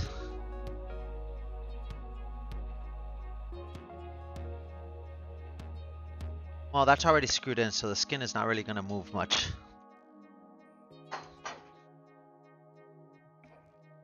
There we go. Got it. There you go. See? Filing down that corner was just enough. So now, if we center this guy right here, and basically, this guy is where he belongs, and he's basically flush with this guy. And then if we do the same thing on the other side with the other piece,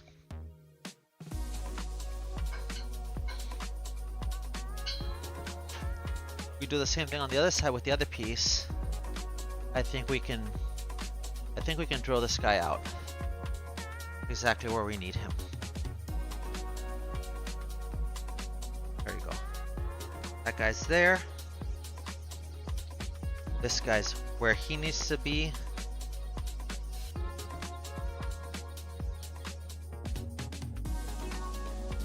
Yeah, regardless, I'm gonna have to, with that block there, we don't have enough clearance. So I'm gonna have to file down the edge of that rounded corner anyway, so it doesn't matter. But that's where that guy goes, and if I put that guy right there, I need to drill through this block. Alright, so here's what we're gonna do. Let's get this block out, because I have some work to do on that hole. That hole's not large enough. That's now become very evident. Just by having the tube in there. So we're gonna do some work on this. Give ourselves some more space there.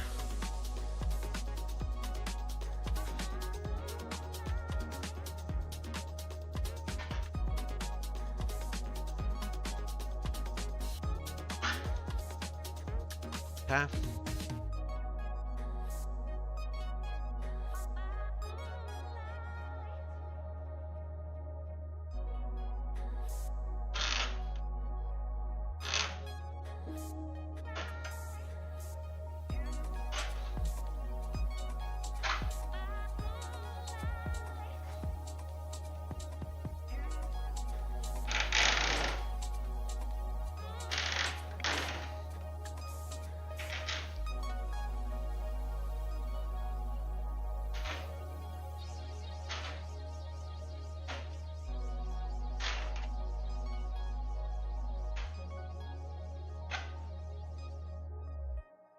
Okay.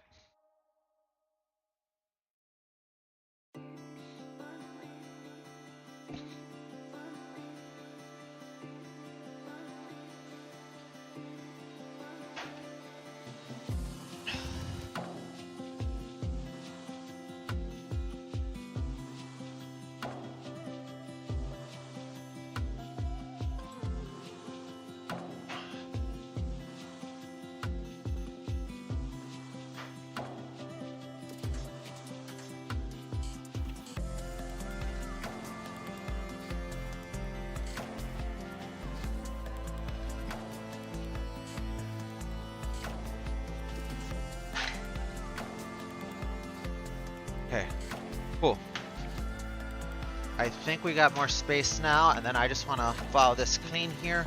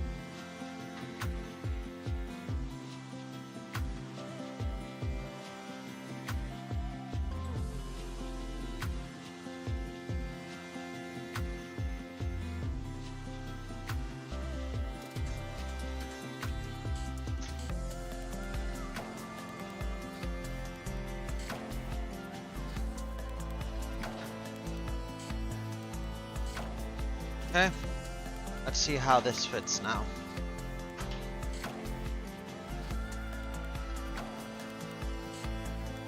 With my pin here.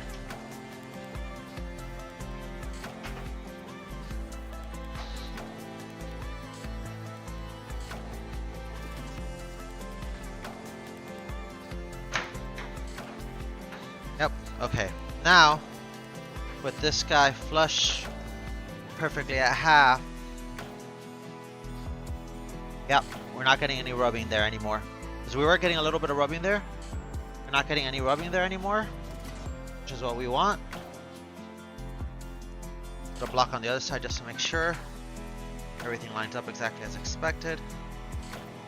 And yep, we're good now. No more rubbing. Is what we want. So now I think we're in a position where we can draw this out. I think I'm still gonna like take a little bit more off of that round edge because I think I can make it just a little bit larger just to give it a little bit more clearance in case there's some vibration or some shaking or anything. But I think we're good now. And I think I know how I'm gonna drill this out, so I think we're okay. Let me just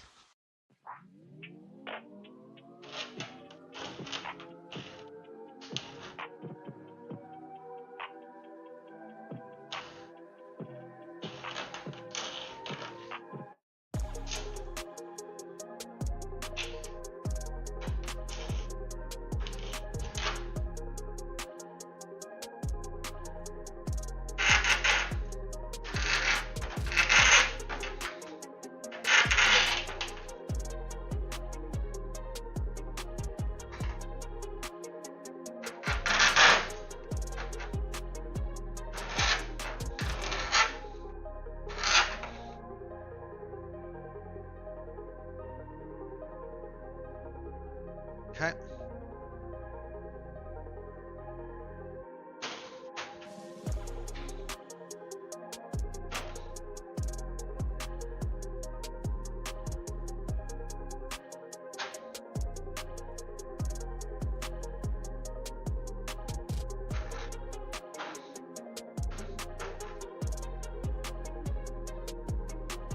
All right, cool.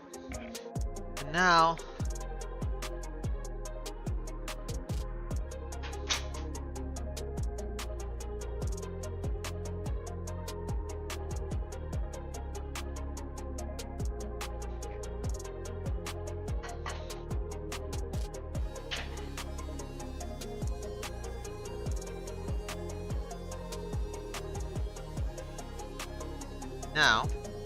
we center our torque tube right here. Okay. Put our guy where we want him, right there. We put our guy on the other side. Okay.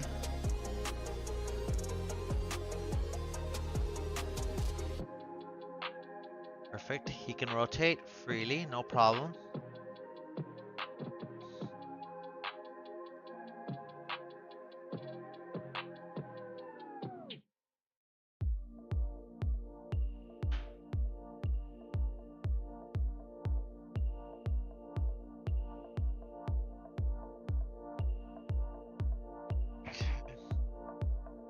Put some tape here. Let me get just a little piece of tape here and we will mark this.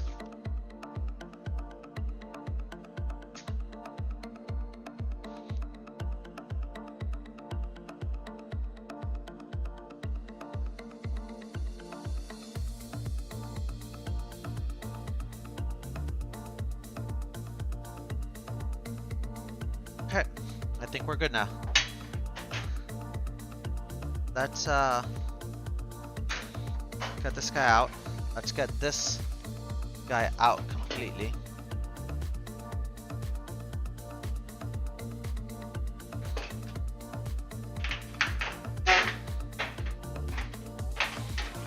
Okay. And then let's go back to our bench. Let's talk about this. Okay. So we put a piece of tape here, so now we know where this guy goes right here roughly. We want this guy about right there. So that's where we need to remove our powder coat.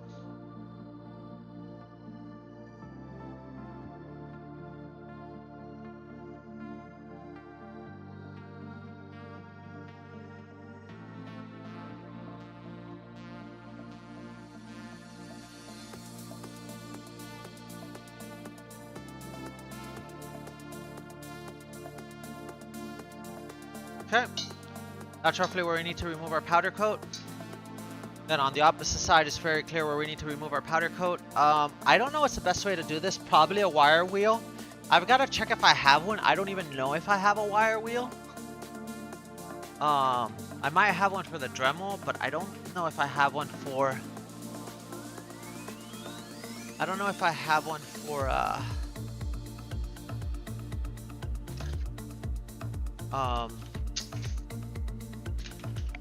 I don't know if I have one for the grinder. 'Cause for the grinder we had a grinding wheel, but I don't think we had a wire wheel.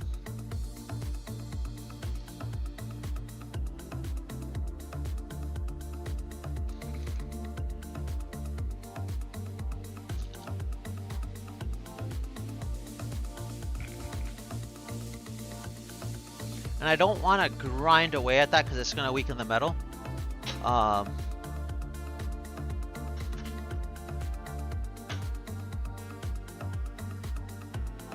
I could use the deburring wheel, but I feel like that's going to be too aggressive.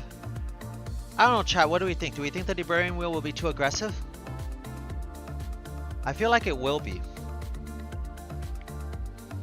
I could be wrong, but I feel like the deburring wheel will be a little too aggressive on removing this. Maybe not, I don't know.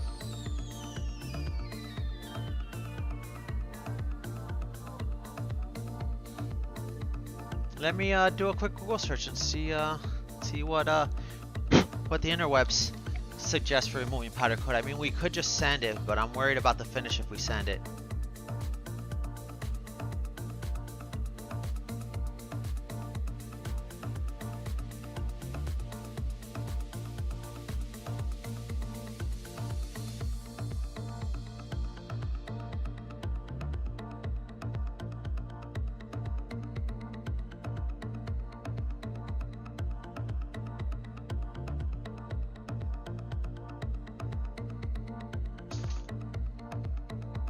I don't really want to,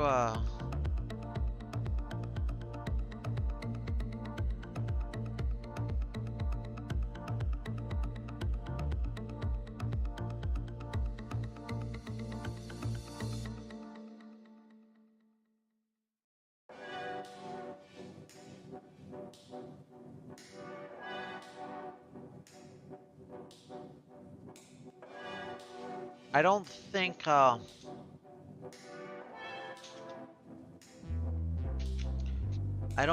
the problem is I live in California, so I don't think I can get the chemical to remove the powder coat, right?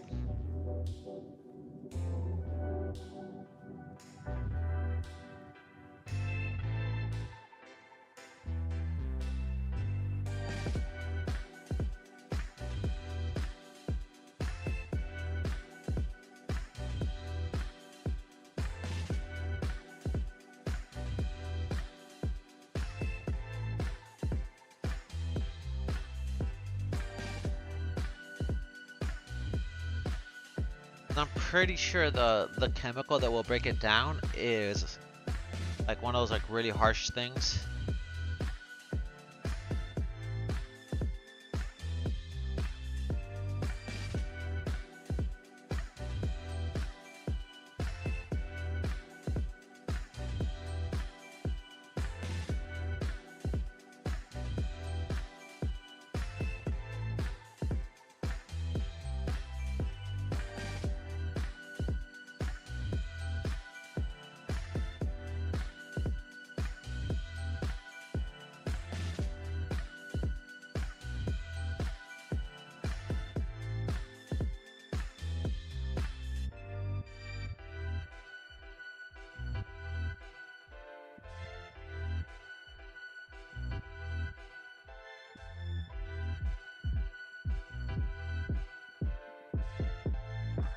Um,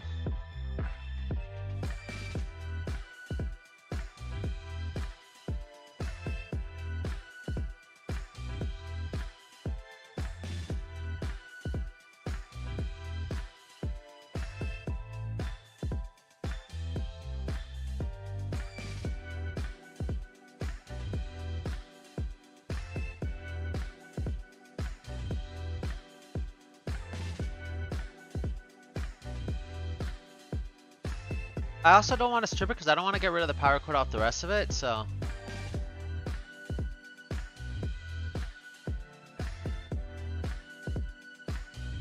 Um.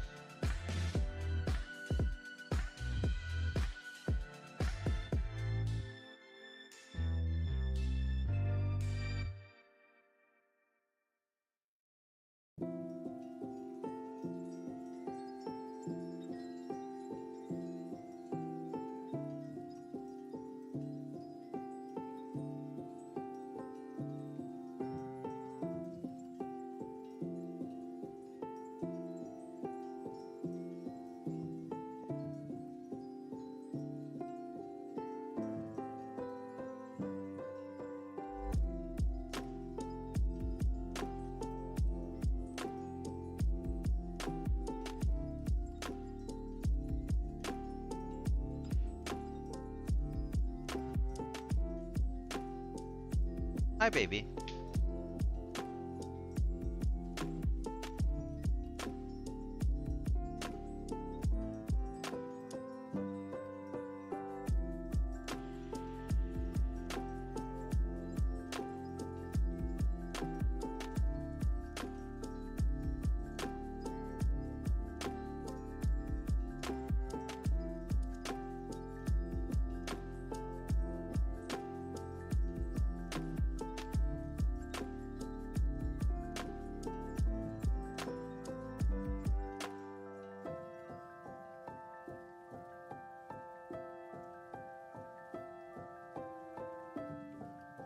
Yeah, I don't know that I have a good way. I don't want.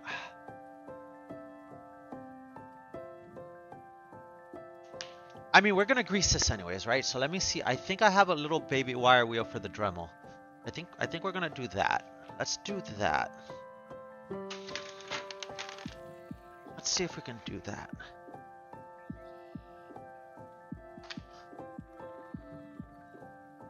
Thought I had.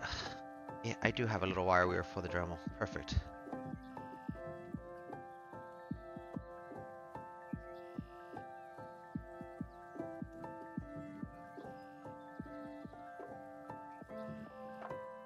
Sanding wheels, couple buffing wheels.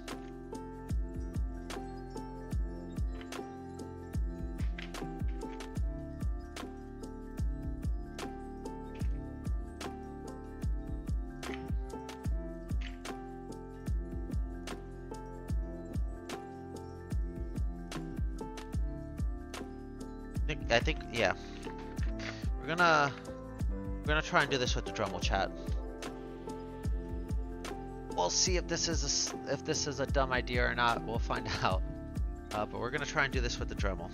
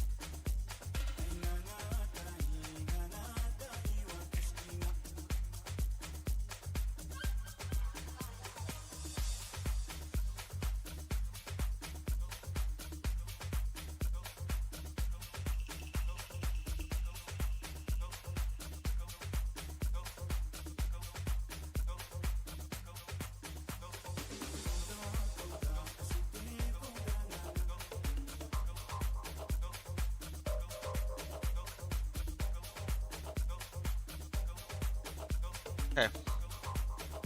See if this works, chat. See if this works. This might be a terrible idea.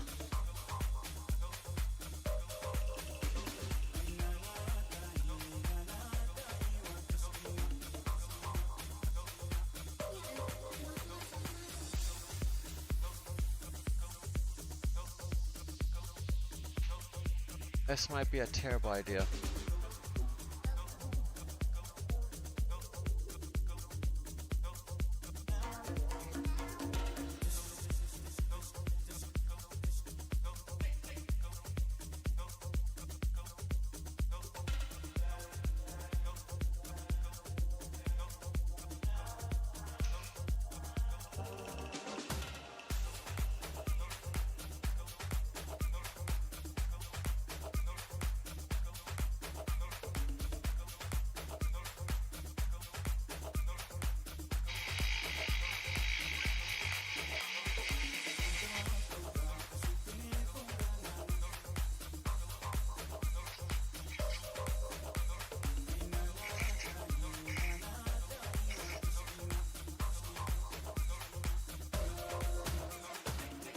I'm gonna put a respirator on. I don't want to be breathing this junk. I don't want to be breathing this junk in. This is working, but I don't want to be breathing this junk in. So we're gonna put on a respirator, chat, because safety first.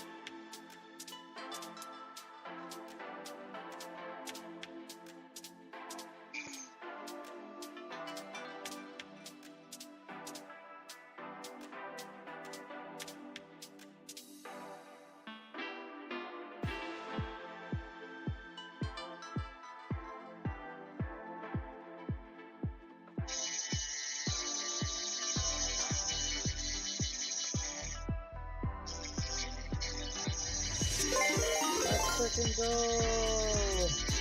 Try Ryan righted with 1 viewers. Thanks for the raid. Much appreciated. How are you?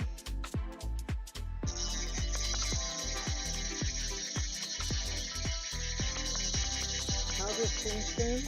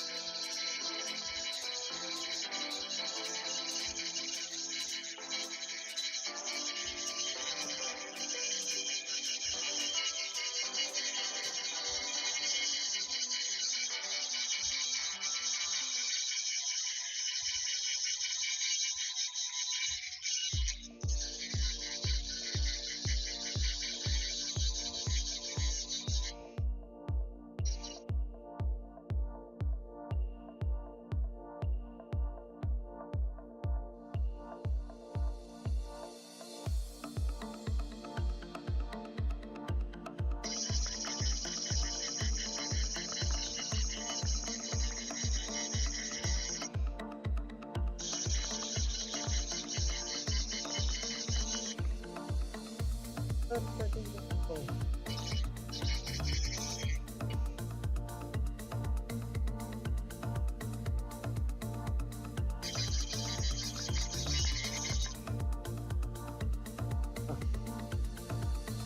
That's what is horrible stuff. There's out everywhere. Literally. Why am I wearing yesterday? That's it. What do you want to do sitting in this junk?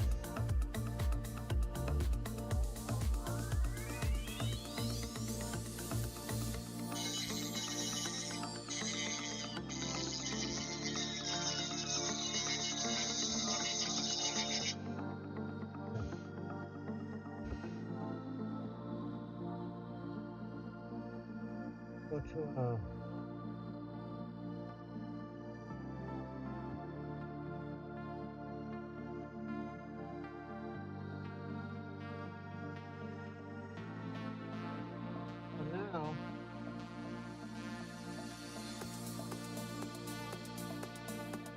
yeah, this fits a lot better now. Not to put some glue on it, but it's a lot better. What kind of grease I should put on here? Something that fits a lot better.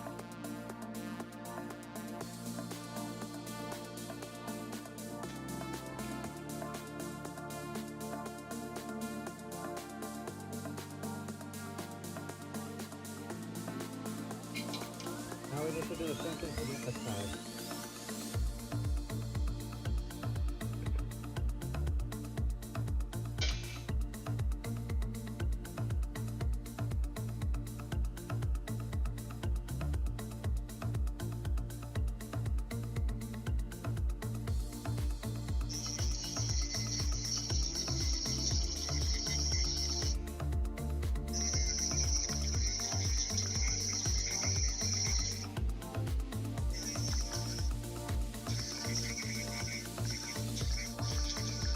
Hey Terry, you playing Arc Raiders on R or no?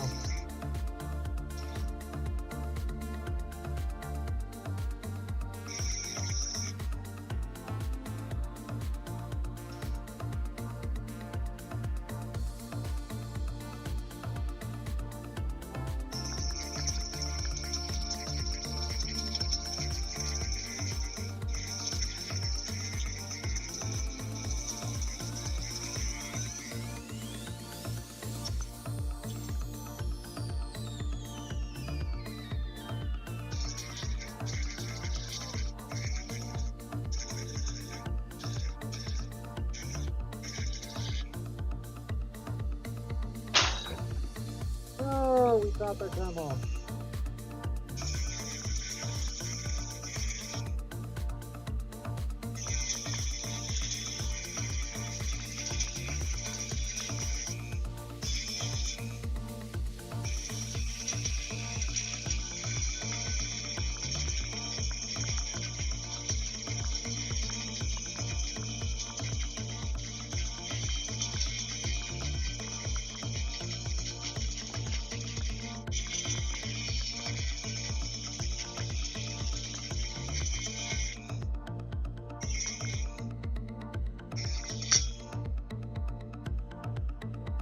Good night.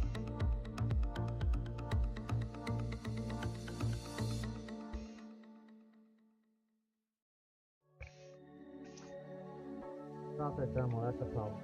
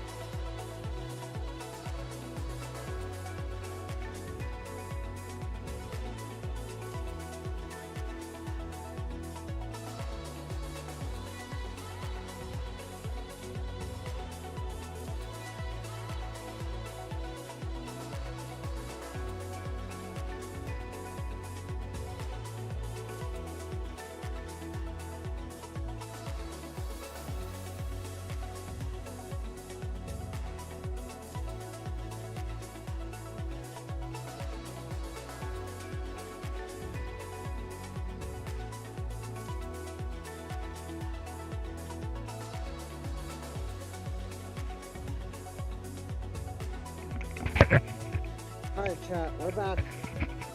Alright, so, now, we've cleaned this up. We've cleaned a big chunk of this up. I think we're in a good spot now. I think it's time to drill, baby, drill. In order to drill, baby, drill, we need to take off one screw from each.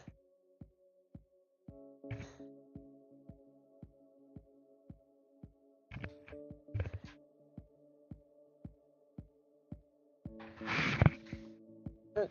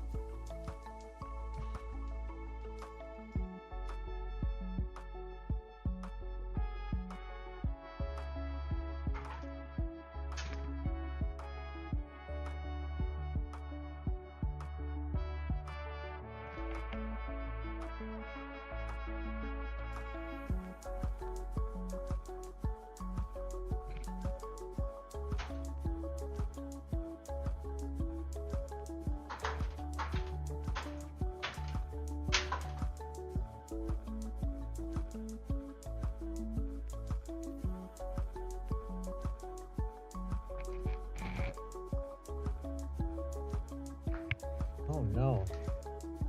Well, that's a problem. Huh.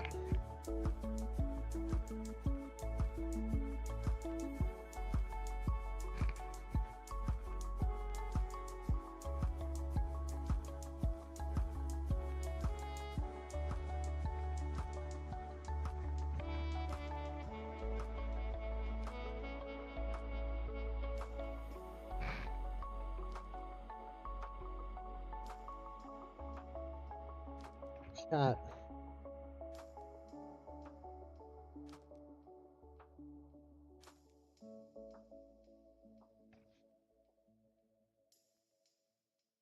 Chat.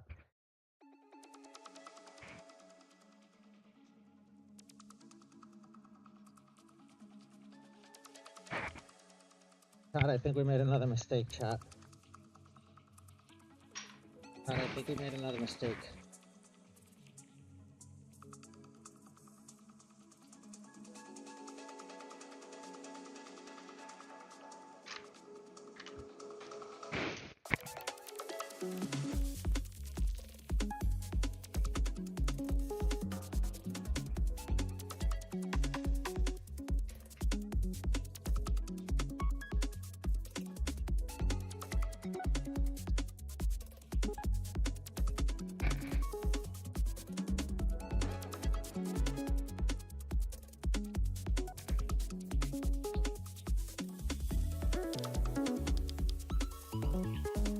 Chat, I think we might have made another mistake, chat. I'll know here shortly. I'm gonna put the drum away, but I have a bad feeling about this chat.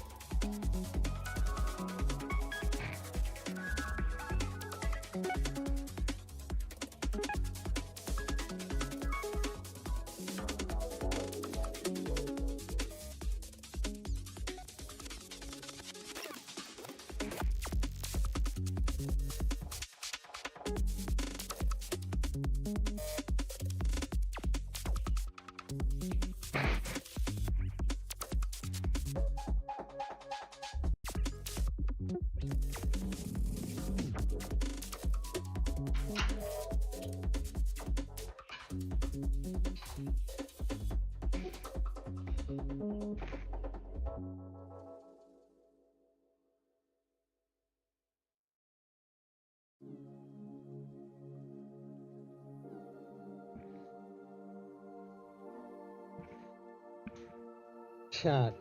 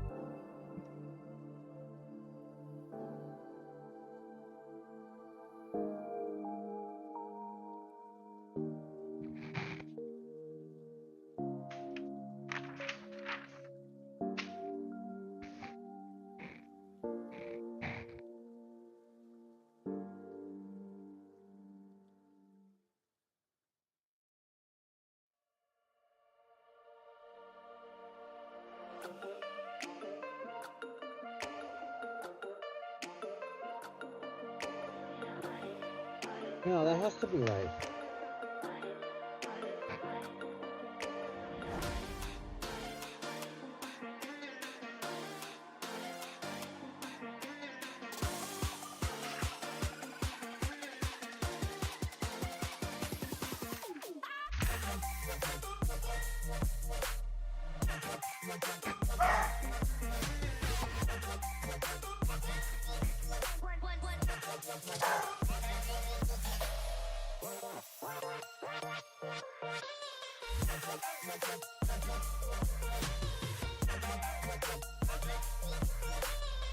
Okay, no, we didn't do that wrong. Okay. Oh, I was getting worried, chat.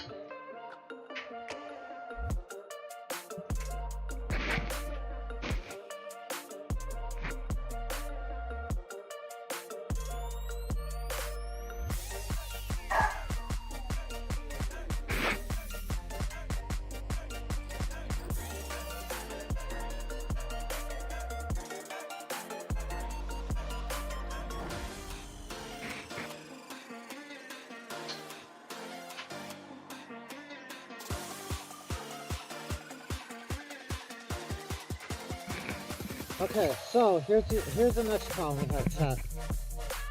Oh.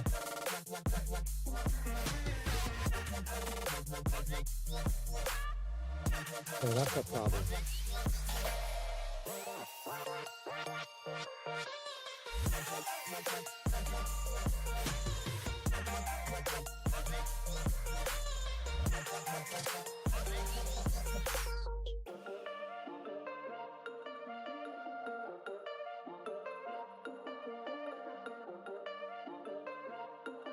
Okay. So we've got another problem now, chat. Here's our problem now, chat.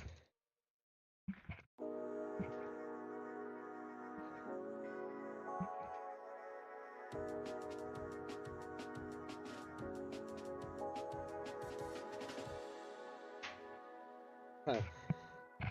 Here's the problem we have. There is a missing cutout here. You need a cutout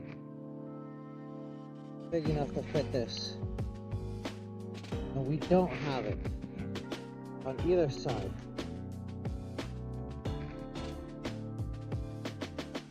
So that's a problem. And I don't know how we solve it, chat, because we need this to essentially be here and here.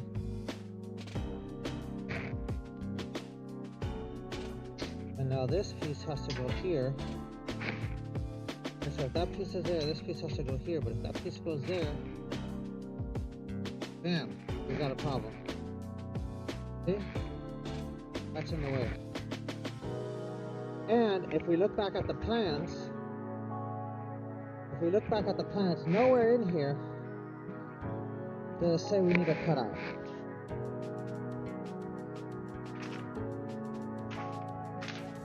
There's nowhere in here where it says we need to take a cutout, right? Here's where we are here, right? A or J. Here's A, no cutout. That's just telling us to draw some stuff. J is right here. It just says, hey, just put the outer ones, that's fine. And it even shows it there.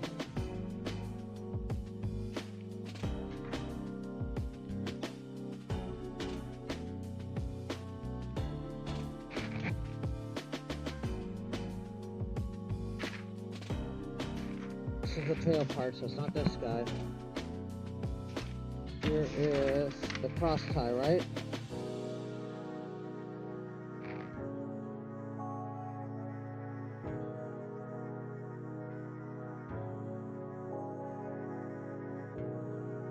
It has the cutout there, but it doesn't detail anything, unless I'm looking at this all wrong. Unless that guy goes underneath, and I'm pretty sure that guy doesn't go underneath. Right? The only other alternative is if that block goes underneath, right?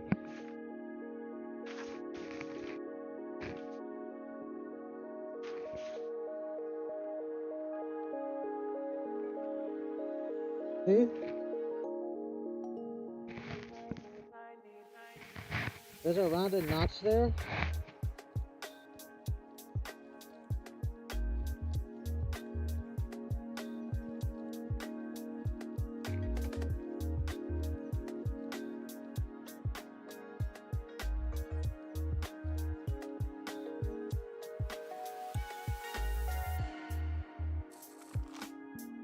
There's a notch there. And there's a notch there, right?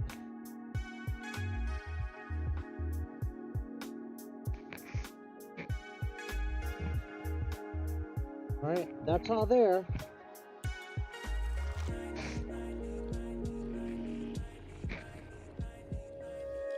Right? That notch is there, but there's no notch.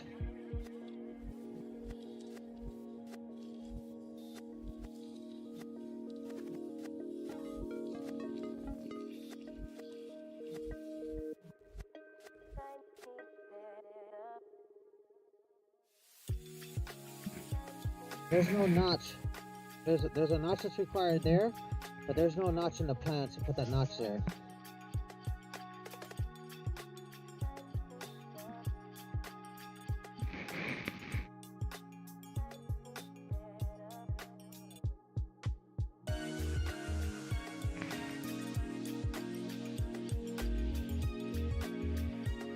And that's a problem.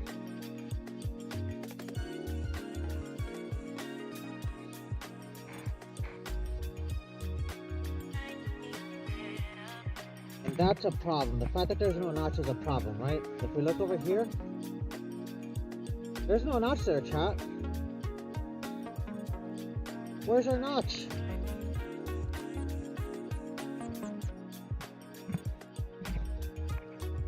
And that happened on page,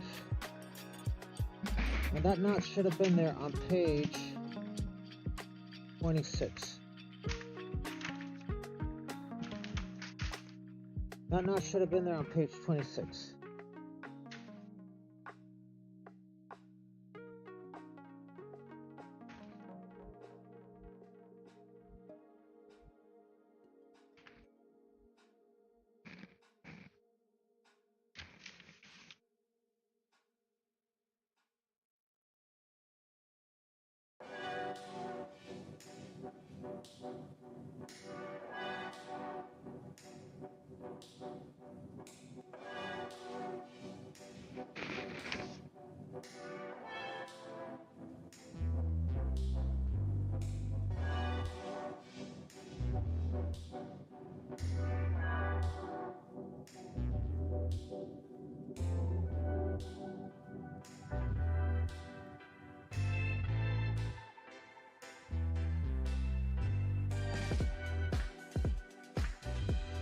See? There's no notch there.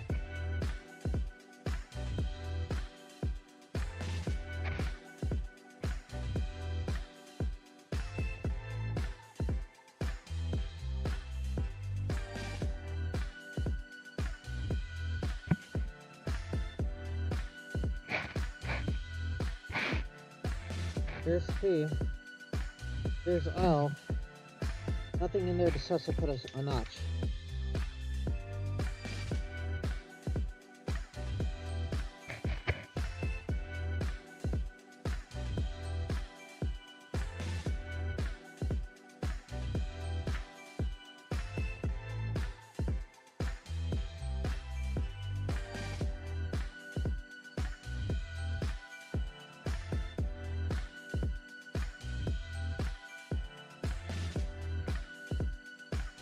Right? Nothing in here, right? That's a problem.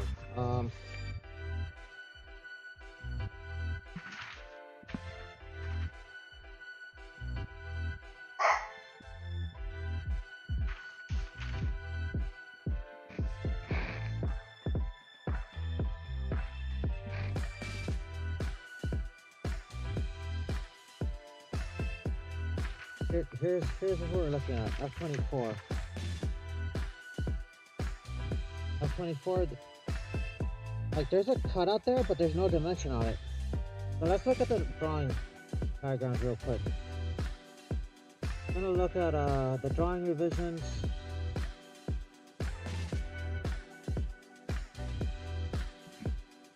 F24.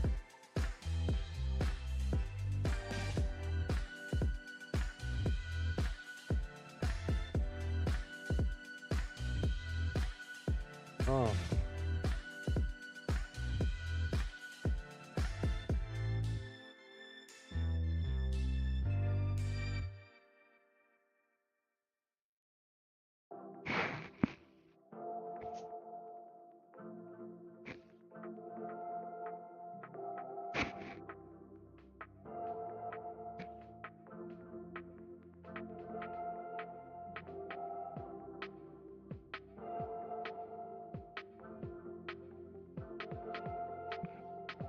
So there's no dimensions for that notch. That's a problem for us.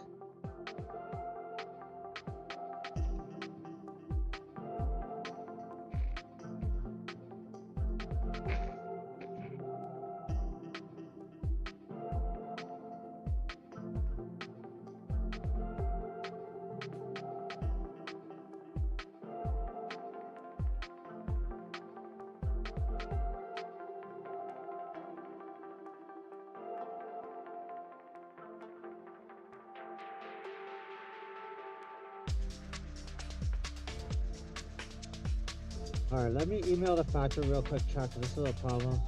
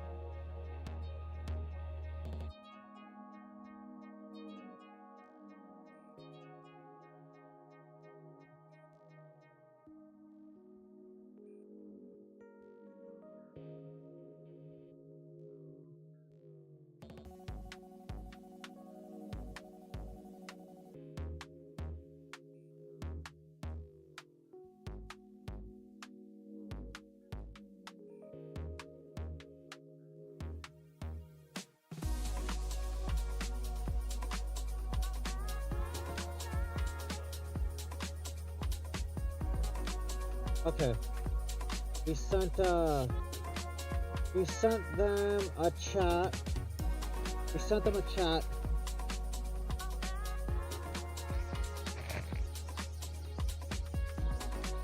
This is, let's see.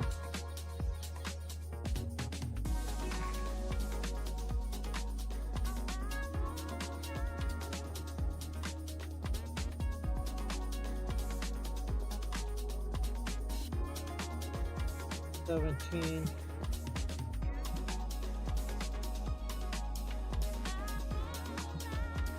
So this is 1/2 scale. If this is 1/2 scale, our cutout needs to be 2 inches.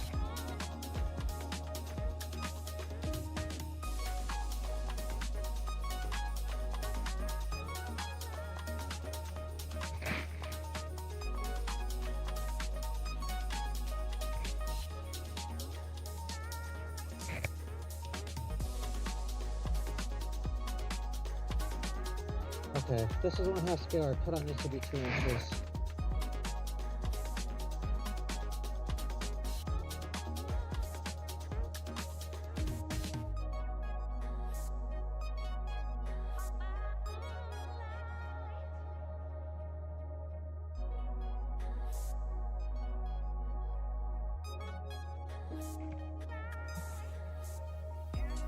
Okay, chat. So, we've got work to do. We need to do a 2-inch cutout now.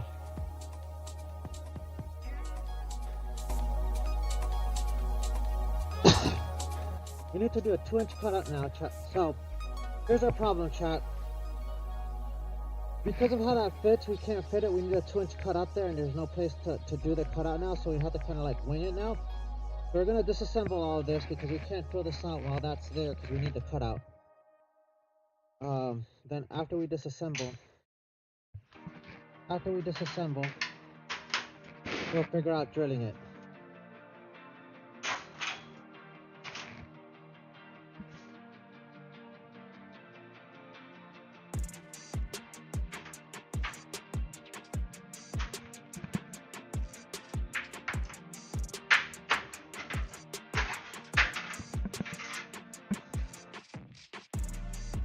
Okay.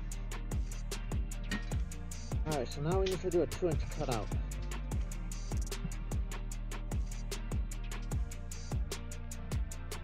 And we need it to be roughly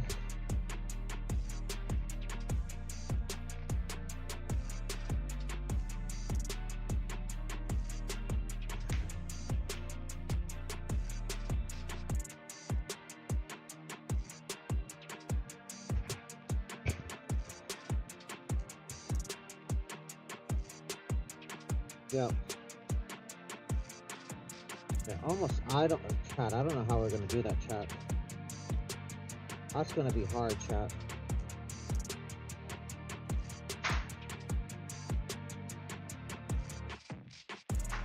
I mean,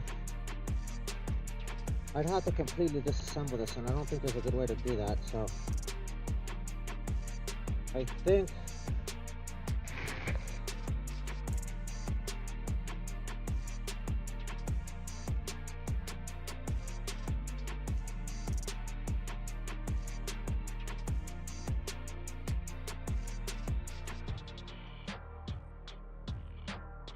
we gotta do it with the Dremel and like a hole saw.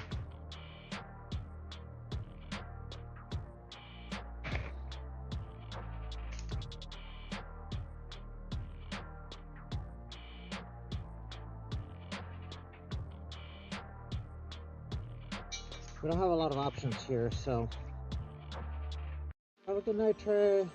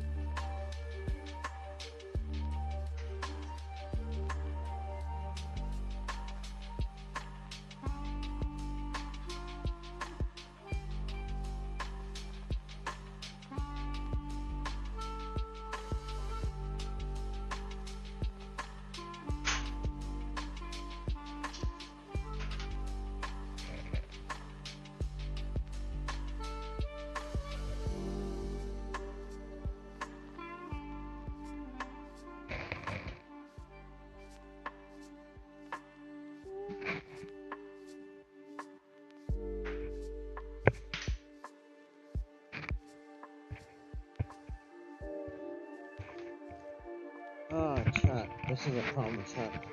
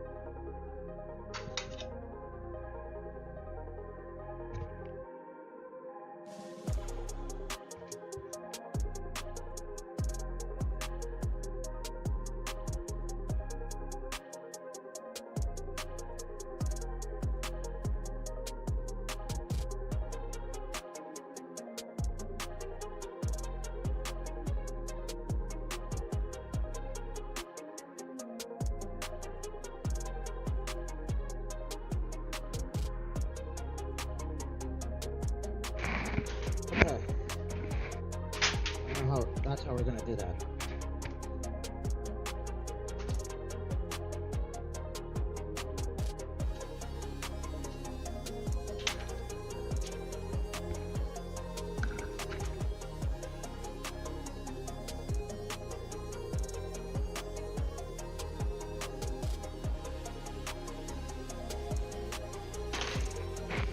That's how we're gonna do that.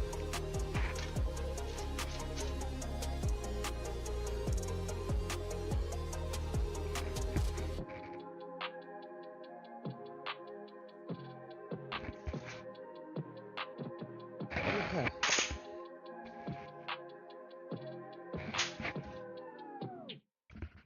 That's how we're gonna do that, Chuck. Alright.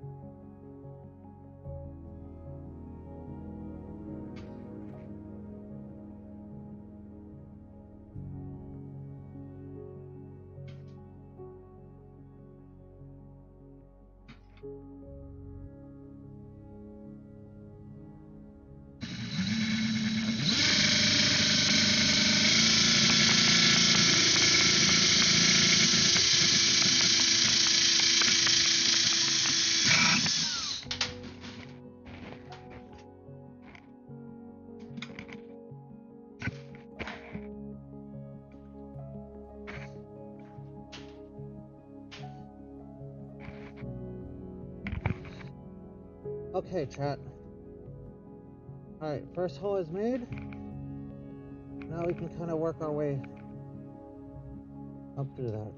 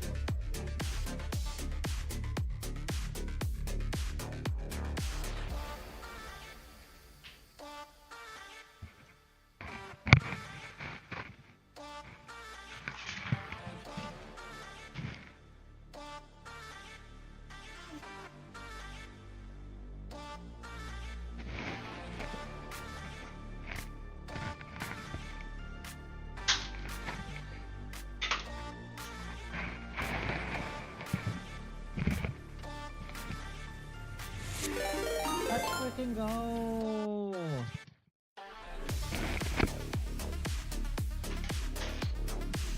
Let's freaking go! Good, thank you so much with the raid. 31 viewers, how are you doing? We're building an airplane. We're currently working inside of the opposite CDZ rated with 31 viewers. Right now we're trying to do a really interesting last minute change. I'm wearing a respirator right now because I was removing some powder coat from this part here, on both sides here. Atom Fighter 10,101 is now following. But the problem we had was, I really appreciate it, it's freaking awesome. So the problem we had was that we built that big box tail structure earlier, right? And if you look over here in the plant, there's a small cutout. Well, that cutout was nowhere in any other plant. And the problem with that is that now I don't really have good access in there to do the cutout. So what we're doing, and I'm actually going to put this on the wide camera while I move a camera so you guys have a slightly better view. I can move it back so I can have space, but if I put this, you should be able to see that now. There you go. So this part is now installed. It's riveted in, and I need to make a cutout here because these guys right here go here. They're supposed to sit all the way back here. And as you can see, they don't fit because the cutout's not there. There's no good way to access in here, so what I'm doing is I drilled a hole in here with a I drilled a hole in there with a right angle drill. It's a little tube here because this is literally the only tool I can get in there, right? And now, and then I cut a straight cut with a set of metal snips, but now I need to kind of like cut this out all the way to the edge. And I can't really fit any tool in there because everything is bolted and riveted together already in the structure. So what I'm probably gonna do is I think I'm gonna get a Dremel and Dremel that edge freehand, and then just file it or sandpaper it down. So I think that's what we're gonna do. Not a lot of great options, but unfortunately there was an issue with the plant. I think that was something that was overlooked in the plant. I did email the factory and tell them that, hey, you guys need to think about this. It's a problem. We will see what happens, but the interim, it's time to close the drum one. And again, sorry I sounded. Oh, the cup is not happy. Neighbors is walking the dogs.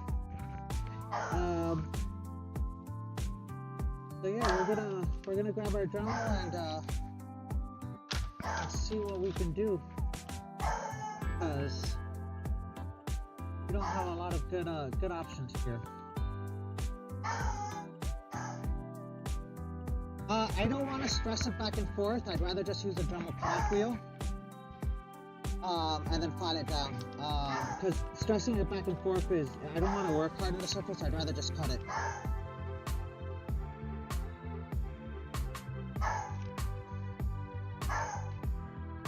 I'd rather just cut it. It's just, the problem is right, like, it's an extra step that would have been easily saved if the plans had called out to make that modification to the part before it was installed.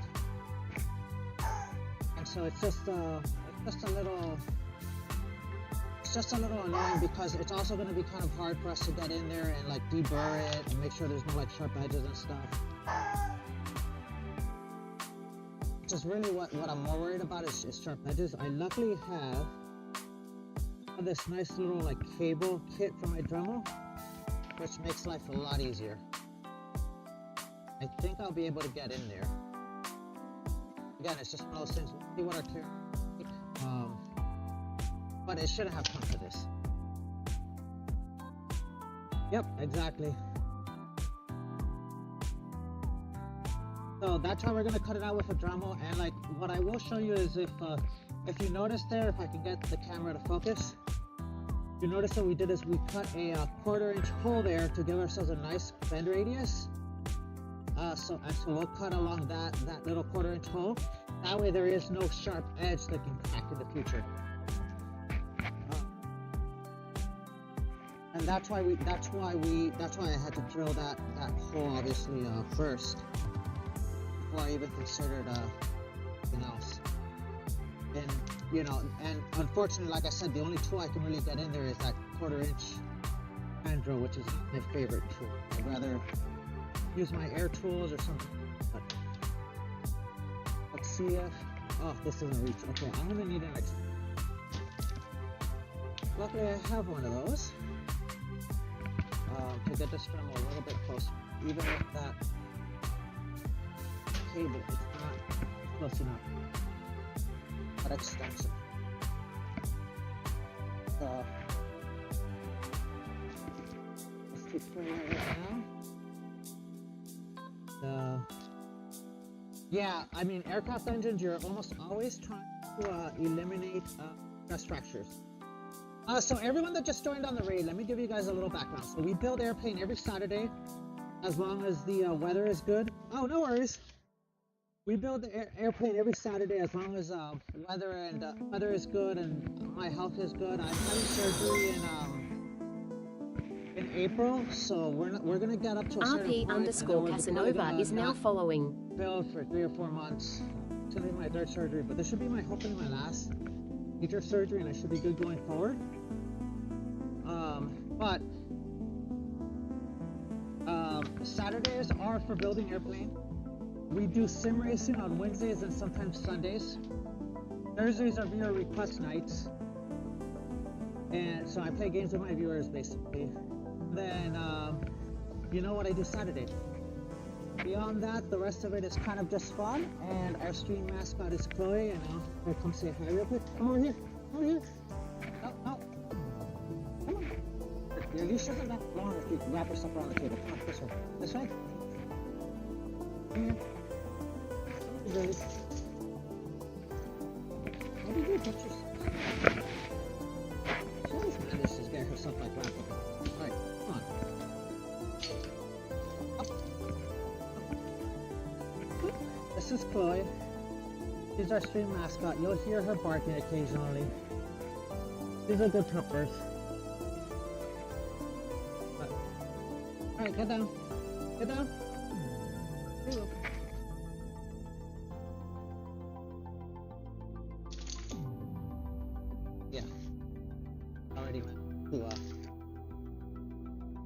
To make a mess of within cables and everything else, which is why I usually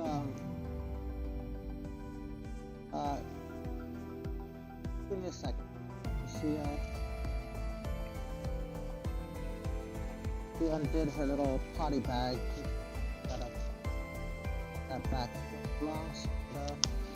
That's potty bags. But yeah, thank you so much for the follows, everyone. We'll get to cutting here in a second. But that's why we do that 1/4-inch hole, because the 1/4-inch hole allows us to. The 1/4-inch hole allows us to have a stress riser. I need to find a better place for this camera. We're gonna go to the right shot. I move this. That's a little background on the screen. I think we're gonna put this camera right there. Be the best spot for it. Here. Here. We'll double check that shot before we get to doing our thing.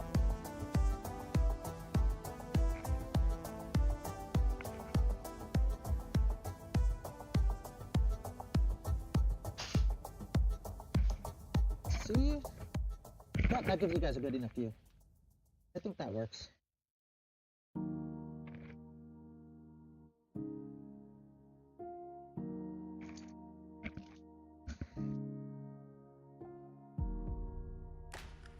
You always manage to wrap yourself up so badly.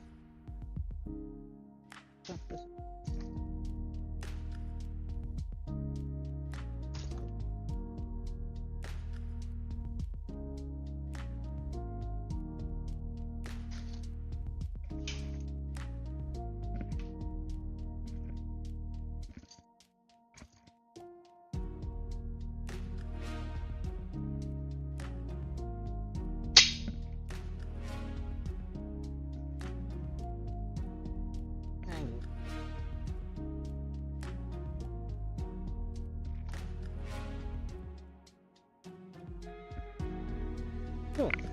Alright, let me see how I can make this work. Even works. I think I will be able to freehand that. It's gonna be a little tight, but I think I can freehand that. Okay, perfect. Let's do our thing.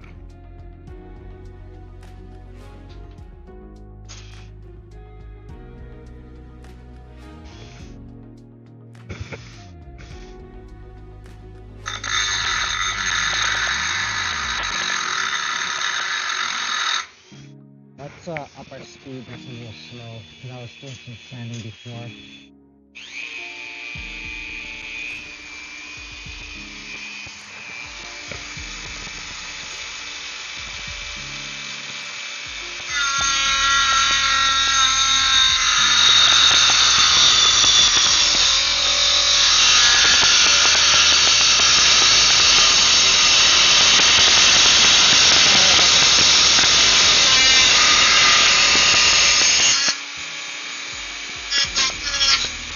Okay.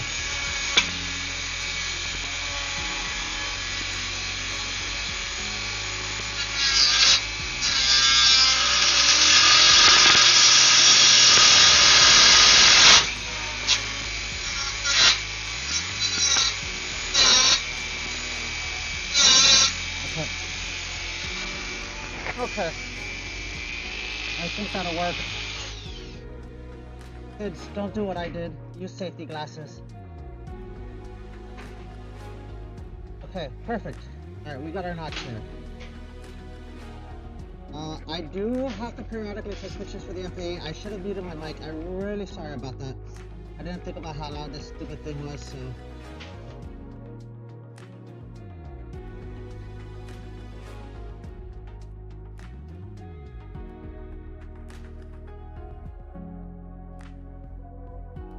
Okay. And now we have the clearance we need, but now we need to clean this up. It can, but...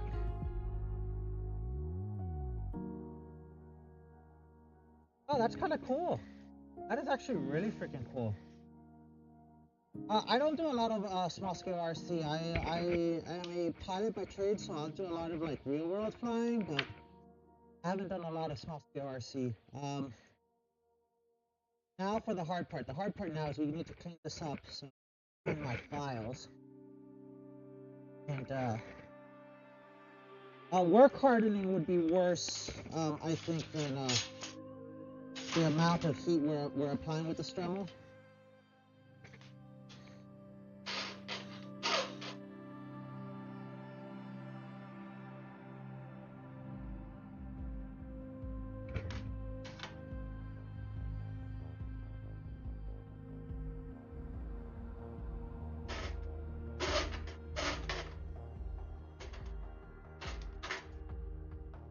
And I think what I might do here is, I might honestly use a sanding disc here to sand this out. I think I might use a sanding disc for the Dremel to kind of like remove the burrs and the nicks that I just created. I think that's going to be our best option of not a lot of good ones.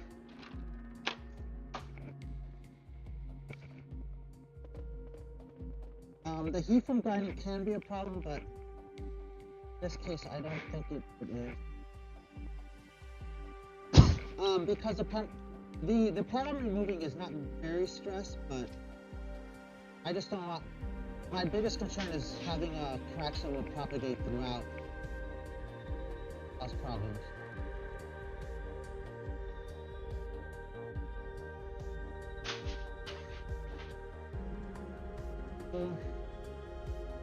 Up the speed here.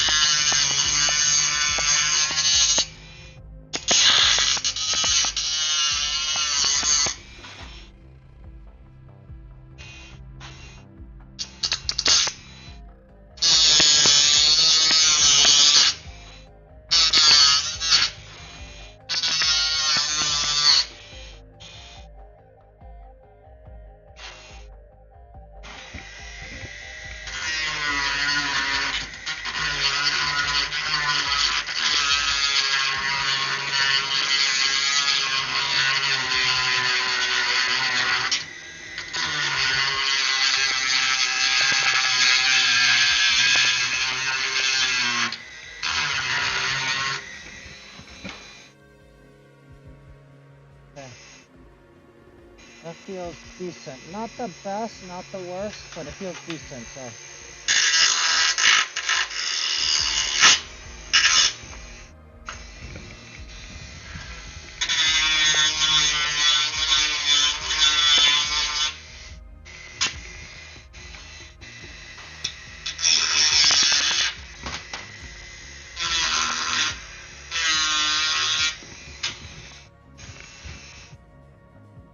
I do Lego builds.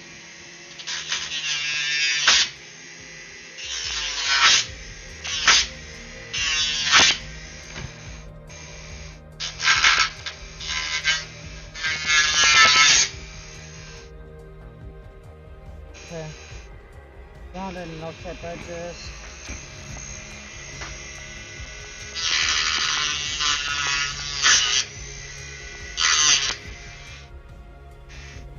That feels okay. Okay.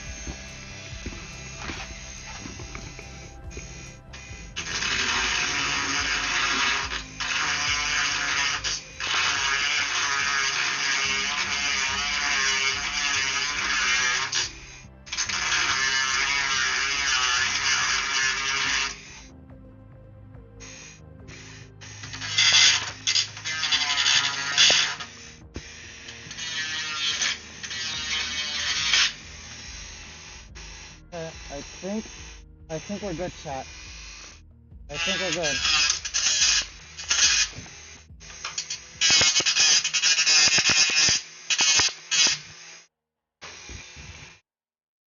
Okay, I think we're good. That's one side done. That is one side done, chat.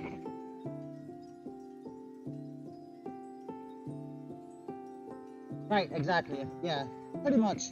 I mean, it's aluminum, so it's not that strong, but also,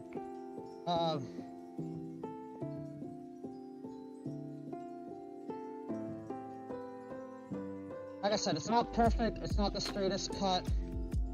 It could have been better, but I think we have the clearance that we need. I destroyed my nail. That's not.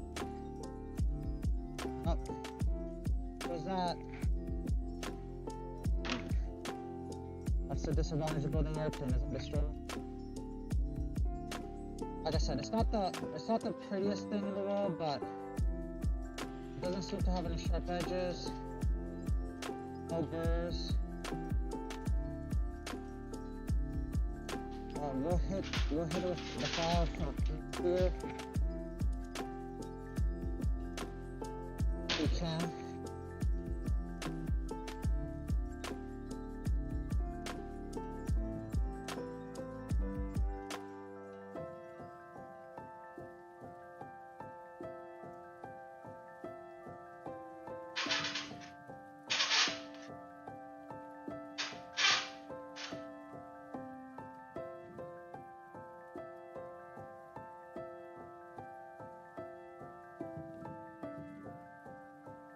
Yeah, like I said, there's just no good way to get in here is the problem on either side, but we have the clearances that we need now, so I think we're good.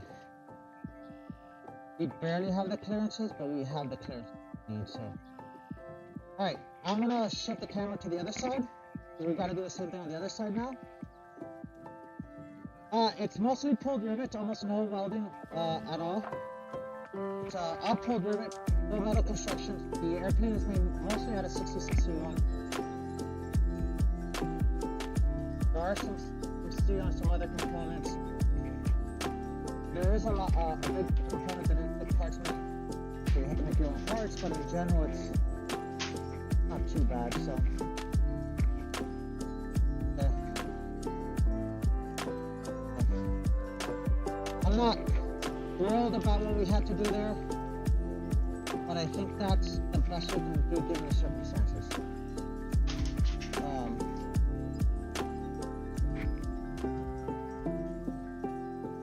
think that's the best we can do given the circumstances.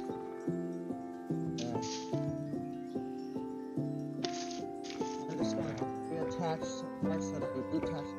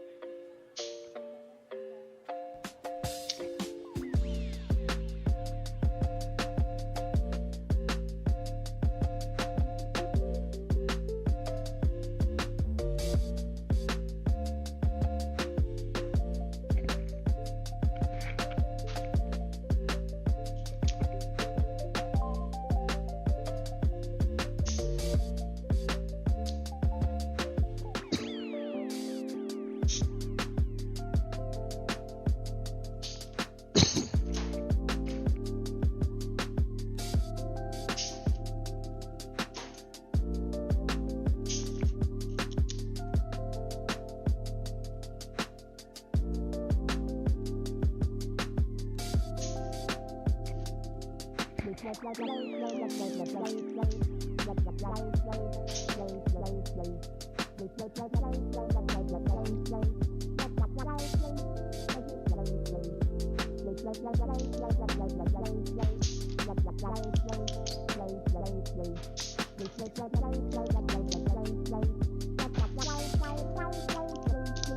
guys have any questions about tools, airplane, the shop?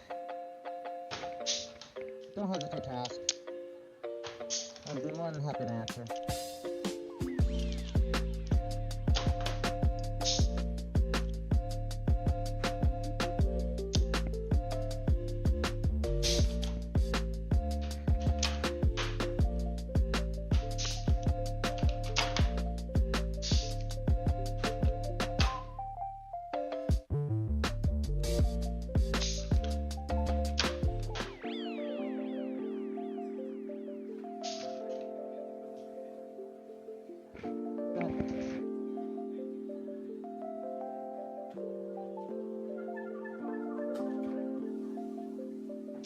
It just takes me a second to get back, so. No, ask as many questions as you want. Please, feel free to ask. Oh, okay. Gotcha. Yeah, I'm lucky that I got to get my pilot's license. I mean, it definitely is a privilege that if you guys can see, yeah, okay, perfect. You just move the lighting. You guys have a little bit.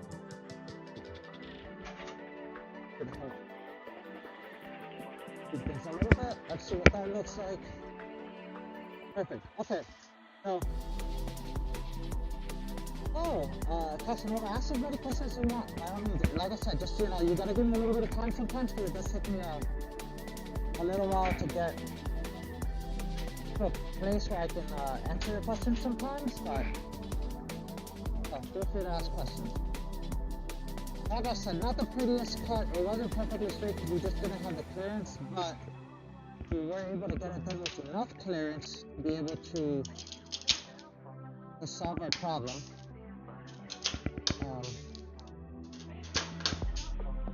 Take temporary fasteners off on this side so I can.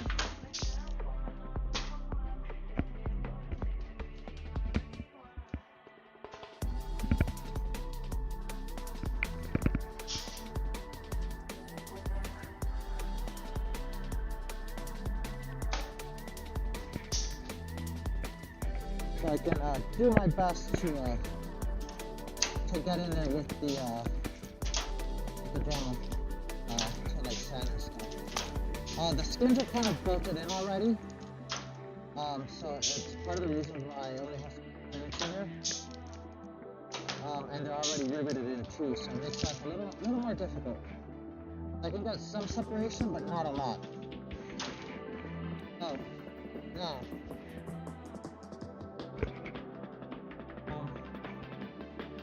We gotta drill our hole.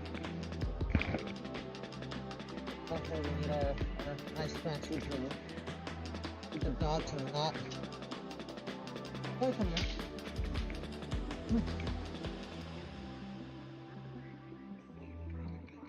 Not wrap this down. A bunch of things that she can knock down.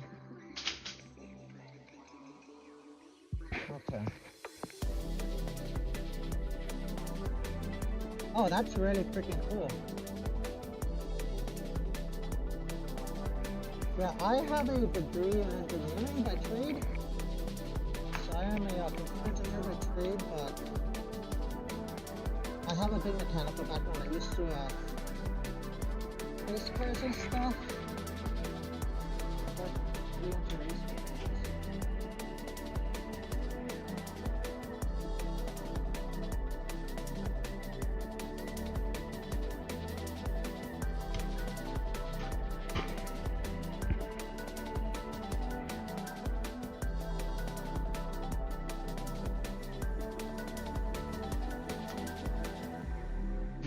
Enough marking that I can now get it to. Now I have a rough idea of where that 3-inch guy is. I can with this little guy. Kind of give him. This is a little pilot hole.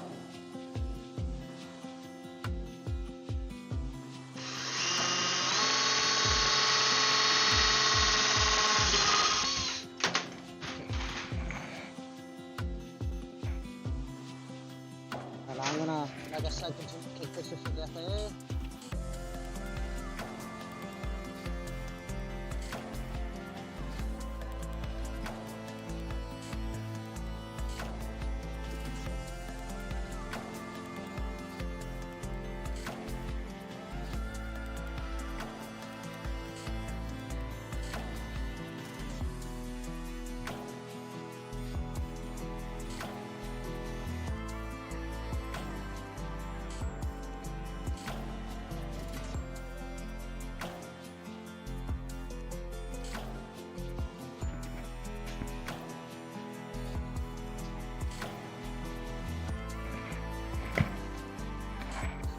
Good.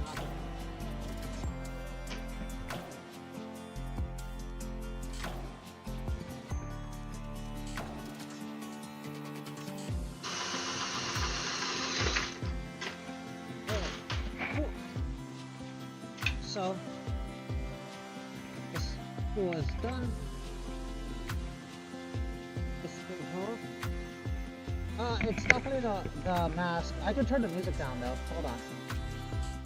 Is that a little bit better? Yeah, it's cause I have the mask on, and I do have some noise gates on the audio, although they don't always work for like the really loud noises. It's definitely because I have the mask on though. But like I said, I removed some powder coat, and I really don't want to breathe in that like powder coat like dust. It's not good for you. Adding aluminum fillings whenever I'm doing whenever I'm like deburring like big parts, that's super bad for you too. So the aluminum powder has been like traced to Alzheimer's or like the plague. Okay, so now what I'm gonna do is I come in with a big pair of metal snips that I left somewhere.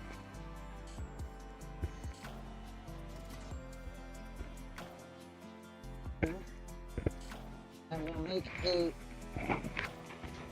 nice smooth cut.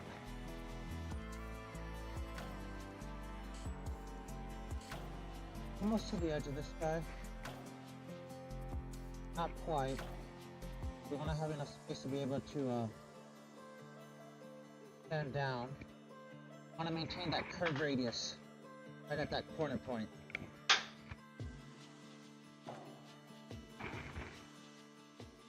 Perfect. Which is why we drilled that 1/4 inch hole to begin with.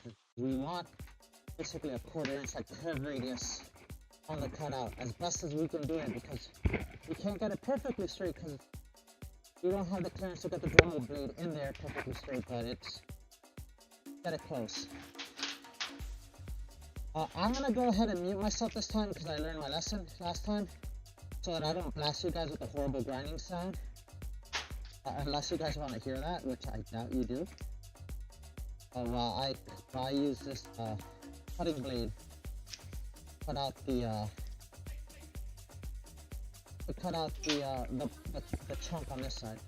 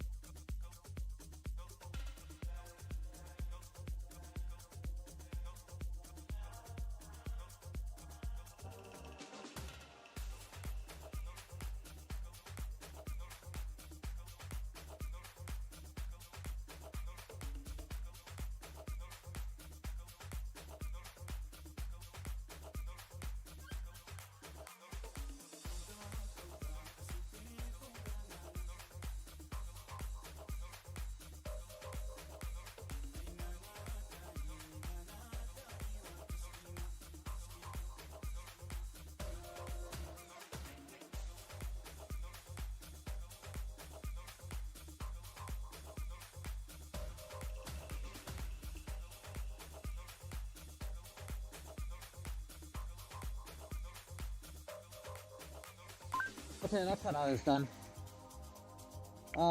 Like I said, this is something that much easier to do. We could have done this with just snips and then just cleaned it up with a deburring wheel outside of the plane, which is why I emailed the factory and been like, hey, you guys left this off as a construction step. I really shouldn't have to be doing this in the plane. But too late now, right?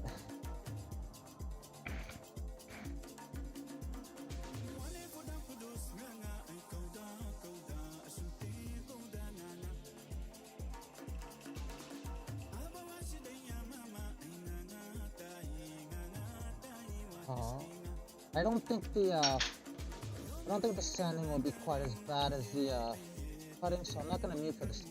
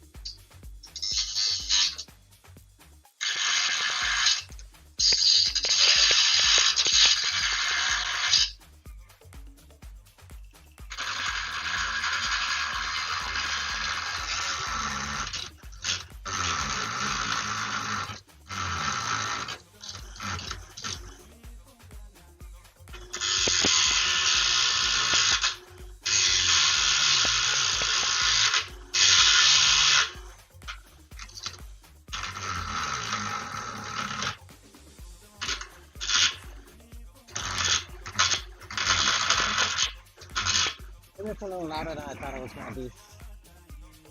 It's a little louder than my ears.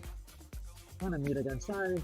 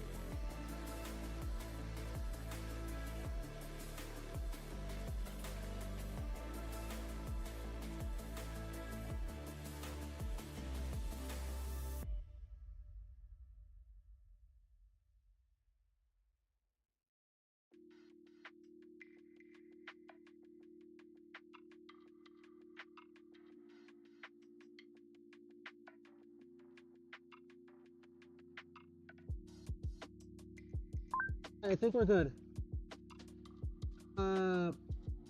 I do have I don't have one is the problem. Like a little like router bit would have been perfect for this. Like a little angled router bit, but I don't have one. So I'm making do with what I have. Again, right, like this is one of those things that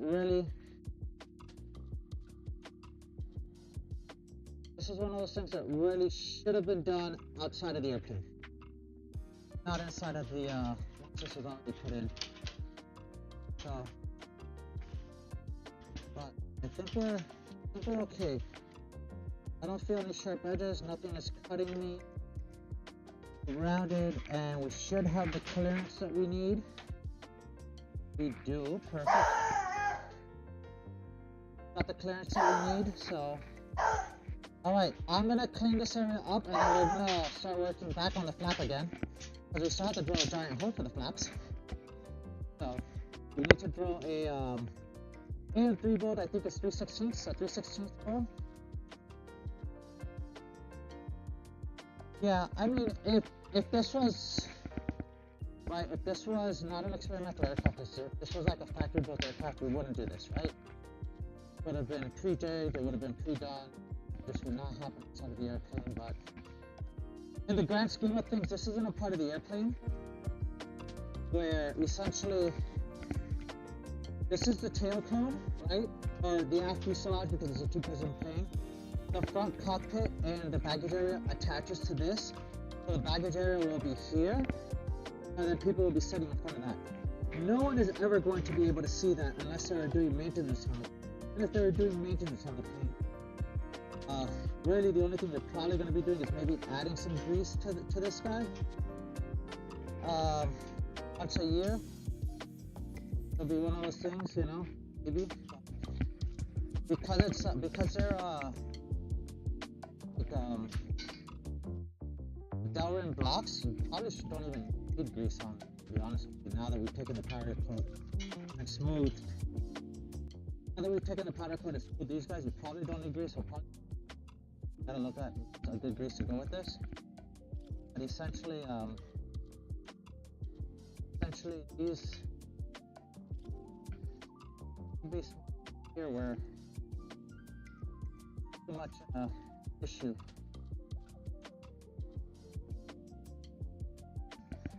I have too much issue here with actuating the flaps, right? Because essentially this is what this goes in there, side to side, and we have a linear actuator that's going to drive off of it, bring it down, back up, and that's pretty much it. So let's go ahead and install this so we can drill this for 3/16 drill.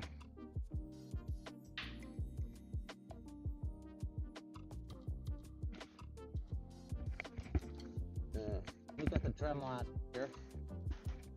It's in the way. That doesn't need to be here.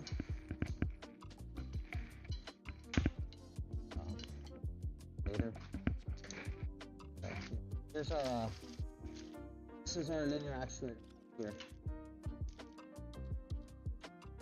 So, it just doesn't have, it's not a lot of throw, it's, you know. Okay, so.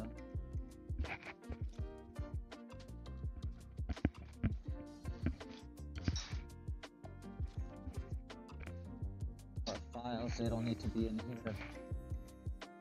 Or, that doesn't need to be in there. The cutting wheel. And then, now you get to do the front part, which I may have to move the camera for, but we'll see. Yeah. This in here. Just make it through the opening. And an opening on the other side we go through. Now we're in position. Before we get in position, I want to reattach parts that I attached earlier.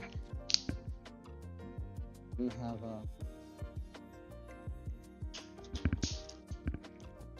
proper clearances.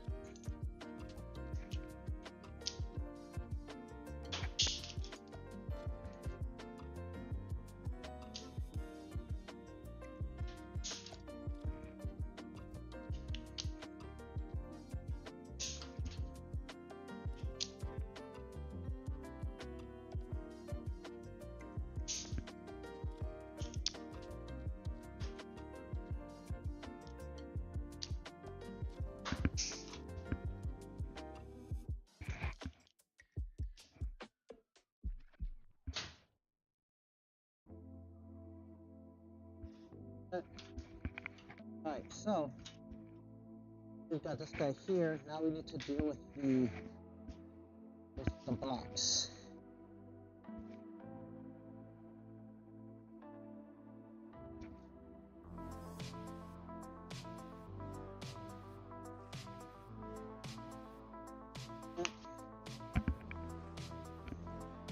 To put the block on the other side first, actually, so I'm gonna change your guys' view.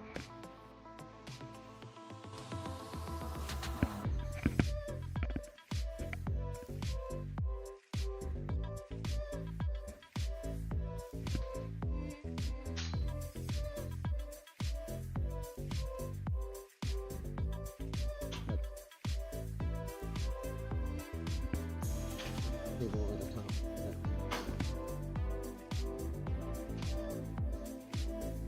I think you guys should be able to see now. Perfect. I think.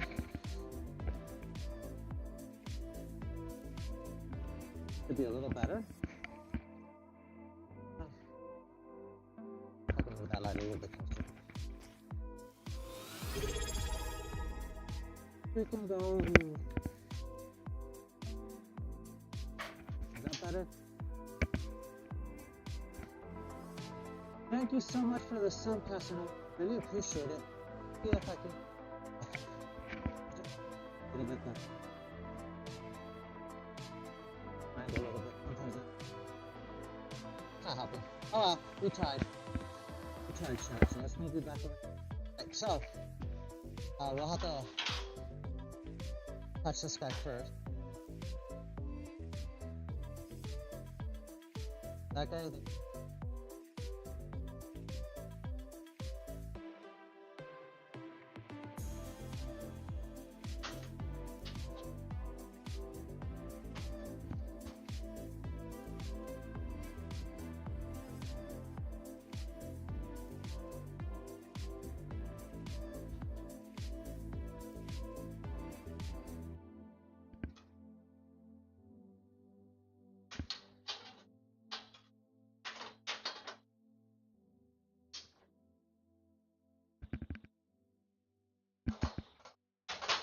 There we go. Basically, got him in stupid. That's clearance. There we go. Right around there. Okay, so block is here. Far down as we can be. We need to put a block on the other side.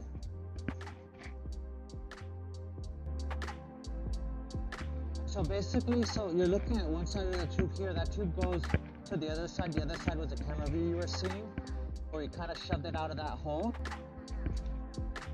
And then it takes these edged blocks on both sides.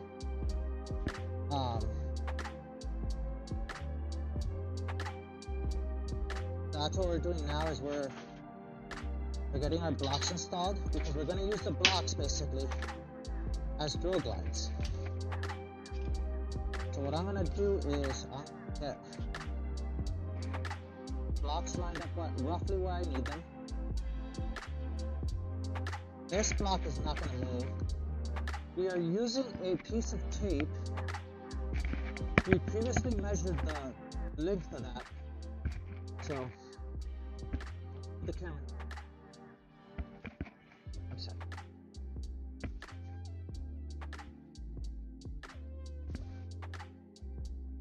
Oh, definitely. I usually start around 3 or 4 p.m. Pacific.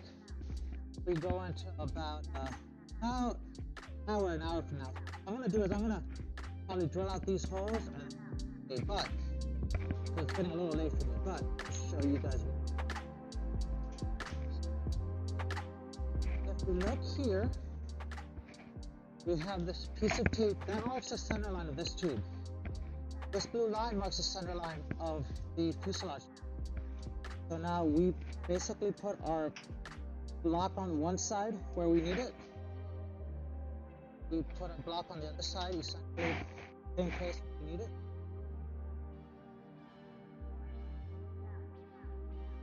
Make sure that this is well. And now grab big pair.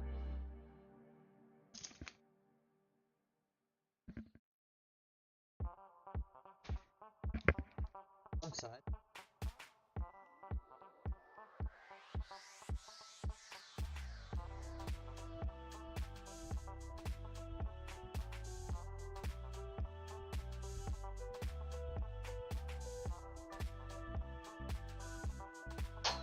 A clamp here. Alright, so we put a clamp here. You want it. Put it around a little bit. That's basically what we squeeze it together.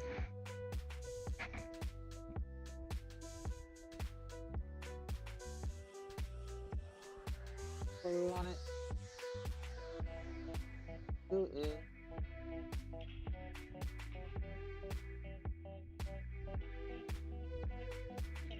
do is we'll clamp the other side.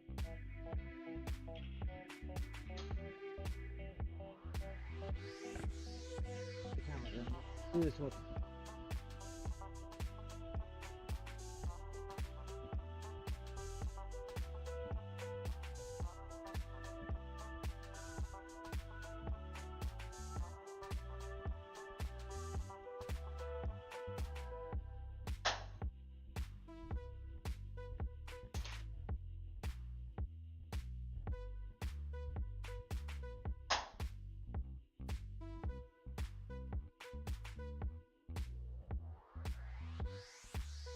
This guy's roughly where we want it.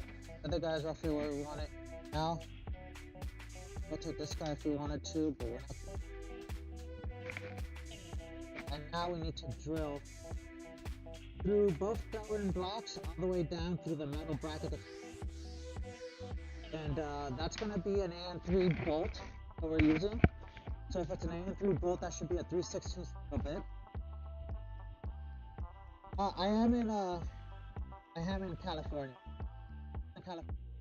We're gonna find ourselves at 3/16. Awesome. I probably could use a reamer after I drill, but okay. And we'll see if we have clearance with our air drill. If we don't have clearance, we'll be switching back to the right angle drill that we were using before, but I think we'll have clearance for at least this screw. I don't know about the other one, but at least this side we should have, I think. Based on the spacing. I am gonna, before I drill this, I am gonna take some pictures for the FAA. These clamps in place. So part of getting the aircraft certified once we're done building it is we need to prove that we built at least 51%. Which is why you'll constantly see me taking pictures. One, the pictures are something that someone can reference later. But two, it's also a way for me to prove to the FAA, hey, I built, all these parts that I'm saying I built.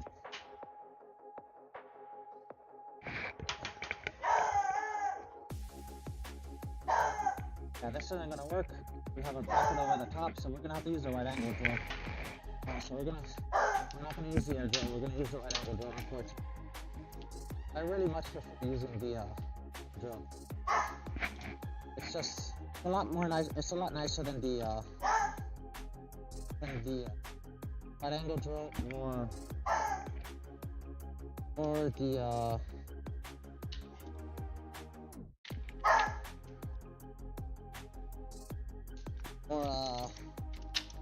electric tools in general.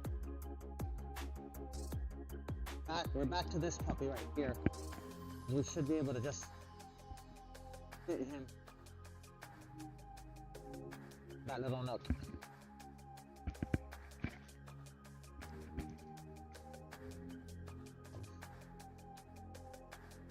They do sell these right angle like drills that you can like screw drill bits into, but I don't have one. A little pricey, so.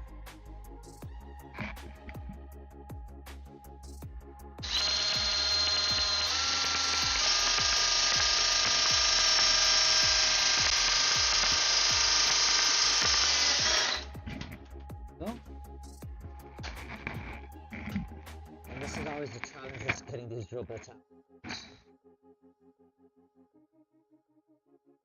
they never stay. They don't sit. So there is a website called EA Builders Log where my build is listed. There's signature. So you guys offer progress has been hours I've spent like that. I track all the hours I build on there. The EA station.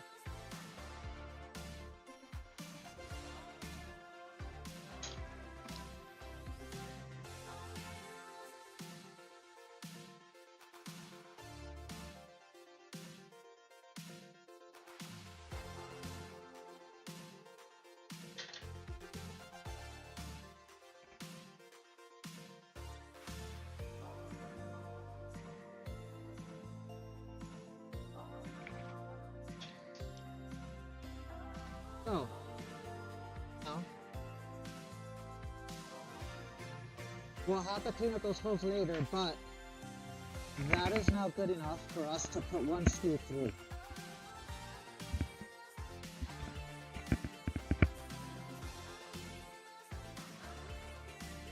Yep. Perfect, we can put one screw through. We can hopefully take this off momentarily so that I can hopefully pull this screw. We'll just completely move it out and then remount it.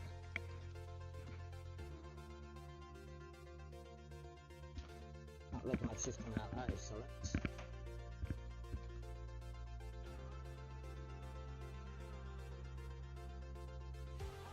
No, there you go. So the nice thing is that since we already have one screw in, and these blocks basically fit perfectly around this piece, so we have a screw in, we can detach and flip. Over.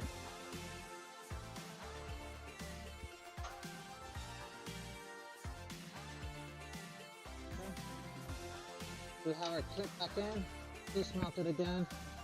We're gonna double check the other side, make sure it didn't shift. And we're gonna do literally the same thing again.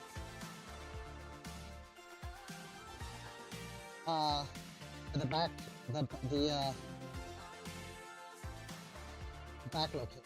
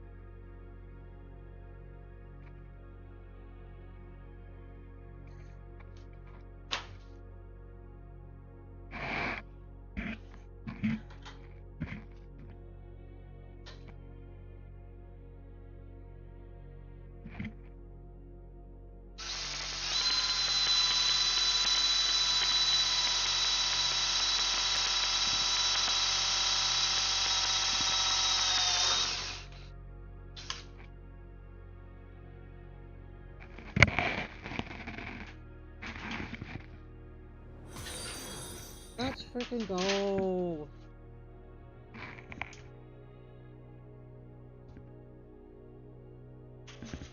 We should be able to make sure that this fits.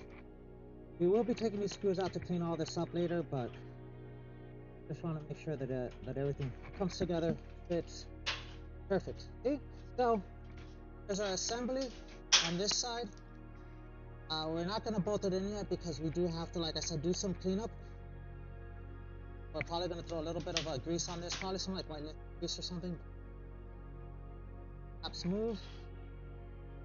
Expected. I think if we throw grease on it, the blocks are in place.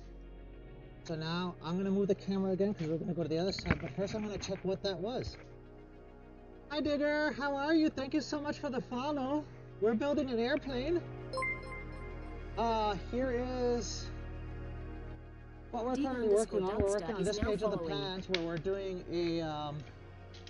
we're putting in the flap torque tube, which is this guy right here.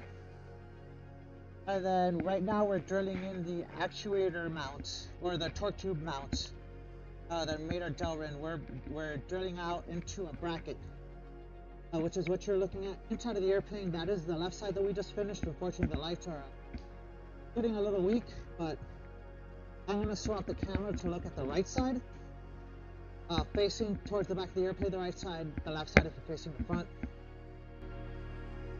But welcome, Digger. And let's swap over the other way. Over there, we'll try and improve the lighting situation somehow.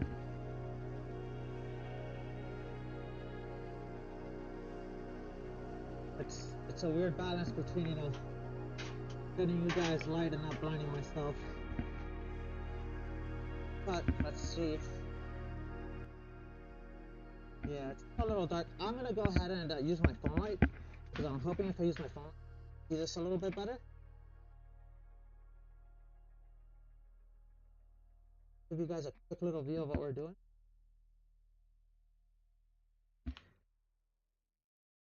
So we have this plastic piece that we have thoroughly affixed here, clamp, in, kind of set where we want it. Flush, which is on it, perfect. On the outside, we got clearance on the inside.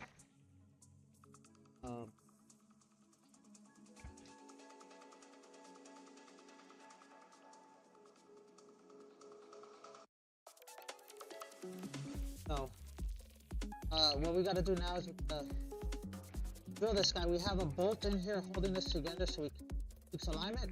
We're gonna drill through this guy. It'll drill through a bracket that's under. Put a bolt there, pull this one out, drill the backside, and then we can take everything up. And then we're gonna probably stop there for the night because it's almost 11 o'clock. Because the next steps for all these parts is to literally take apart everything we did today, clean everything up, and then rivet it all together.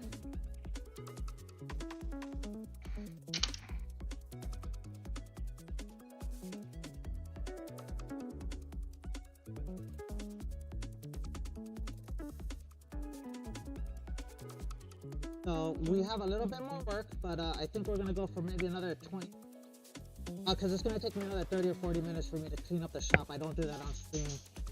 I typically don't do setup on.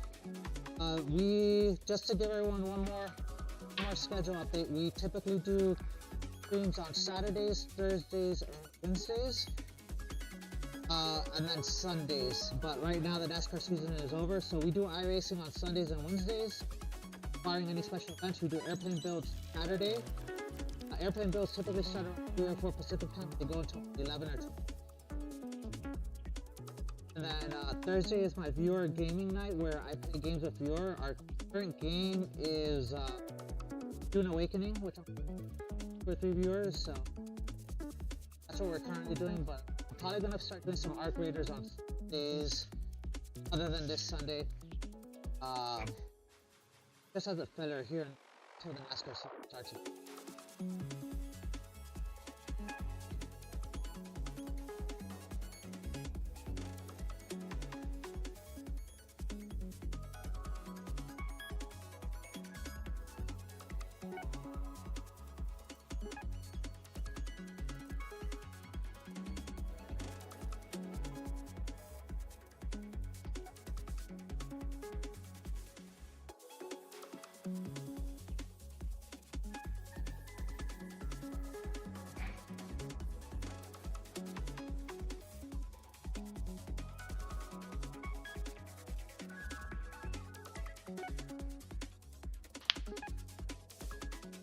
So, let's get back to work.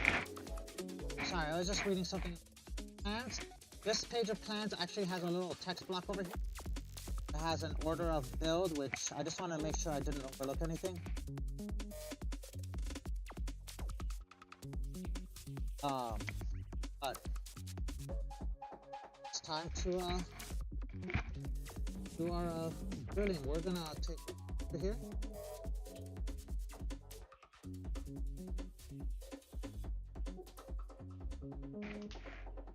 down, boy. That in here. Make sure this guy's right there.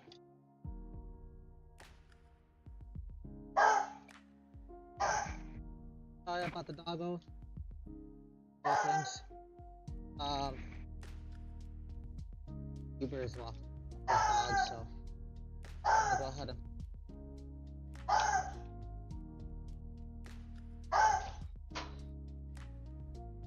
take up this, just this.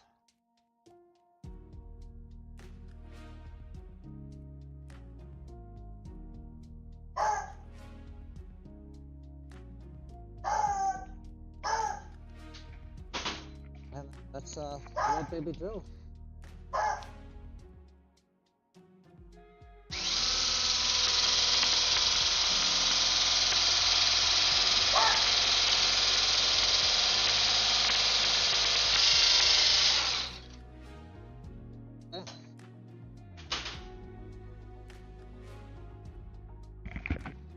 Need to get that guy out. Let's see. I have a deburring tool that I typically use for these kind of things, which is kind of like a counter shaft, and then I also hit a lot of things with a file. There is a couple of approved techniques for deburring this stuff, so I try to follow that.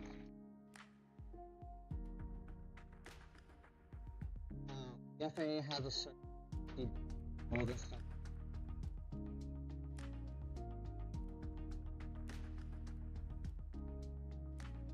Which is why we take everything apart. There's, there are drill bits that deburring bits on the shank.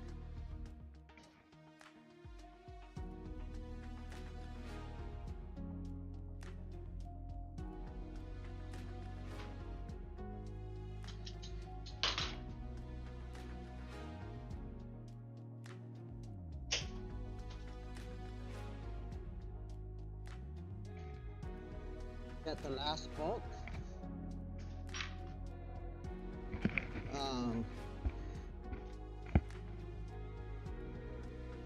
There, and she fits.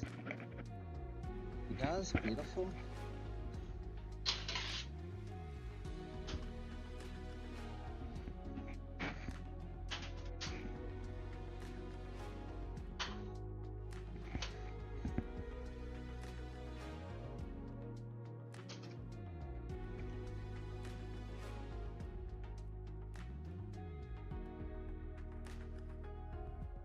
Okay.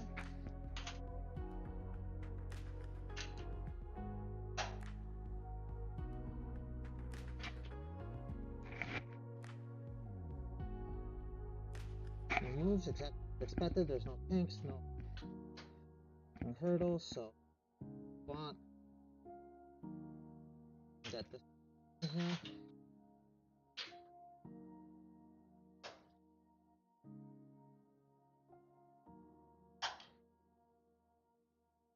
One more photo.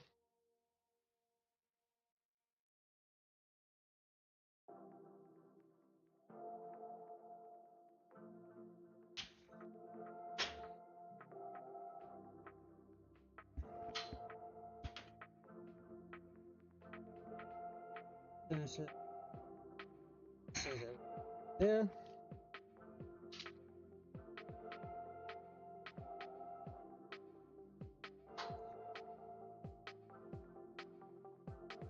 Oh.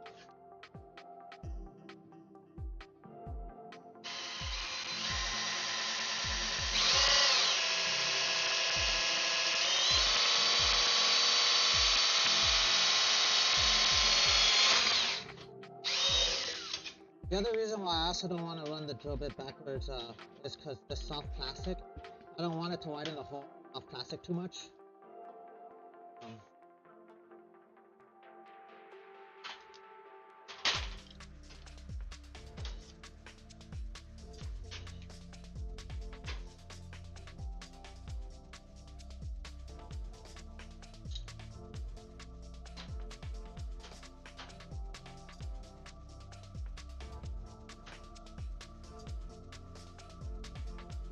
Question is, chat, do we clean everything up, or do we save it for next?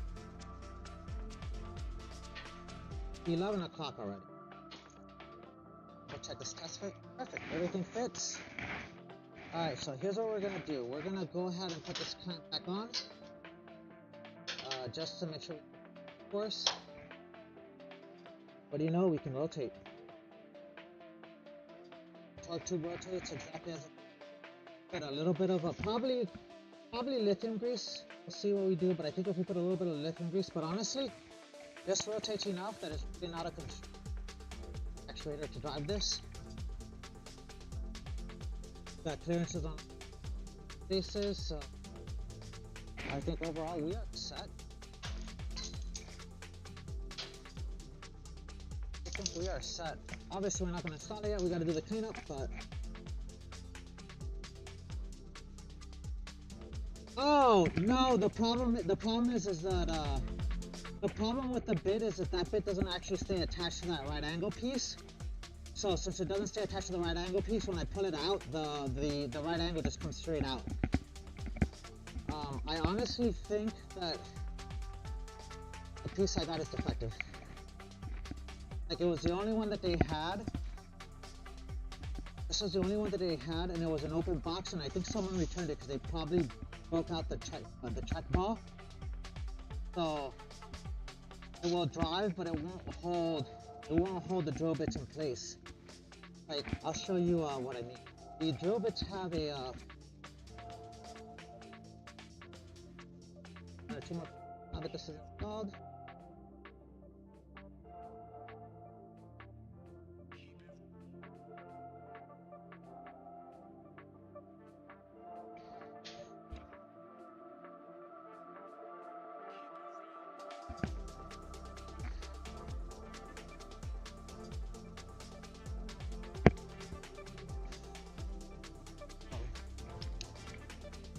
So, the drill bits all have this notch here to hold like a check ball, right? But I think that this piece doesn't have the check ball inside of it because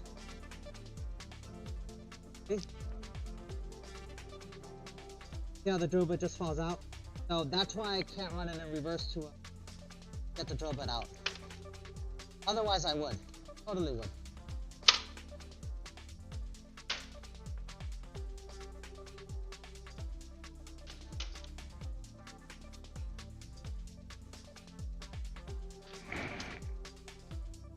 I need to.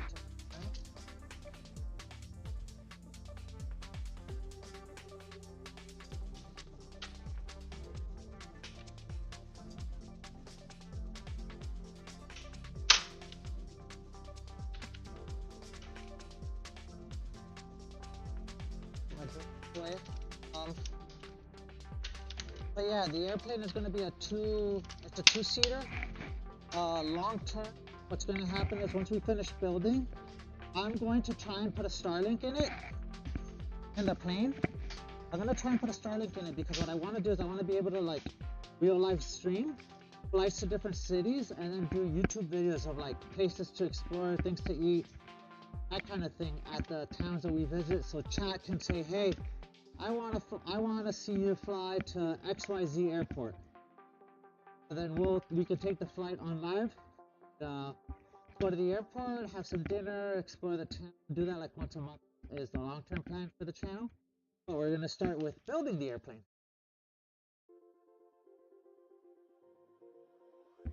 That being said, let's talk about these plans. So we've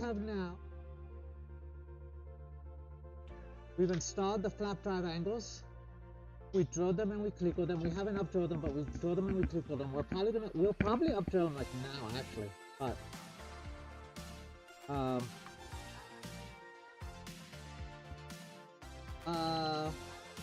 we removed the powder coat from the flap actuation bar where those Delrin hardened plastic mounts go. We installed the tube, we installed the brackets, we drilled the mounts themselves into the bracket. And we have no problems with the actuation of the tubes whatsoever with the brackets. We're in a good spot. We're gonna do a little bit more drilling. I think we're gonna up drill. I'm gonna remove the tube and then we're gonna up drill the brackets. We're gonna up drill the brackets that we placed previously. And I just want to remove the tubes because there are bolts through here and I don't want my drill bit to hit the bolts and damage the bolts. So we're gonna remove the assembly because we need to take it out anyways to keep the hole. We'll up drill the piece and then we're gonna call it a day. So I'm gonna switch to Big Workshop. And, we have about 8 and 6 times 2. 16 and 12 is 28 holes to drill. Once we get this removed.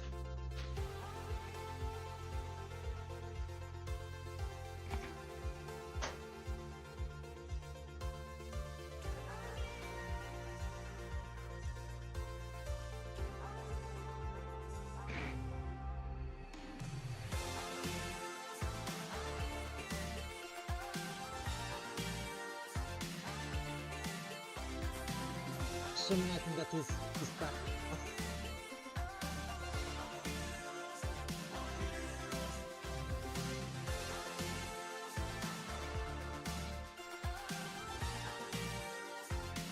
That's one bolt.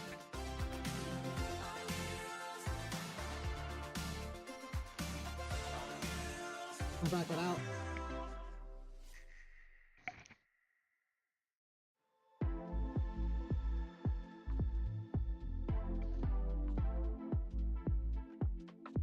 Back it out. We need to... Nope.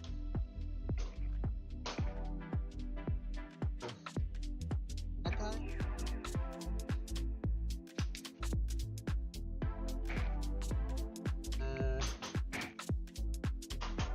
This guy. Here's our brackets. There's one. Here's the other.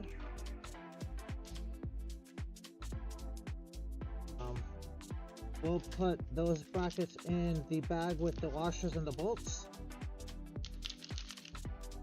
So we know where to find them next week.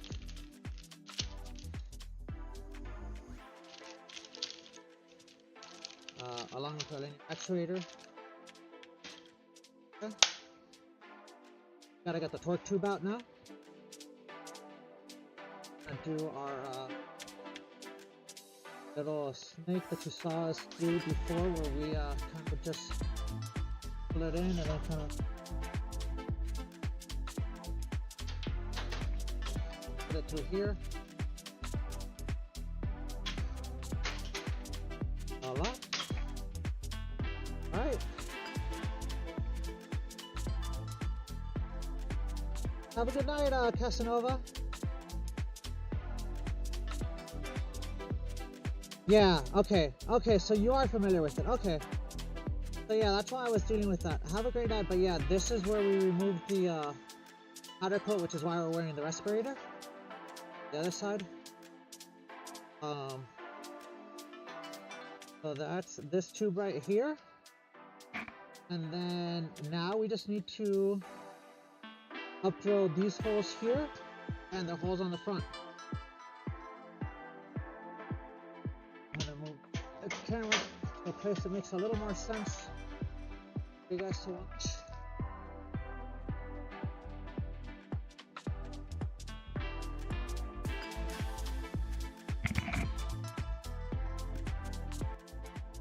There we go. We can do this with the air drill.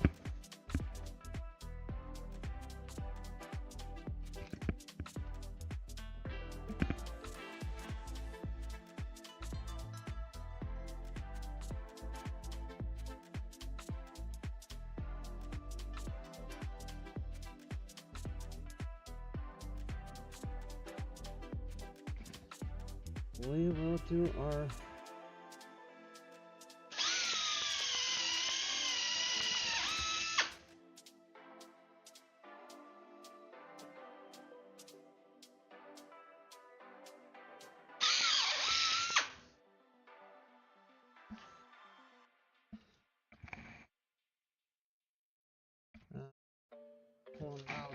What do we do with our key? The giant bag of Kegos.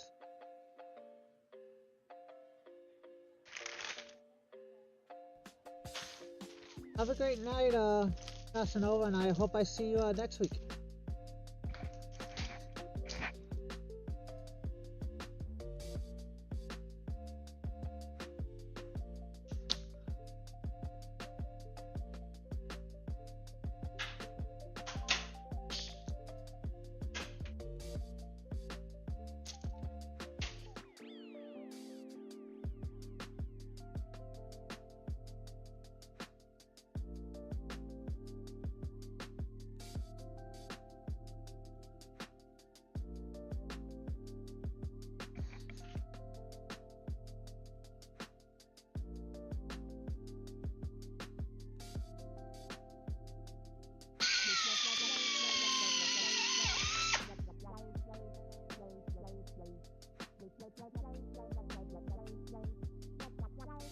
Oh, we can't get that one actually. That one we're gonna have to do with the right angle drill again, so.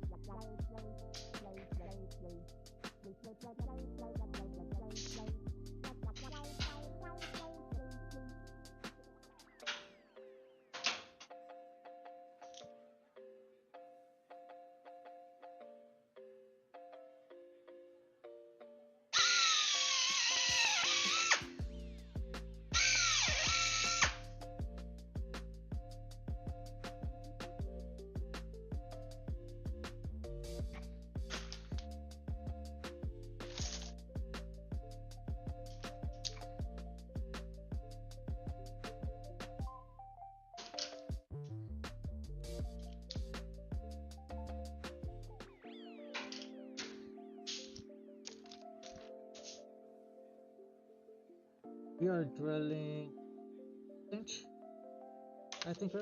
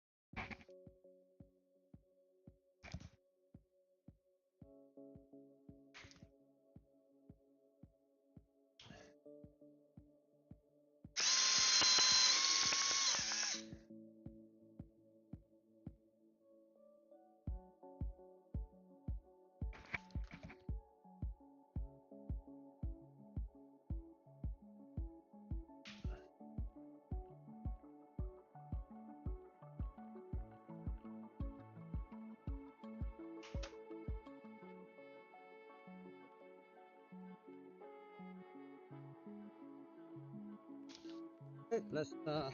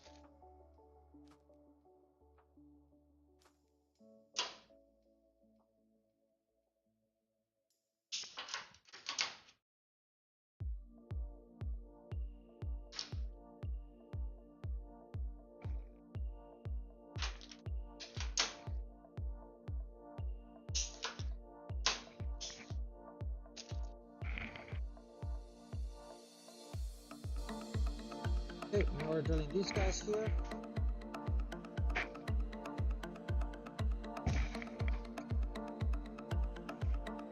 I don't talk about how to stab myself in the head.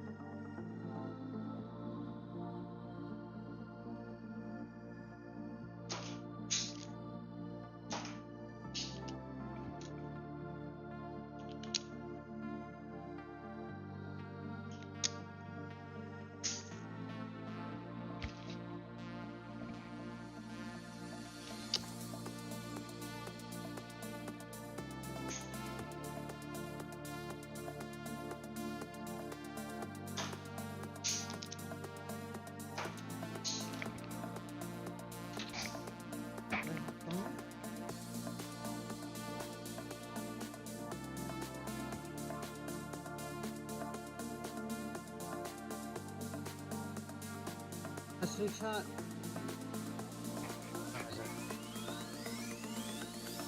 Oh, because we gotta take him. Thinking about doing it today, but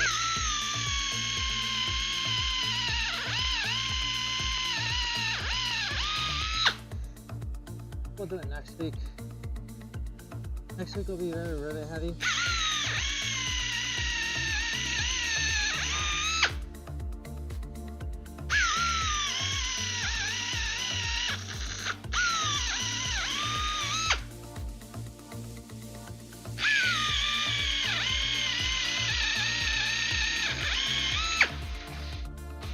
Next week will be very heavy because we have to also rivet the edges on page 18. We're not gonna rivet the bottom, but we're definitely gonna rivet the edges. So.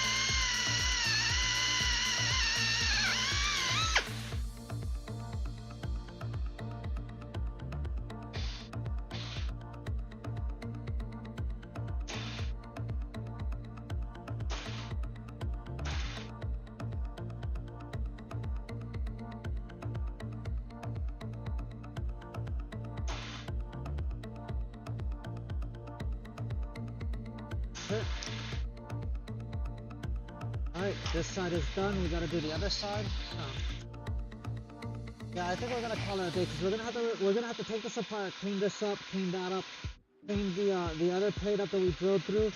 Then we have to rivet this whole row.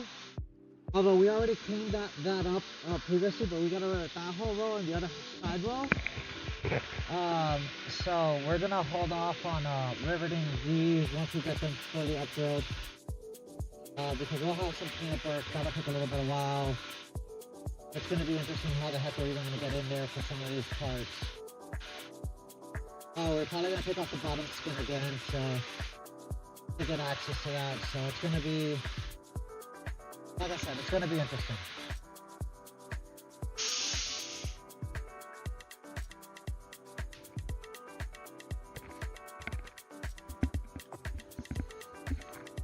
And we still have to clean up, so I want to leave here at a decent, about a decent hour.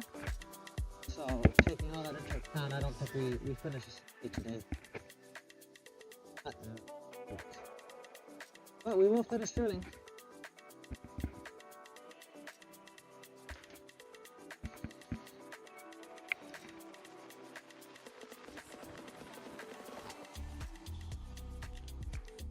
We will have the bearing next week, which is boring and tedious, but it's something that must be done. So.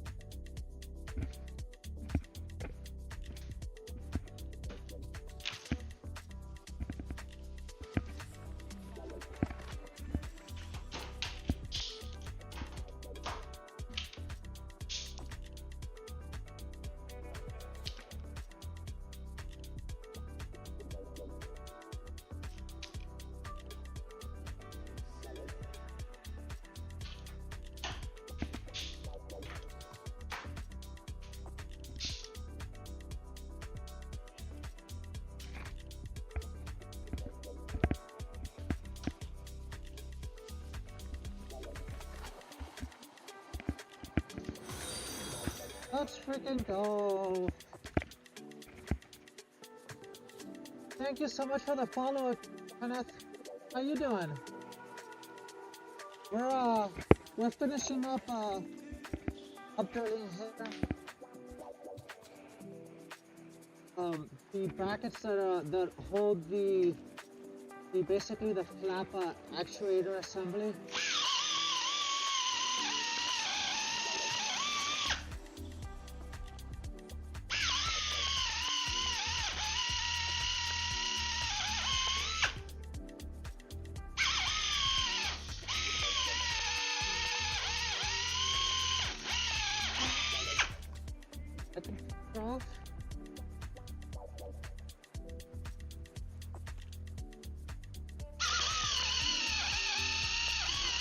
There you go.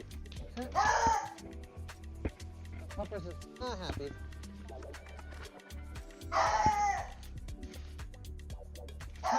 Hey.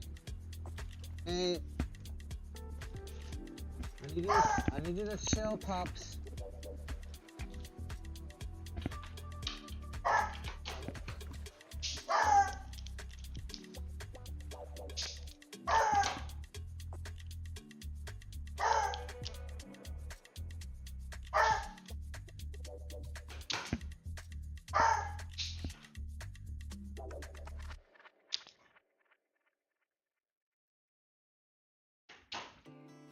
Two holes left, and then we'll be done for the day. From a drilling perspective, anyways, I will still have some cleanup to do, which is why I'm not finished. Okay, it takes me about 30 to 45 minutes. And I am hungry and I'm tired. What, cause it's your birthday on Thursday, and I went out last night, so. Okay. With that, I think we are done with this page.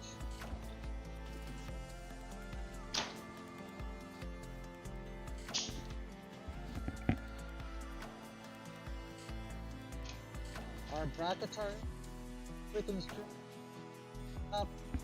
These brackets are not in the way of the drive horn, so I think overall we are in a we're in a good spot to finish up next week.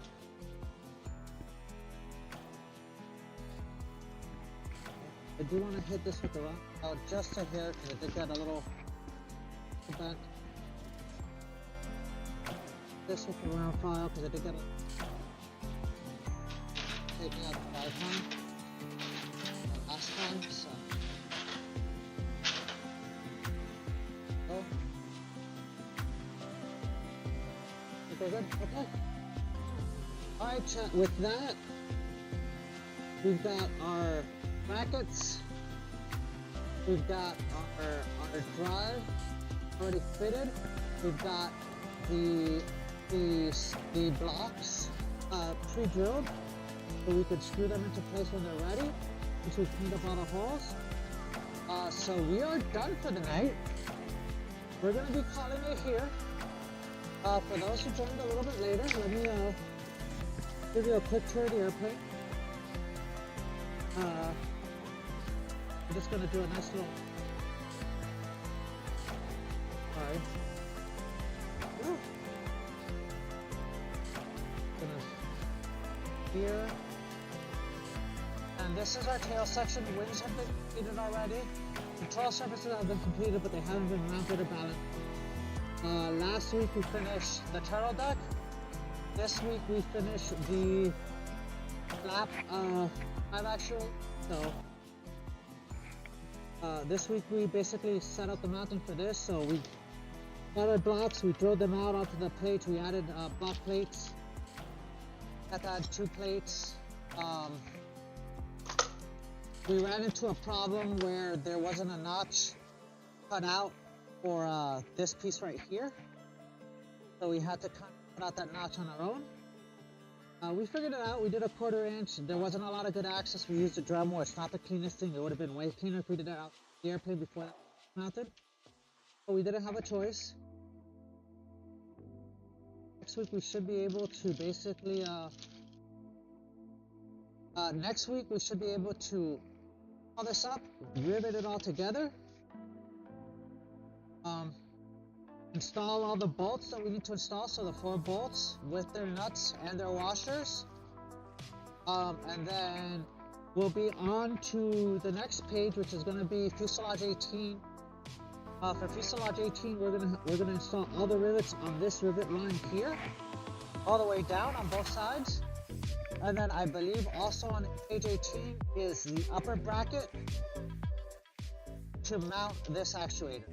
You have to put that upper bracket to mount this actuator. But we should be able to get all that done. And this actuator isn't going to be needed until page C01. But the flat tube installation will be used on page 18. So that's where we're at. We made a ton of progress today. We solved some very hard problems. I've got to do a little research on the grease. I need to put on these Delrin items, but I'm thinking white lithium grease is probably the way to go, just as long as it's not going to eat into this. Just to smoothen out the movement of this actuator, we removed the other thing we did is we removed the powder coat from this, which is wearing the respirator. Both sides, here. And long term, what's going to happen is there's going to be some actuator. When we attach the wings, the flaps are going to attach to these 2 clips. The electronic actuator is going to rotate this to bring the flaps up or down. So, yeah, great progress. Thank you all for watching. Thank you all for the subs. I really appreciate it. You guys, whoa, I almost fell the chair. Woo. You guys are amazing. Thank you so much. I honestly can't say enough about the follows, the subs, everything else. We do this every Saturday.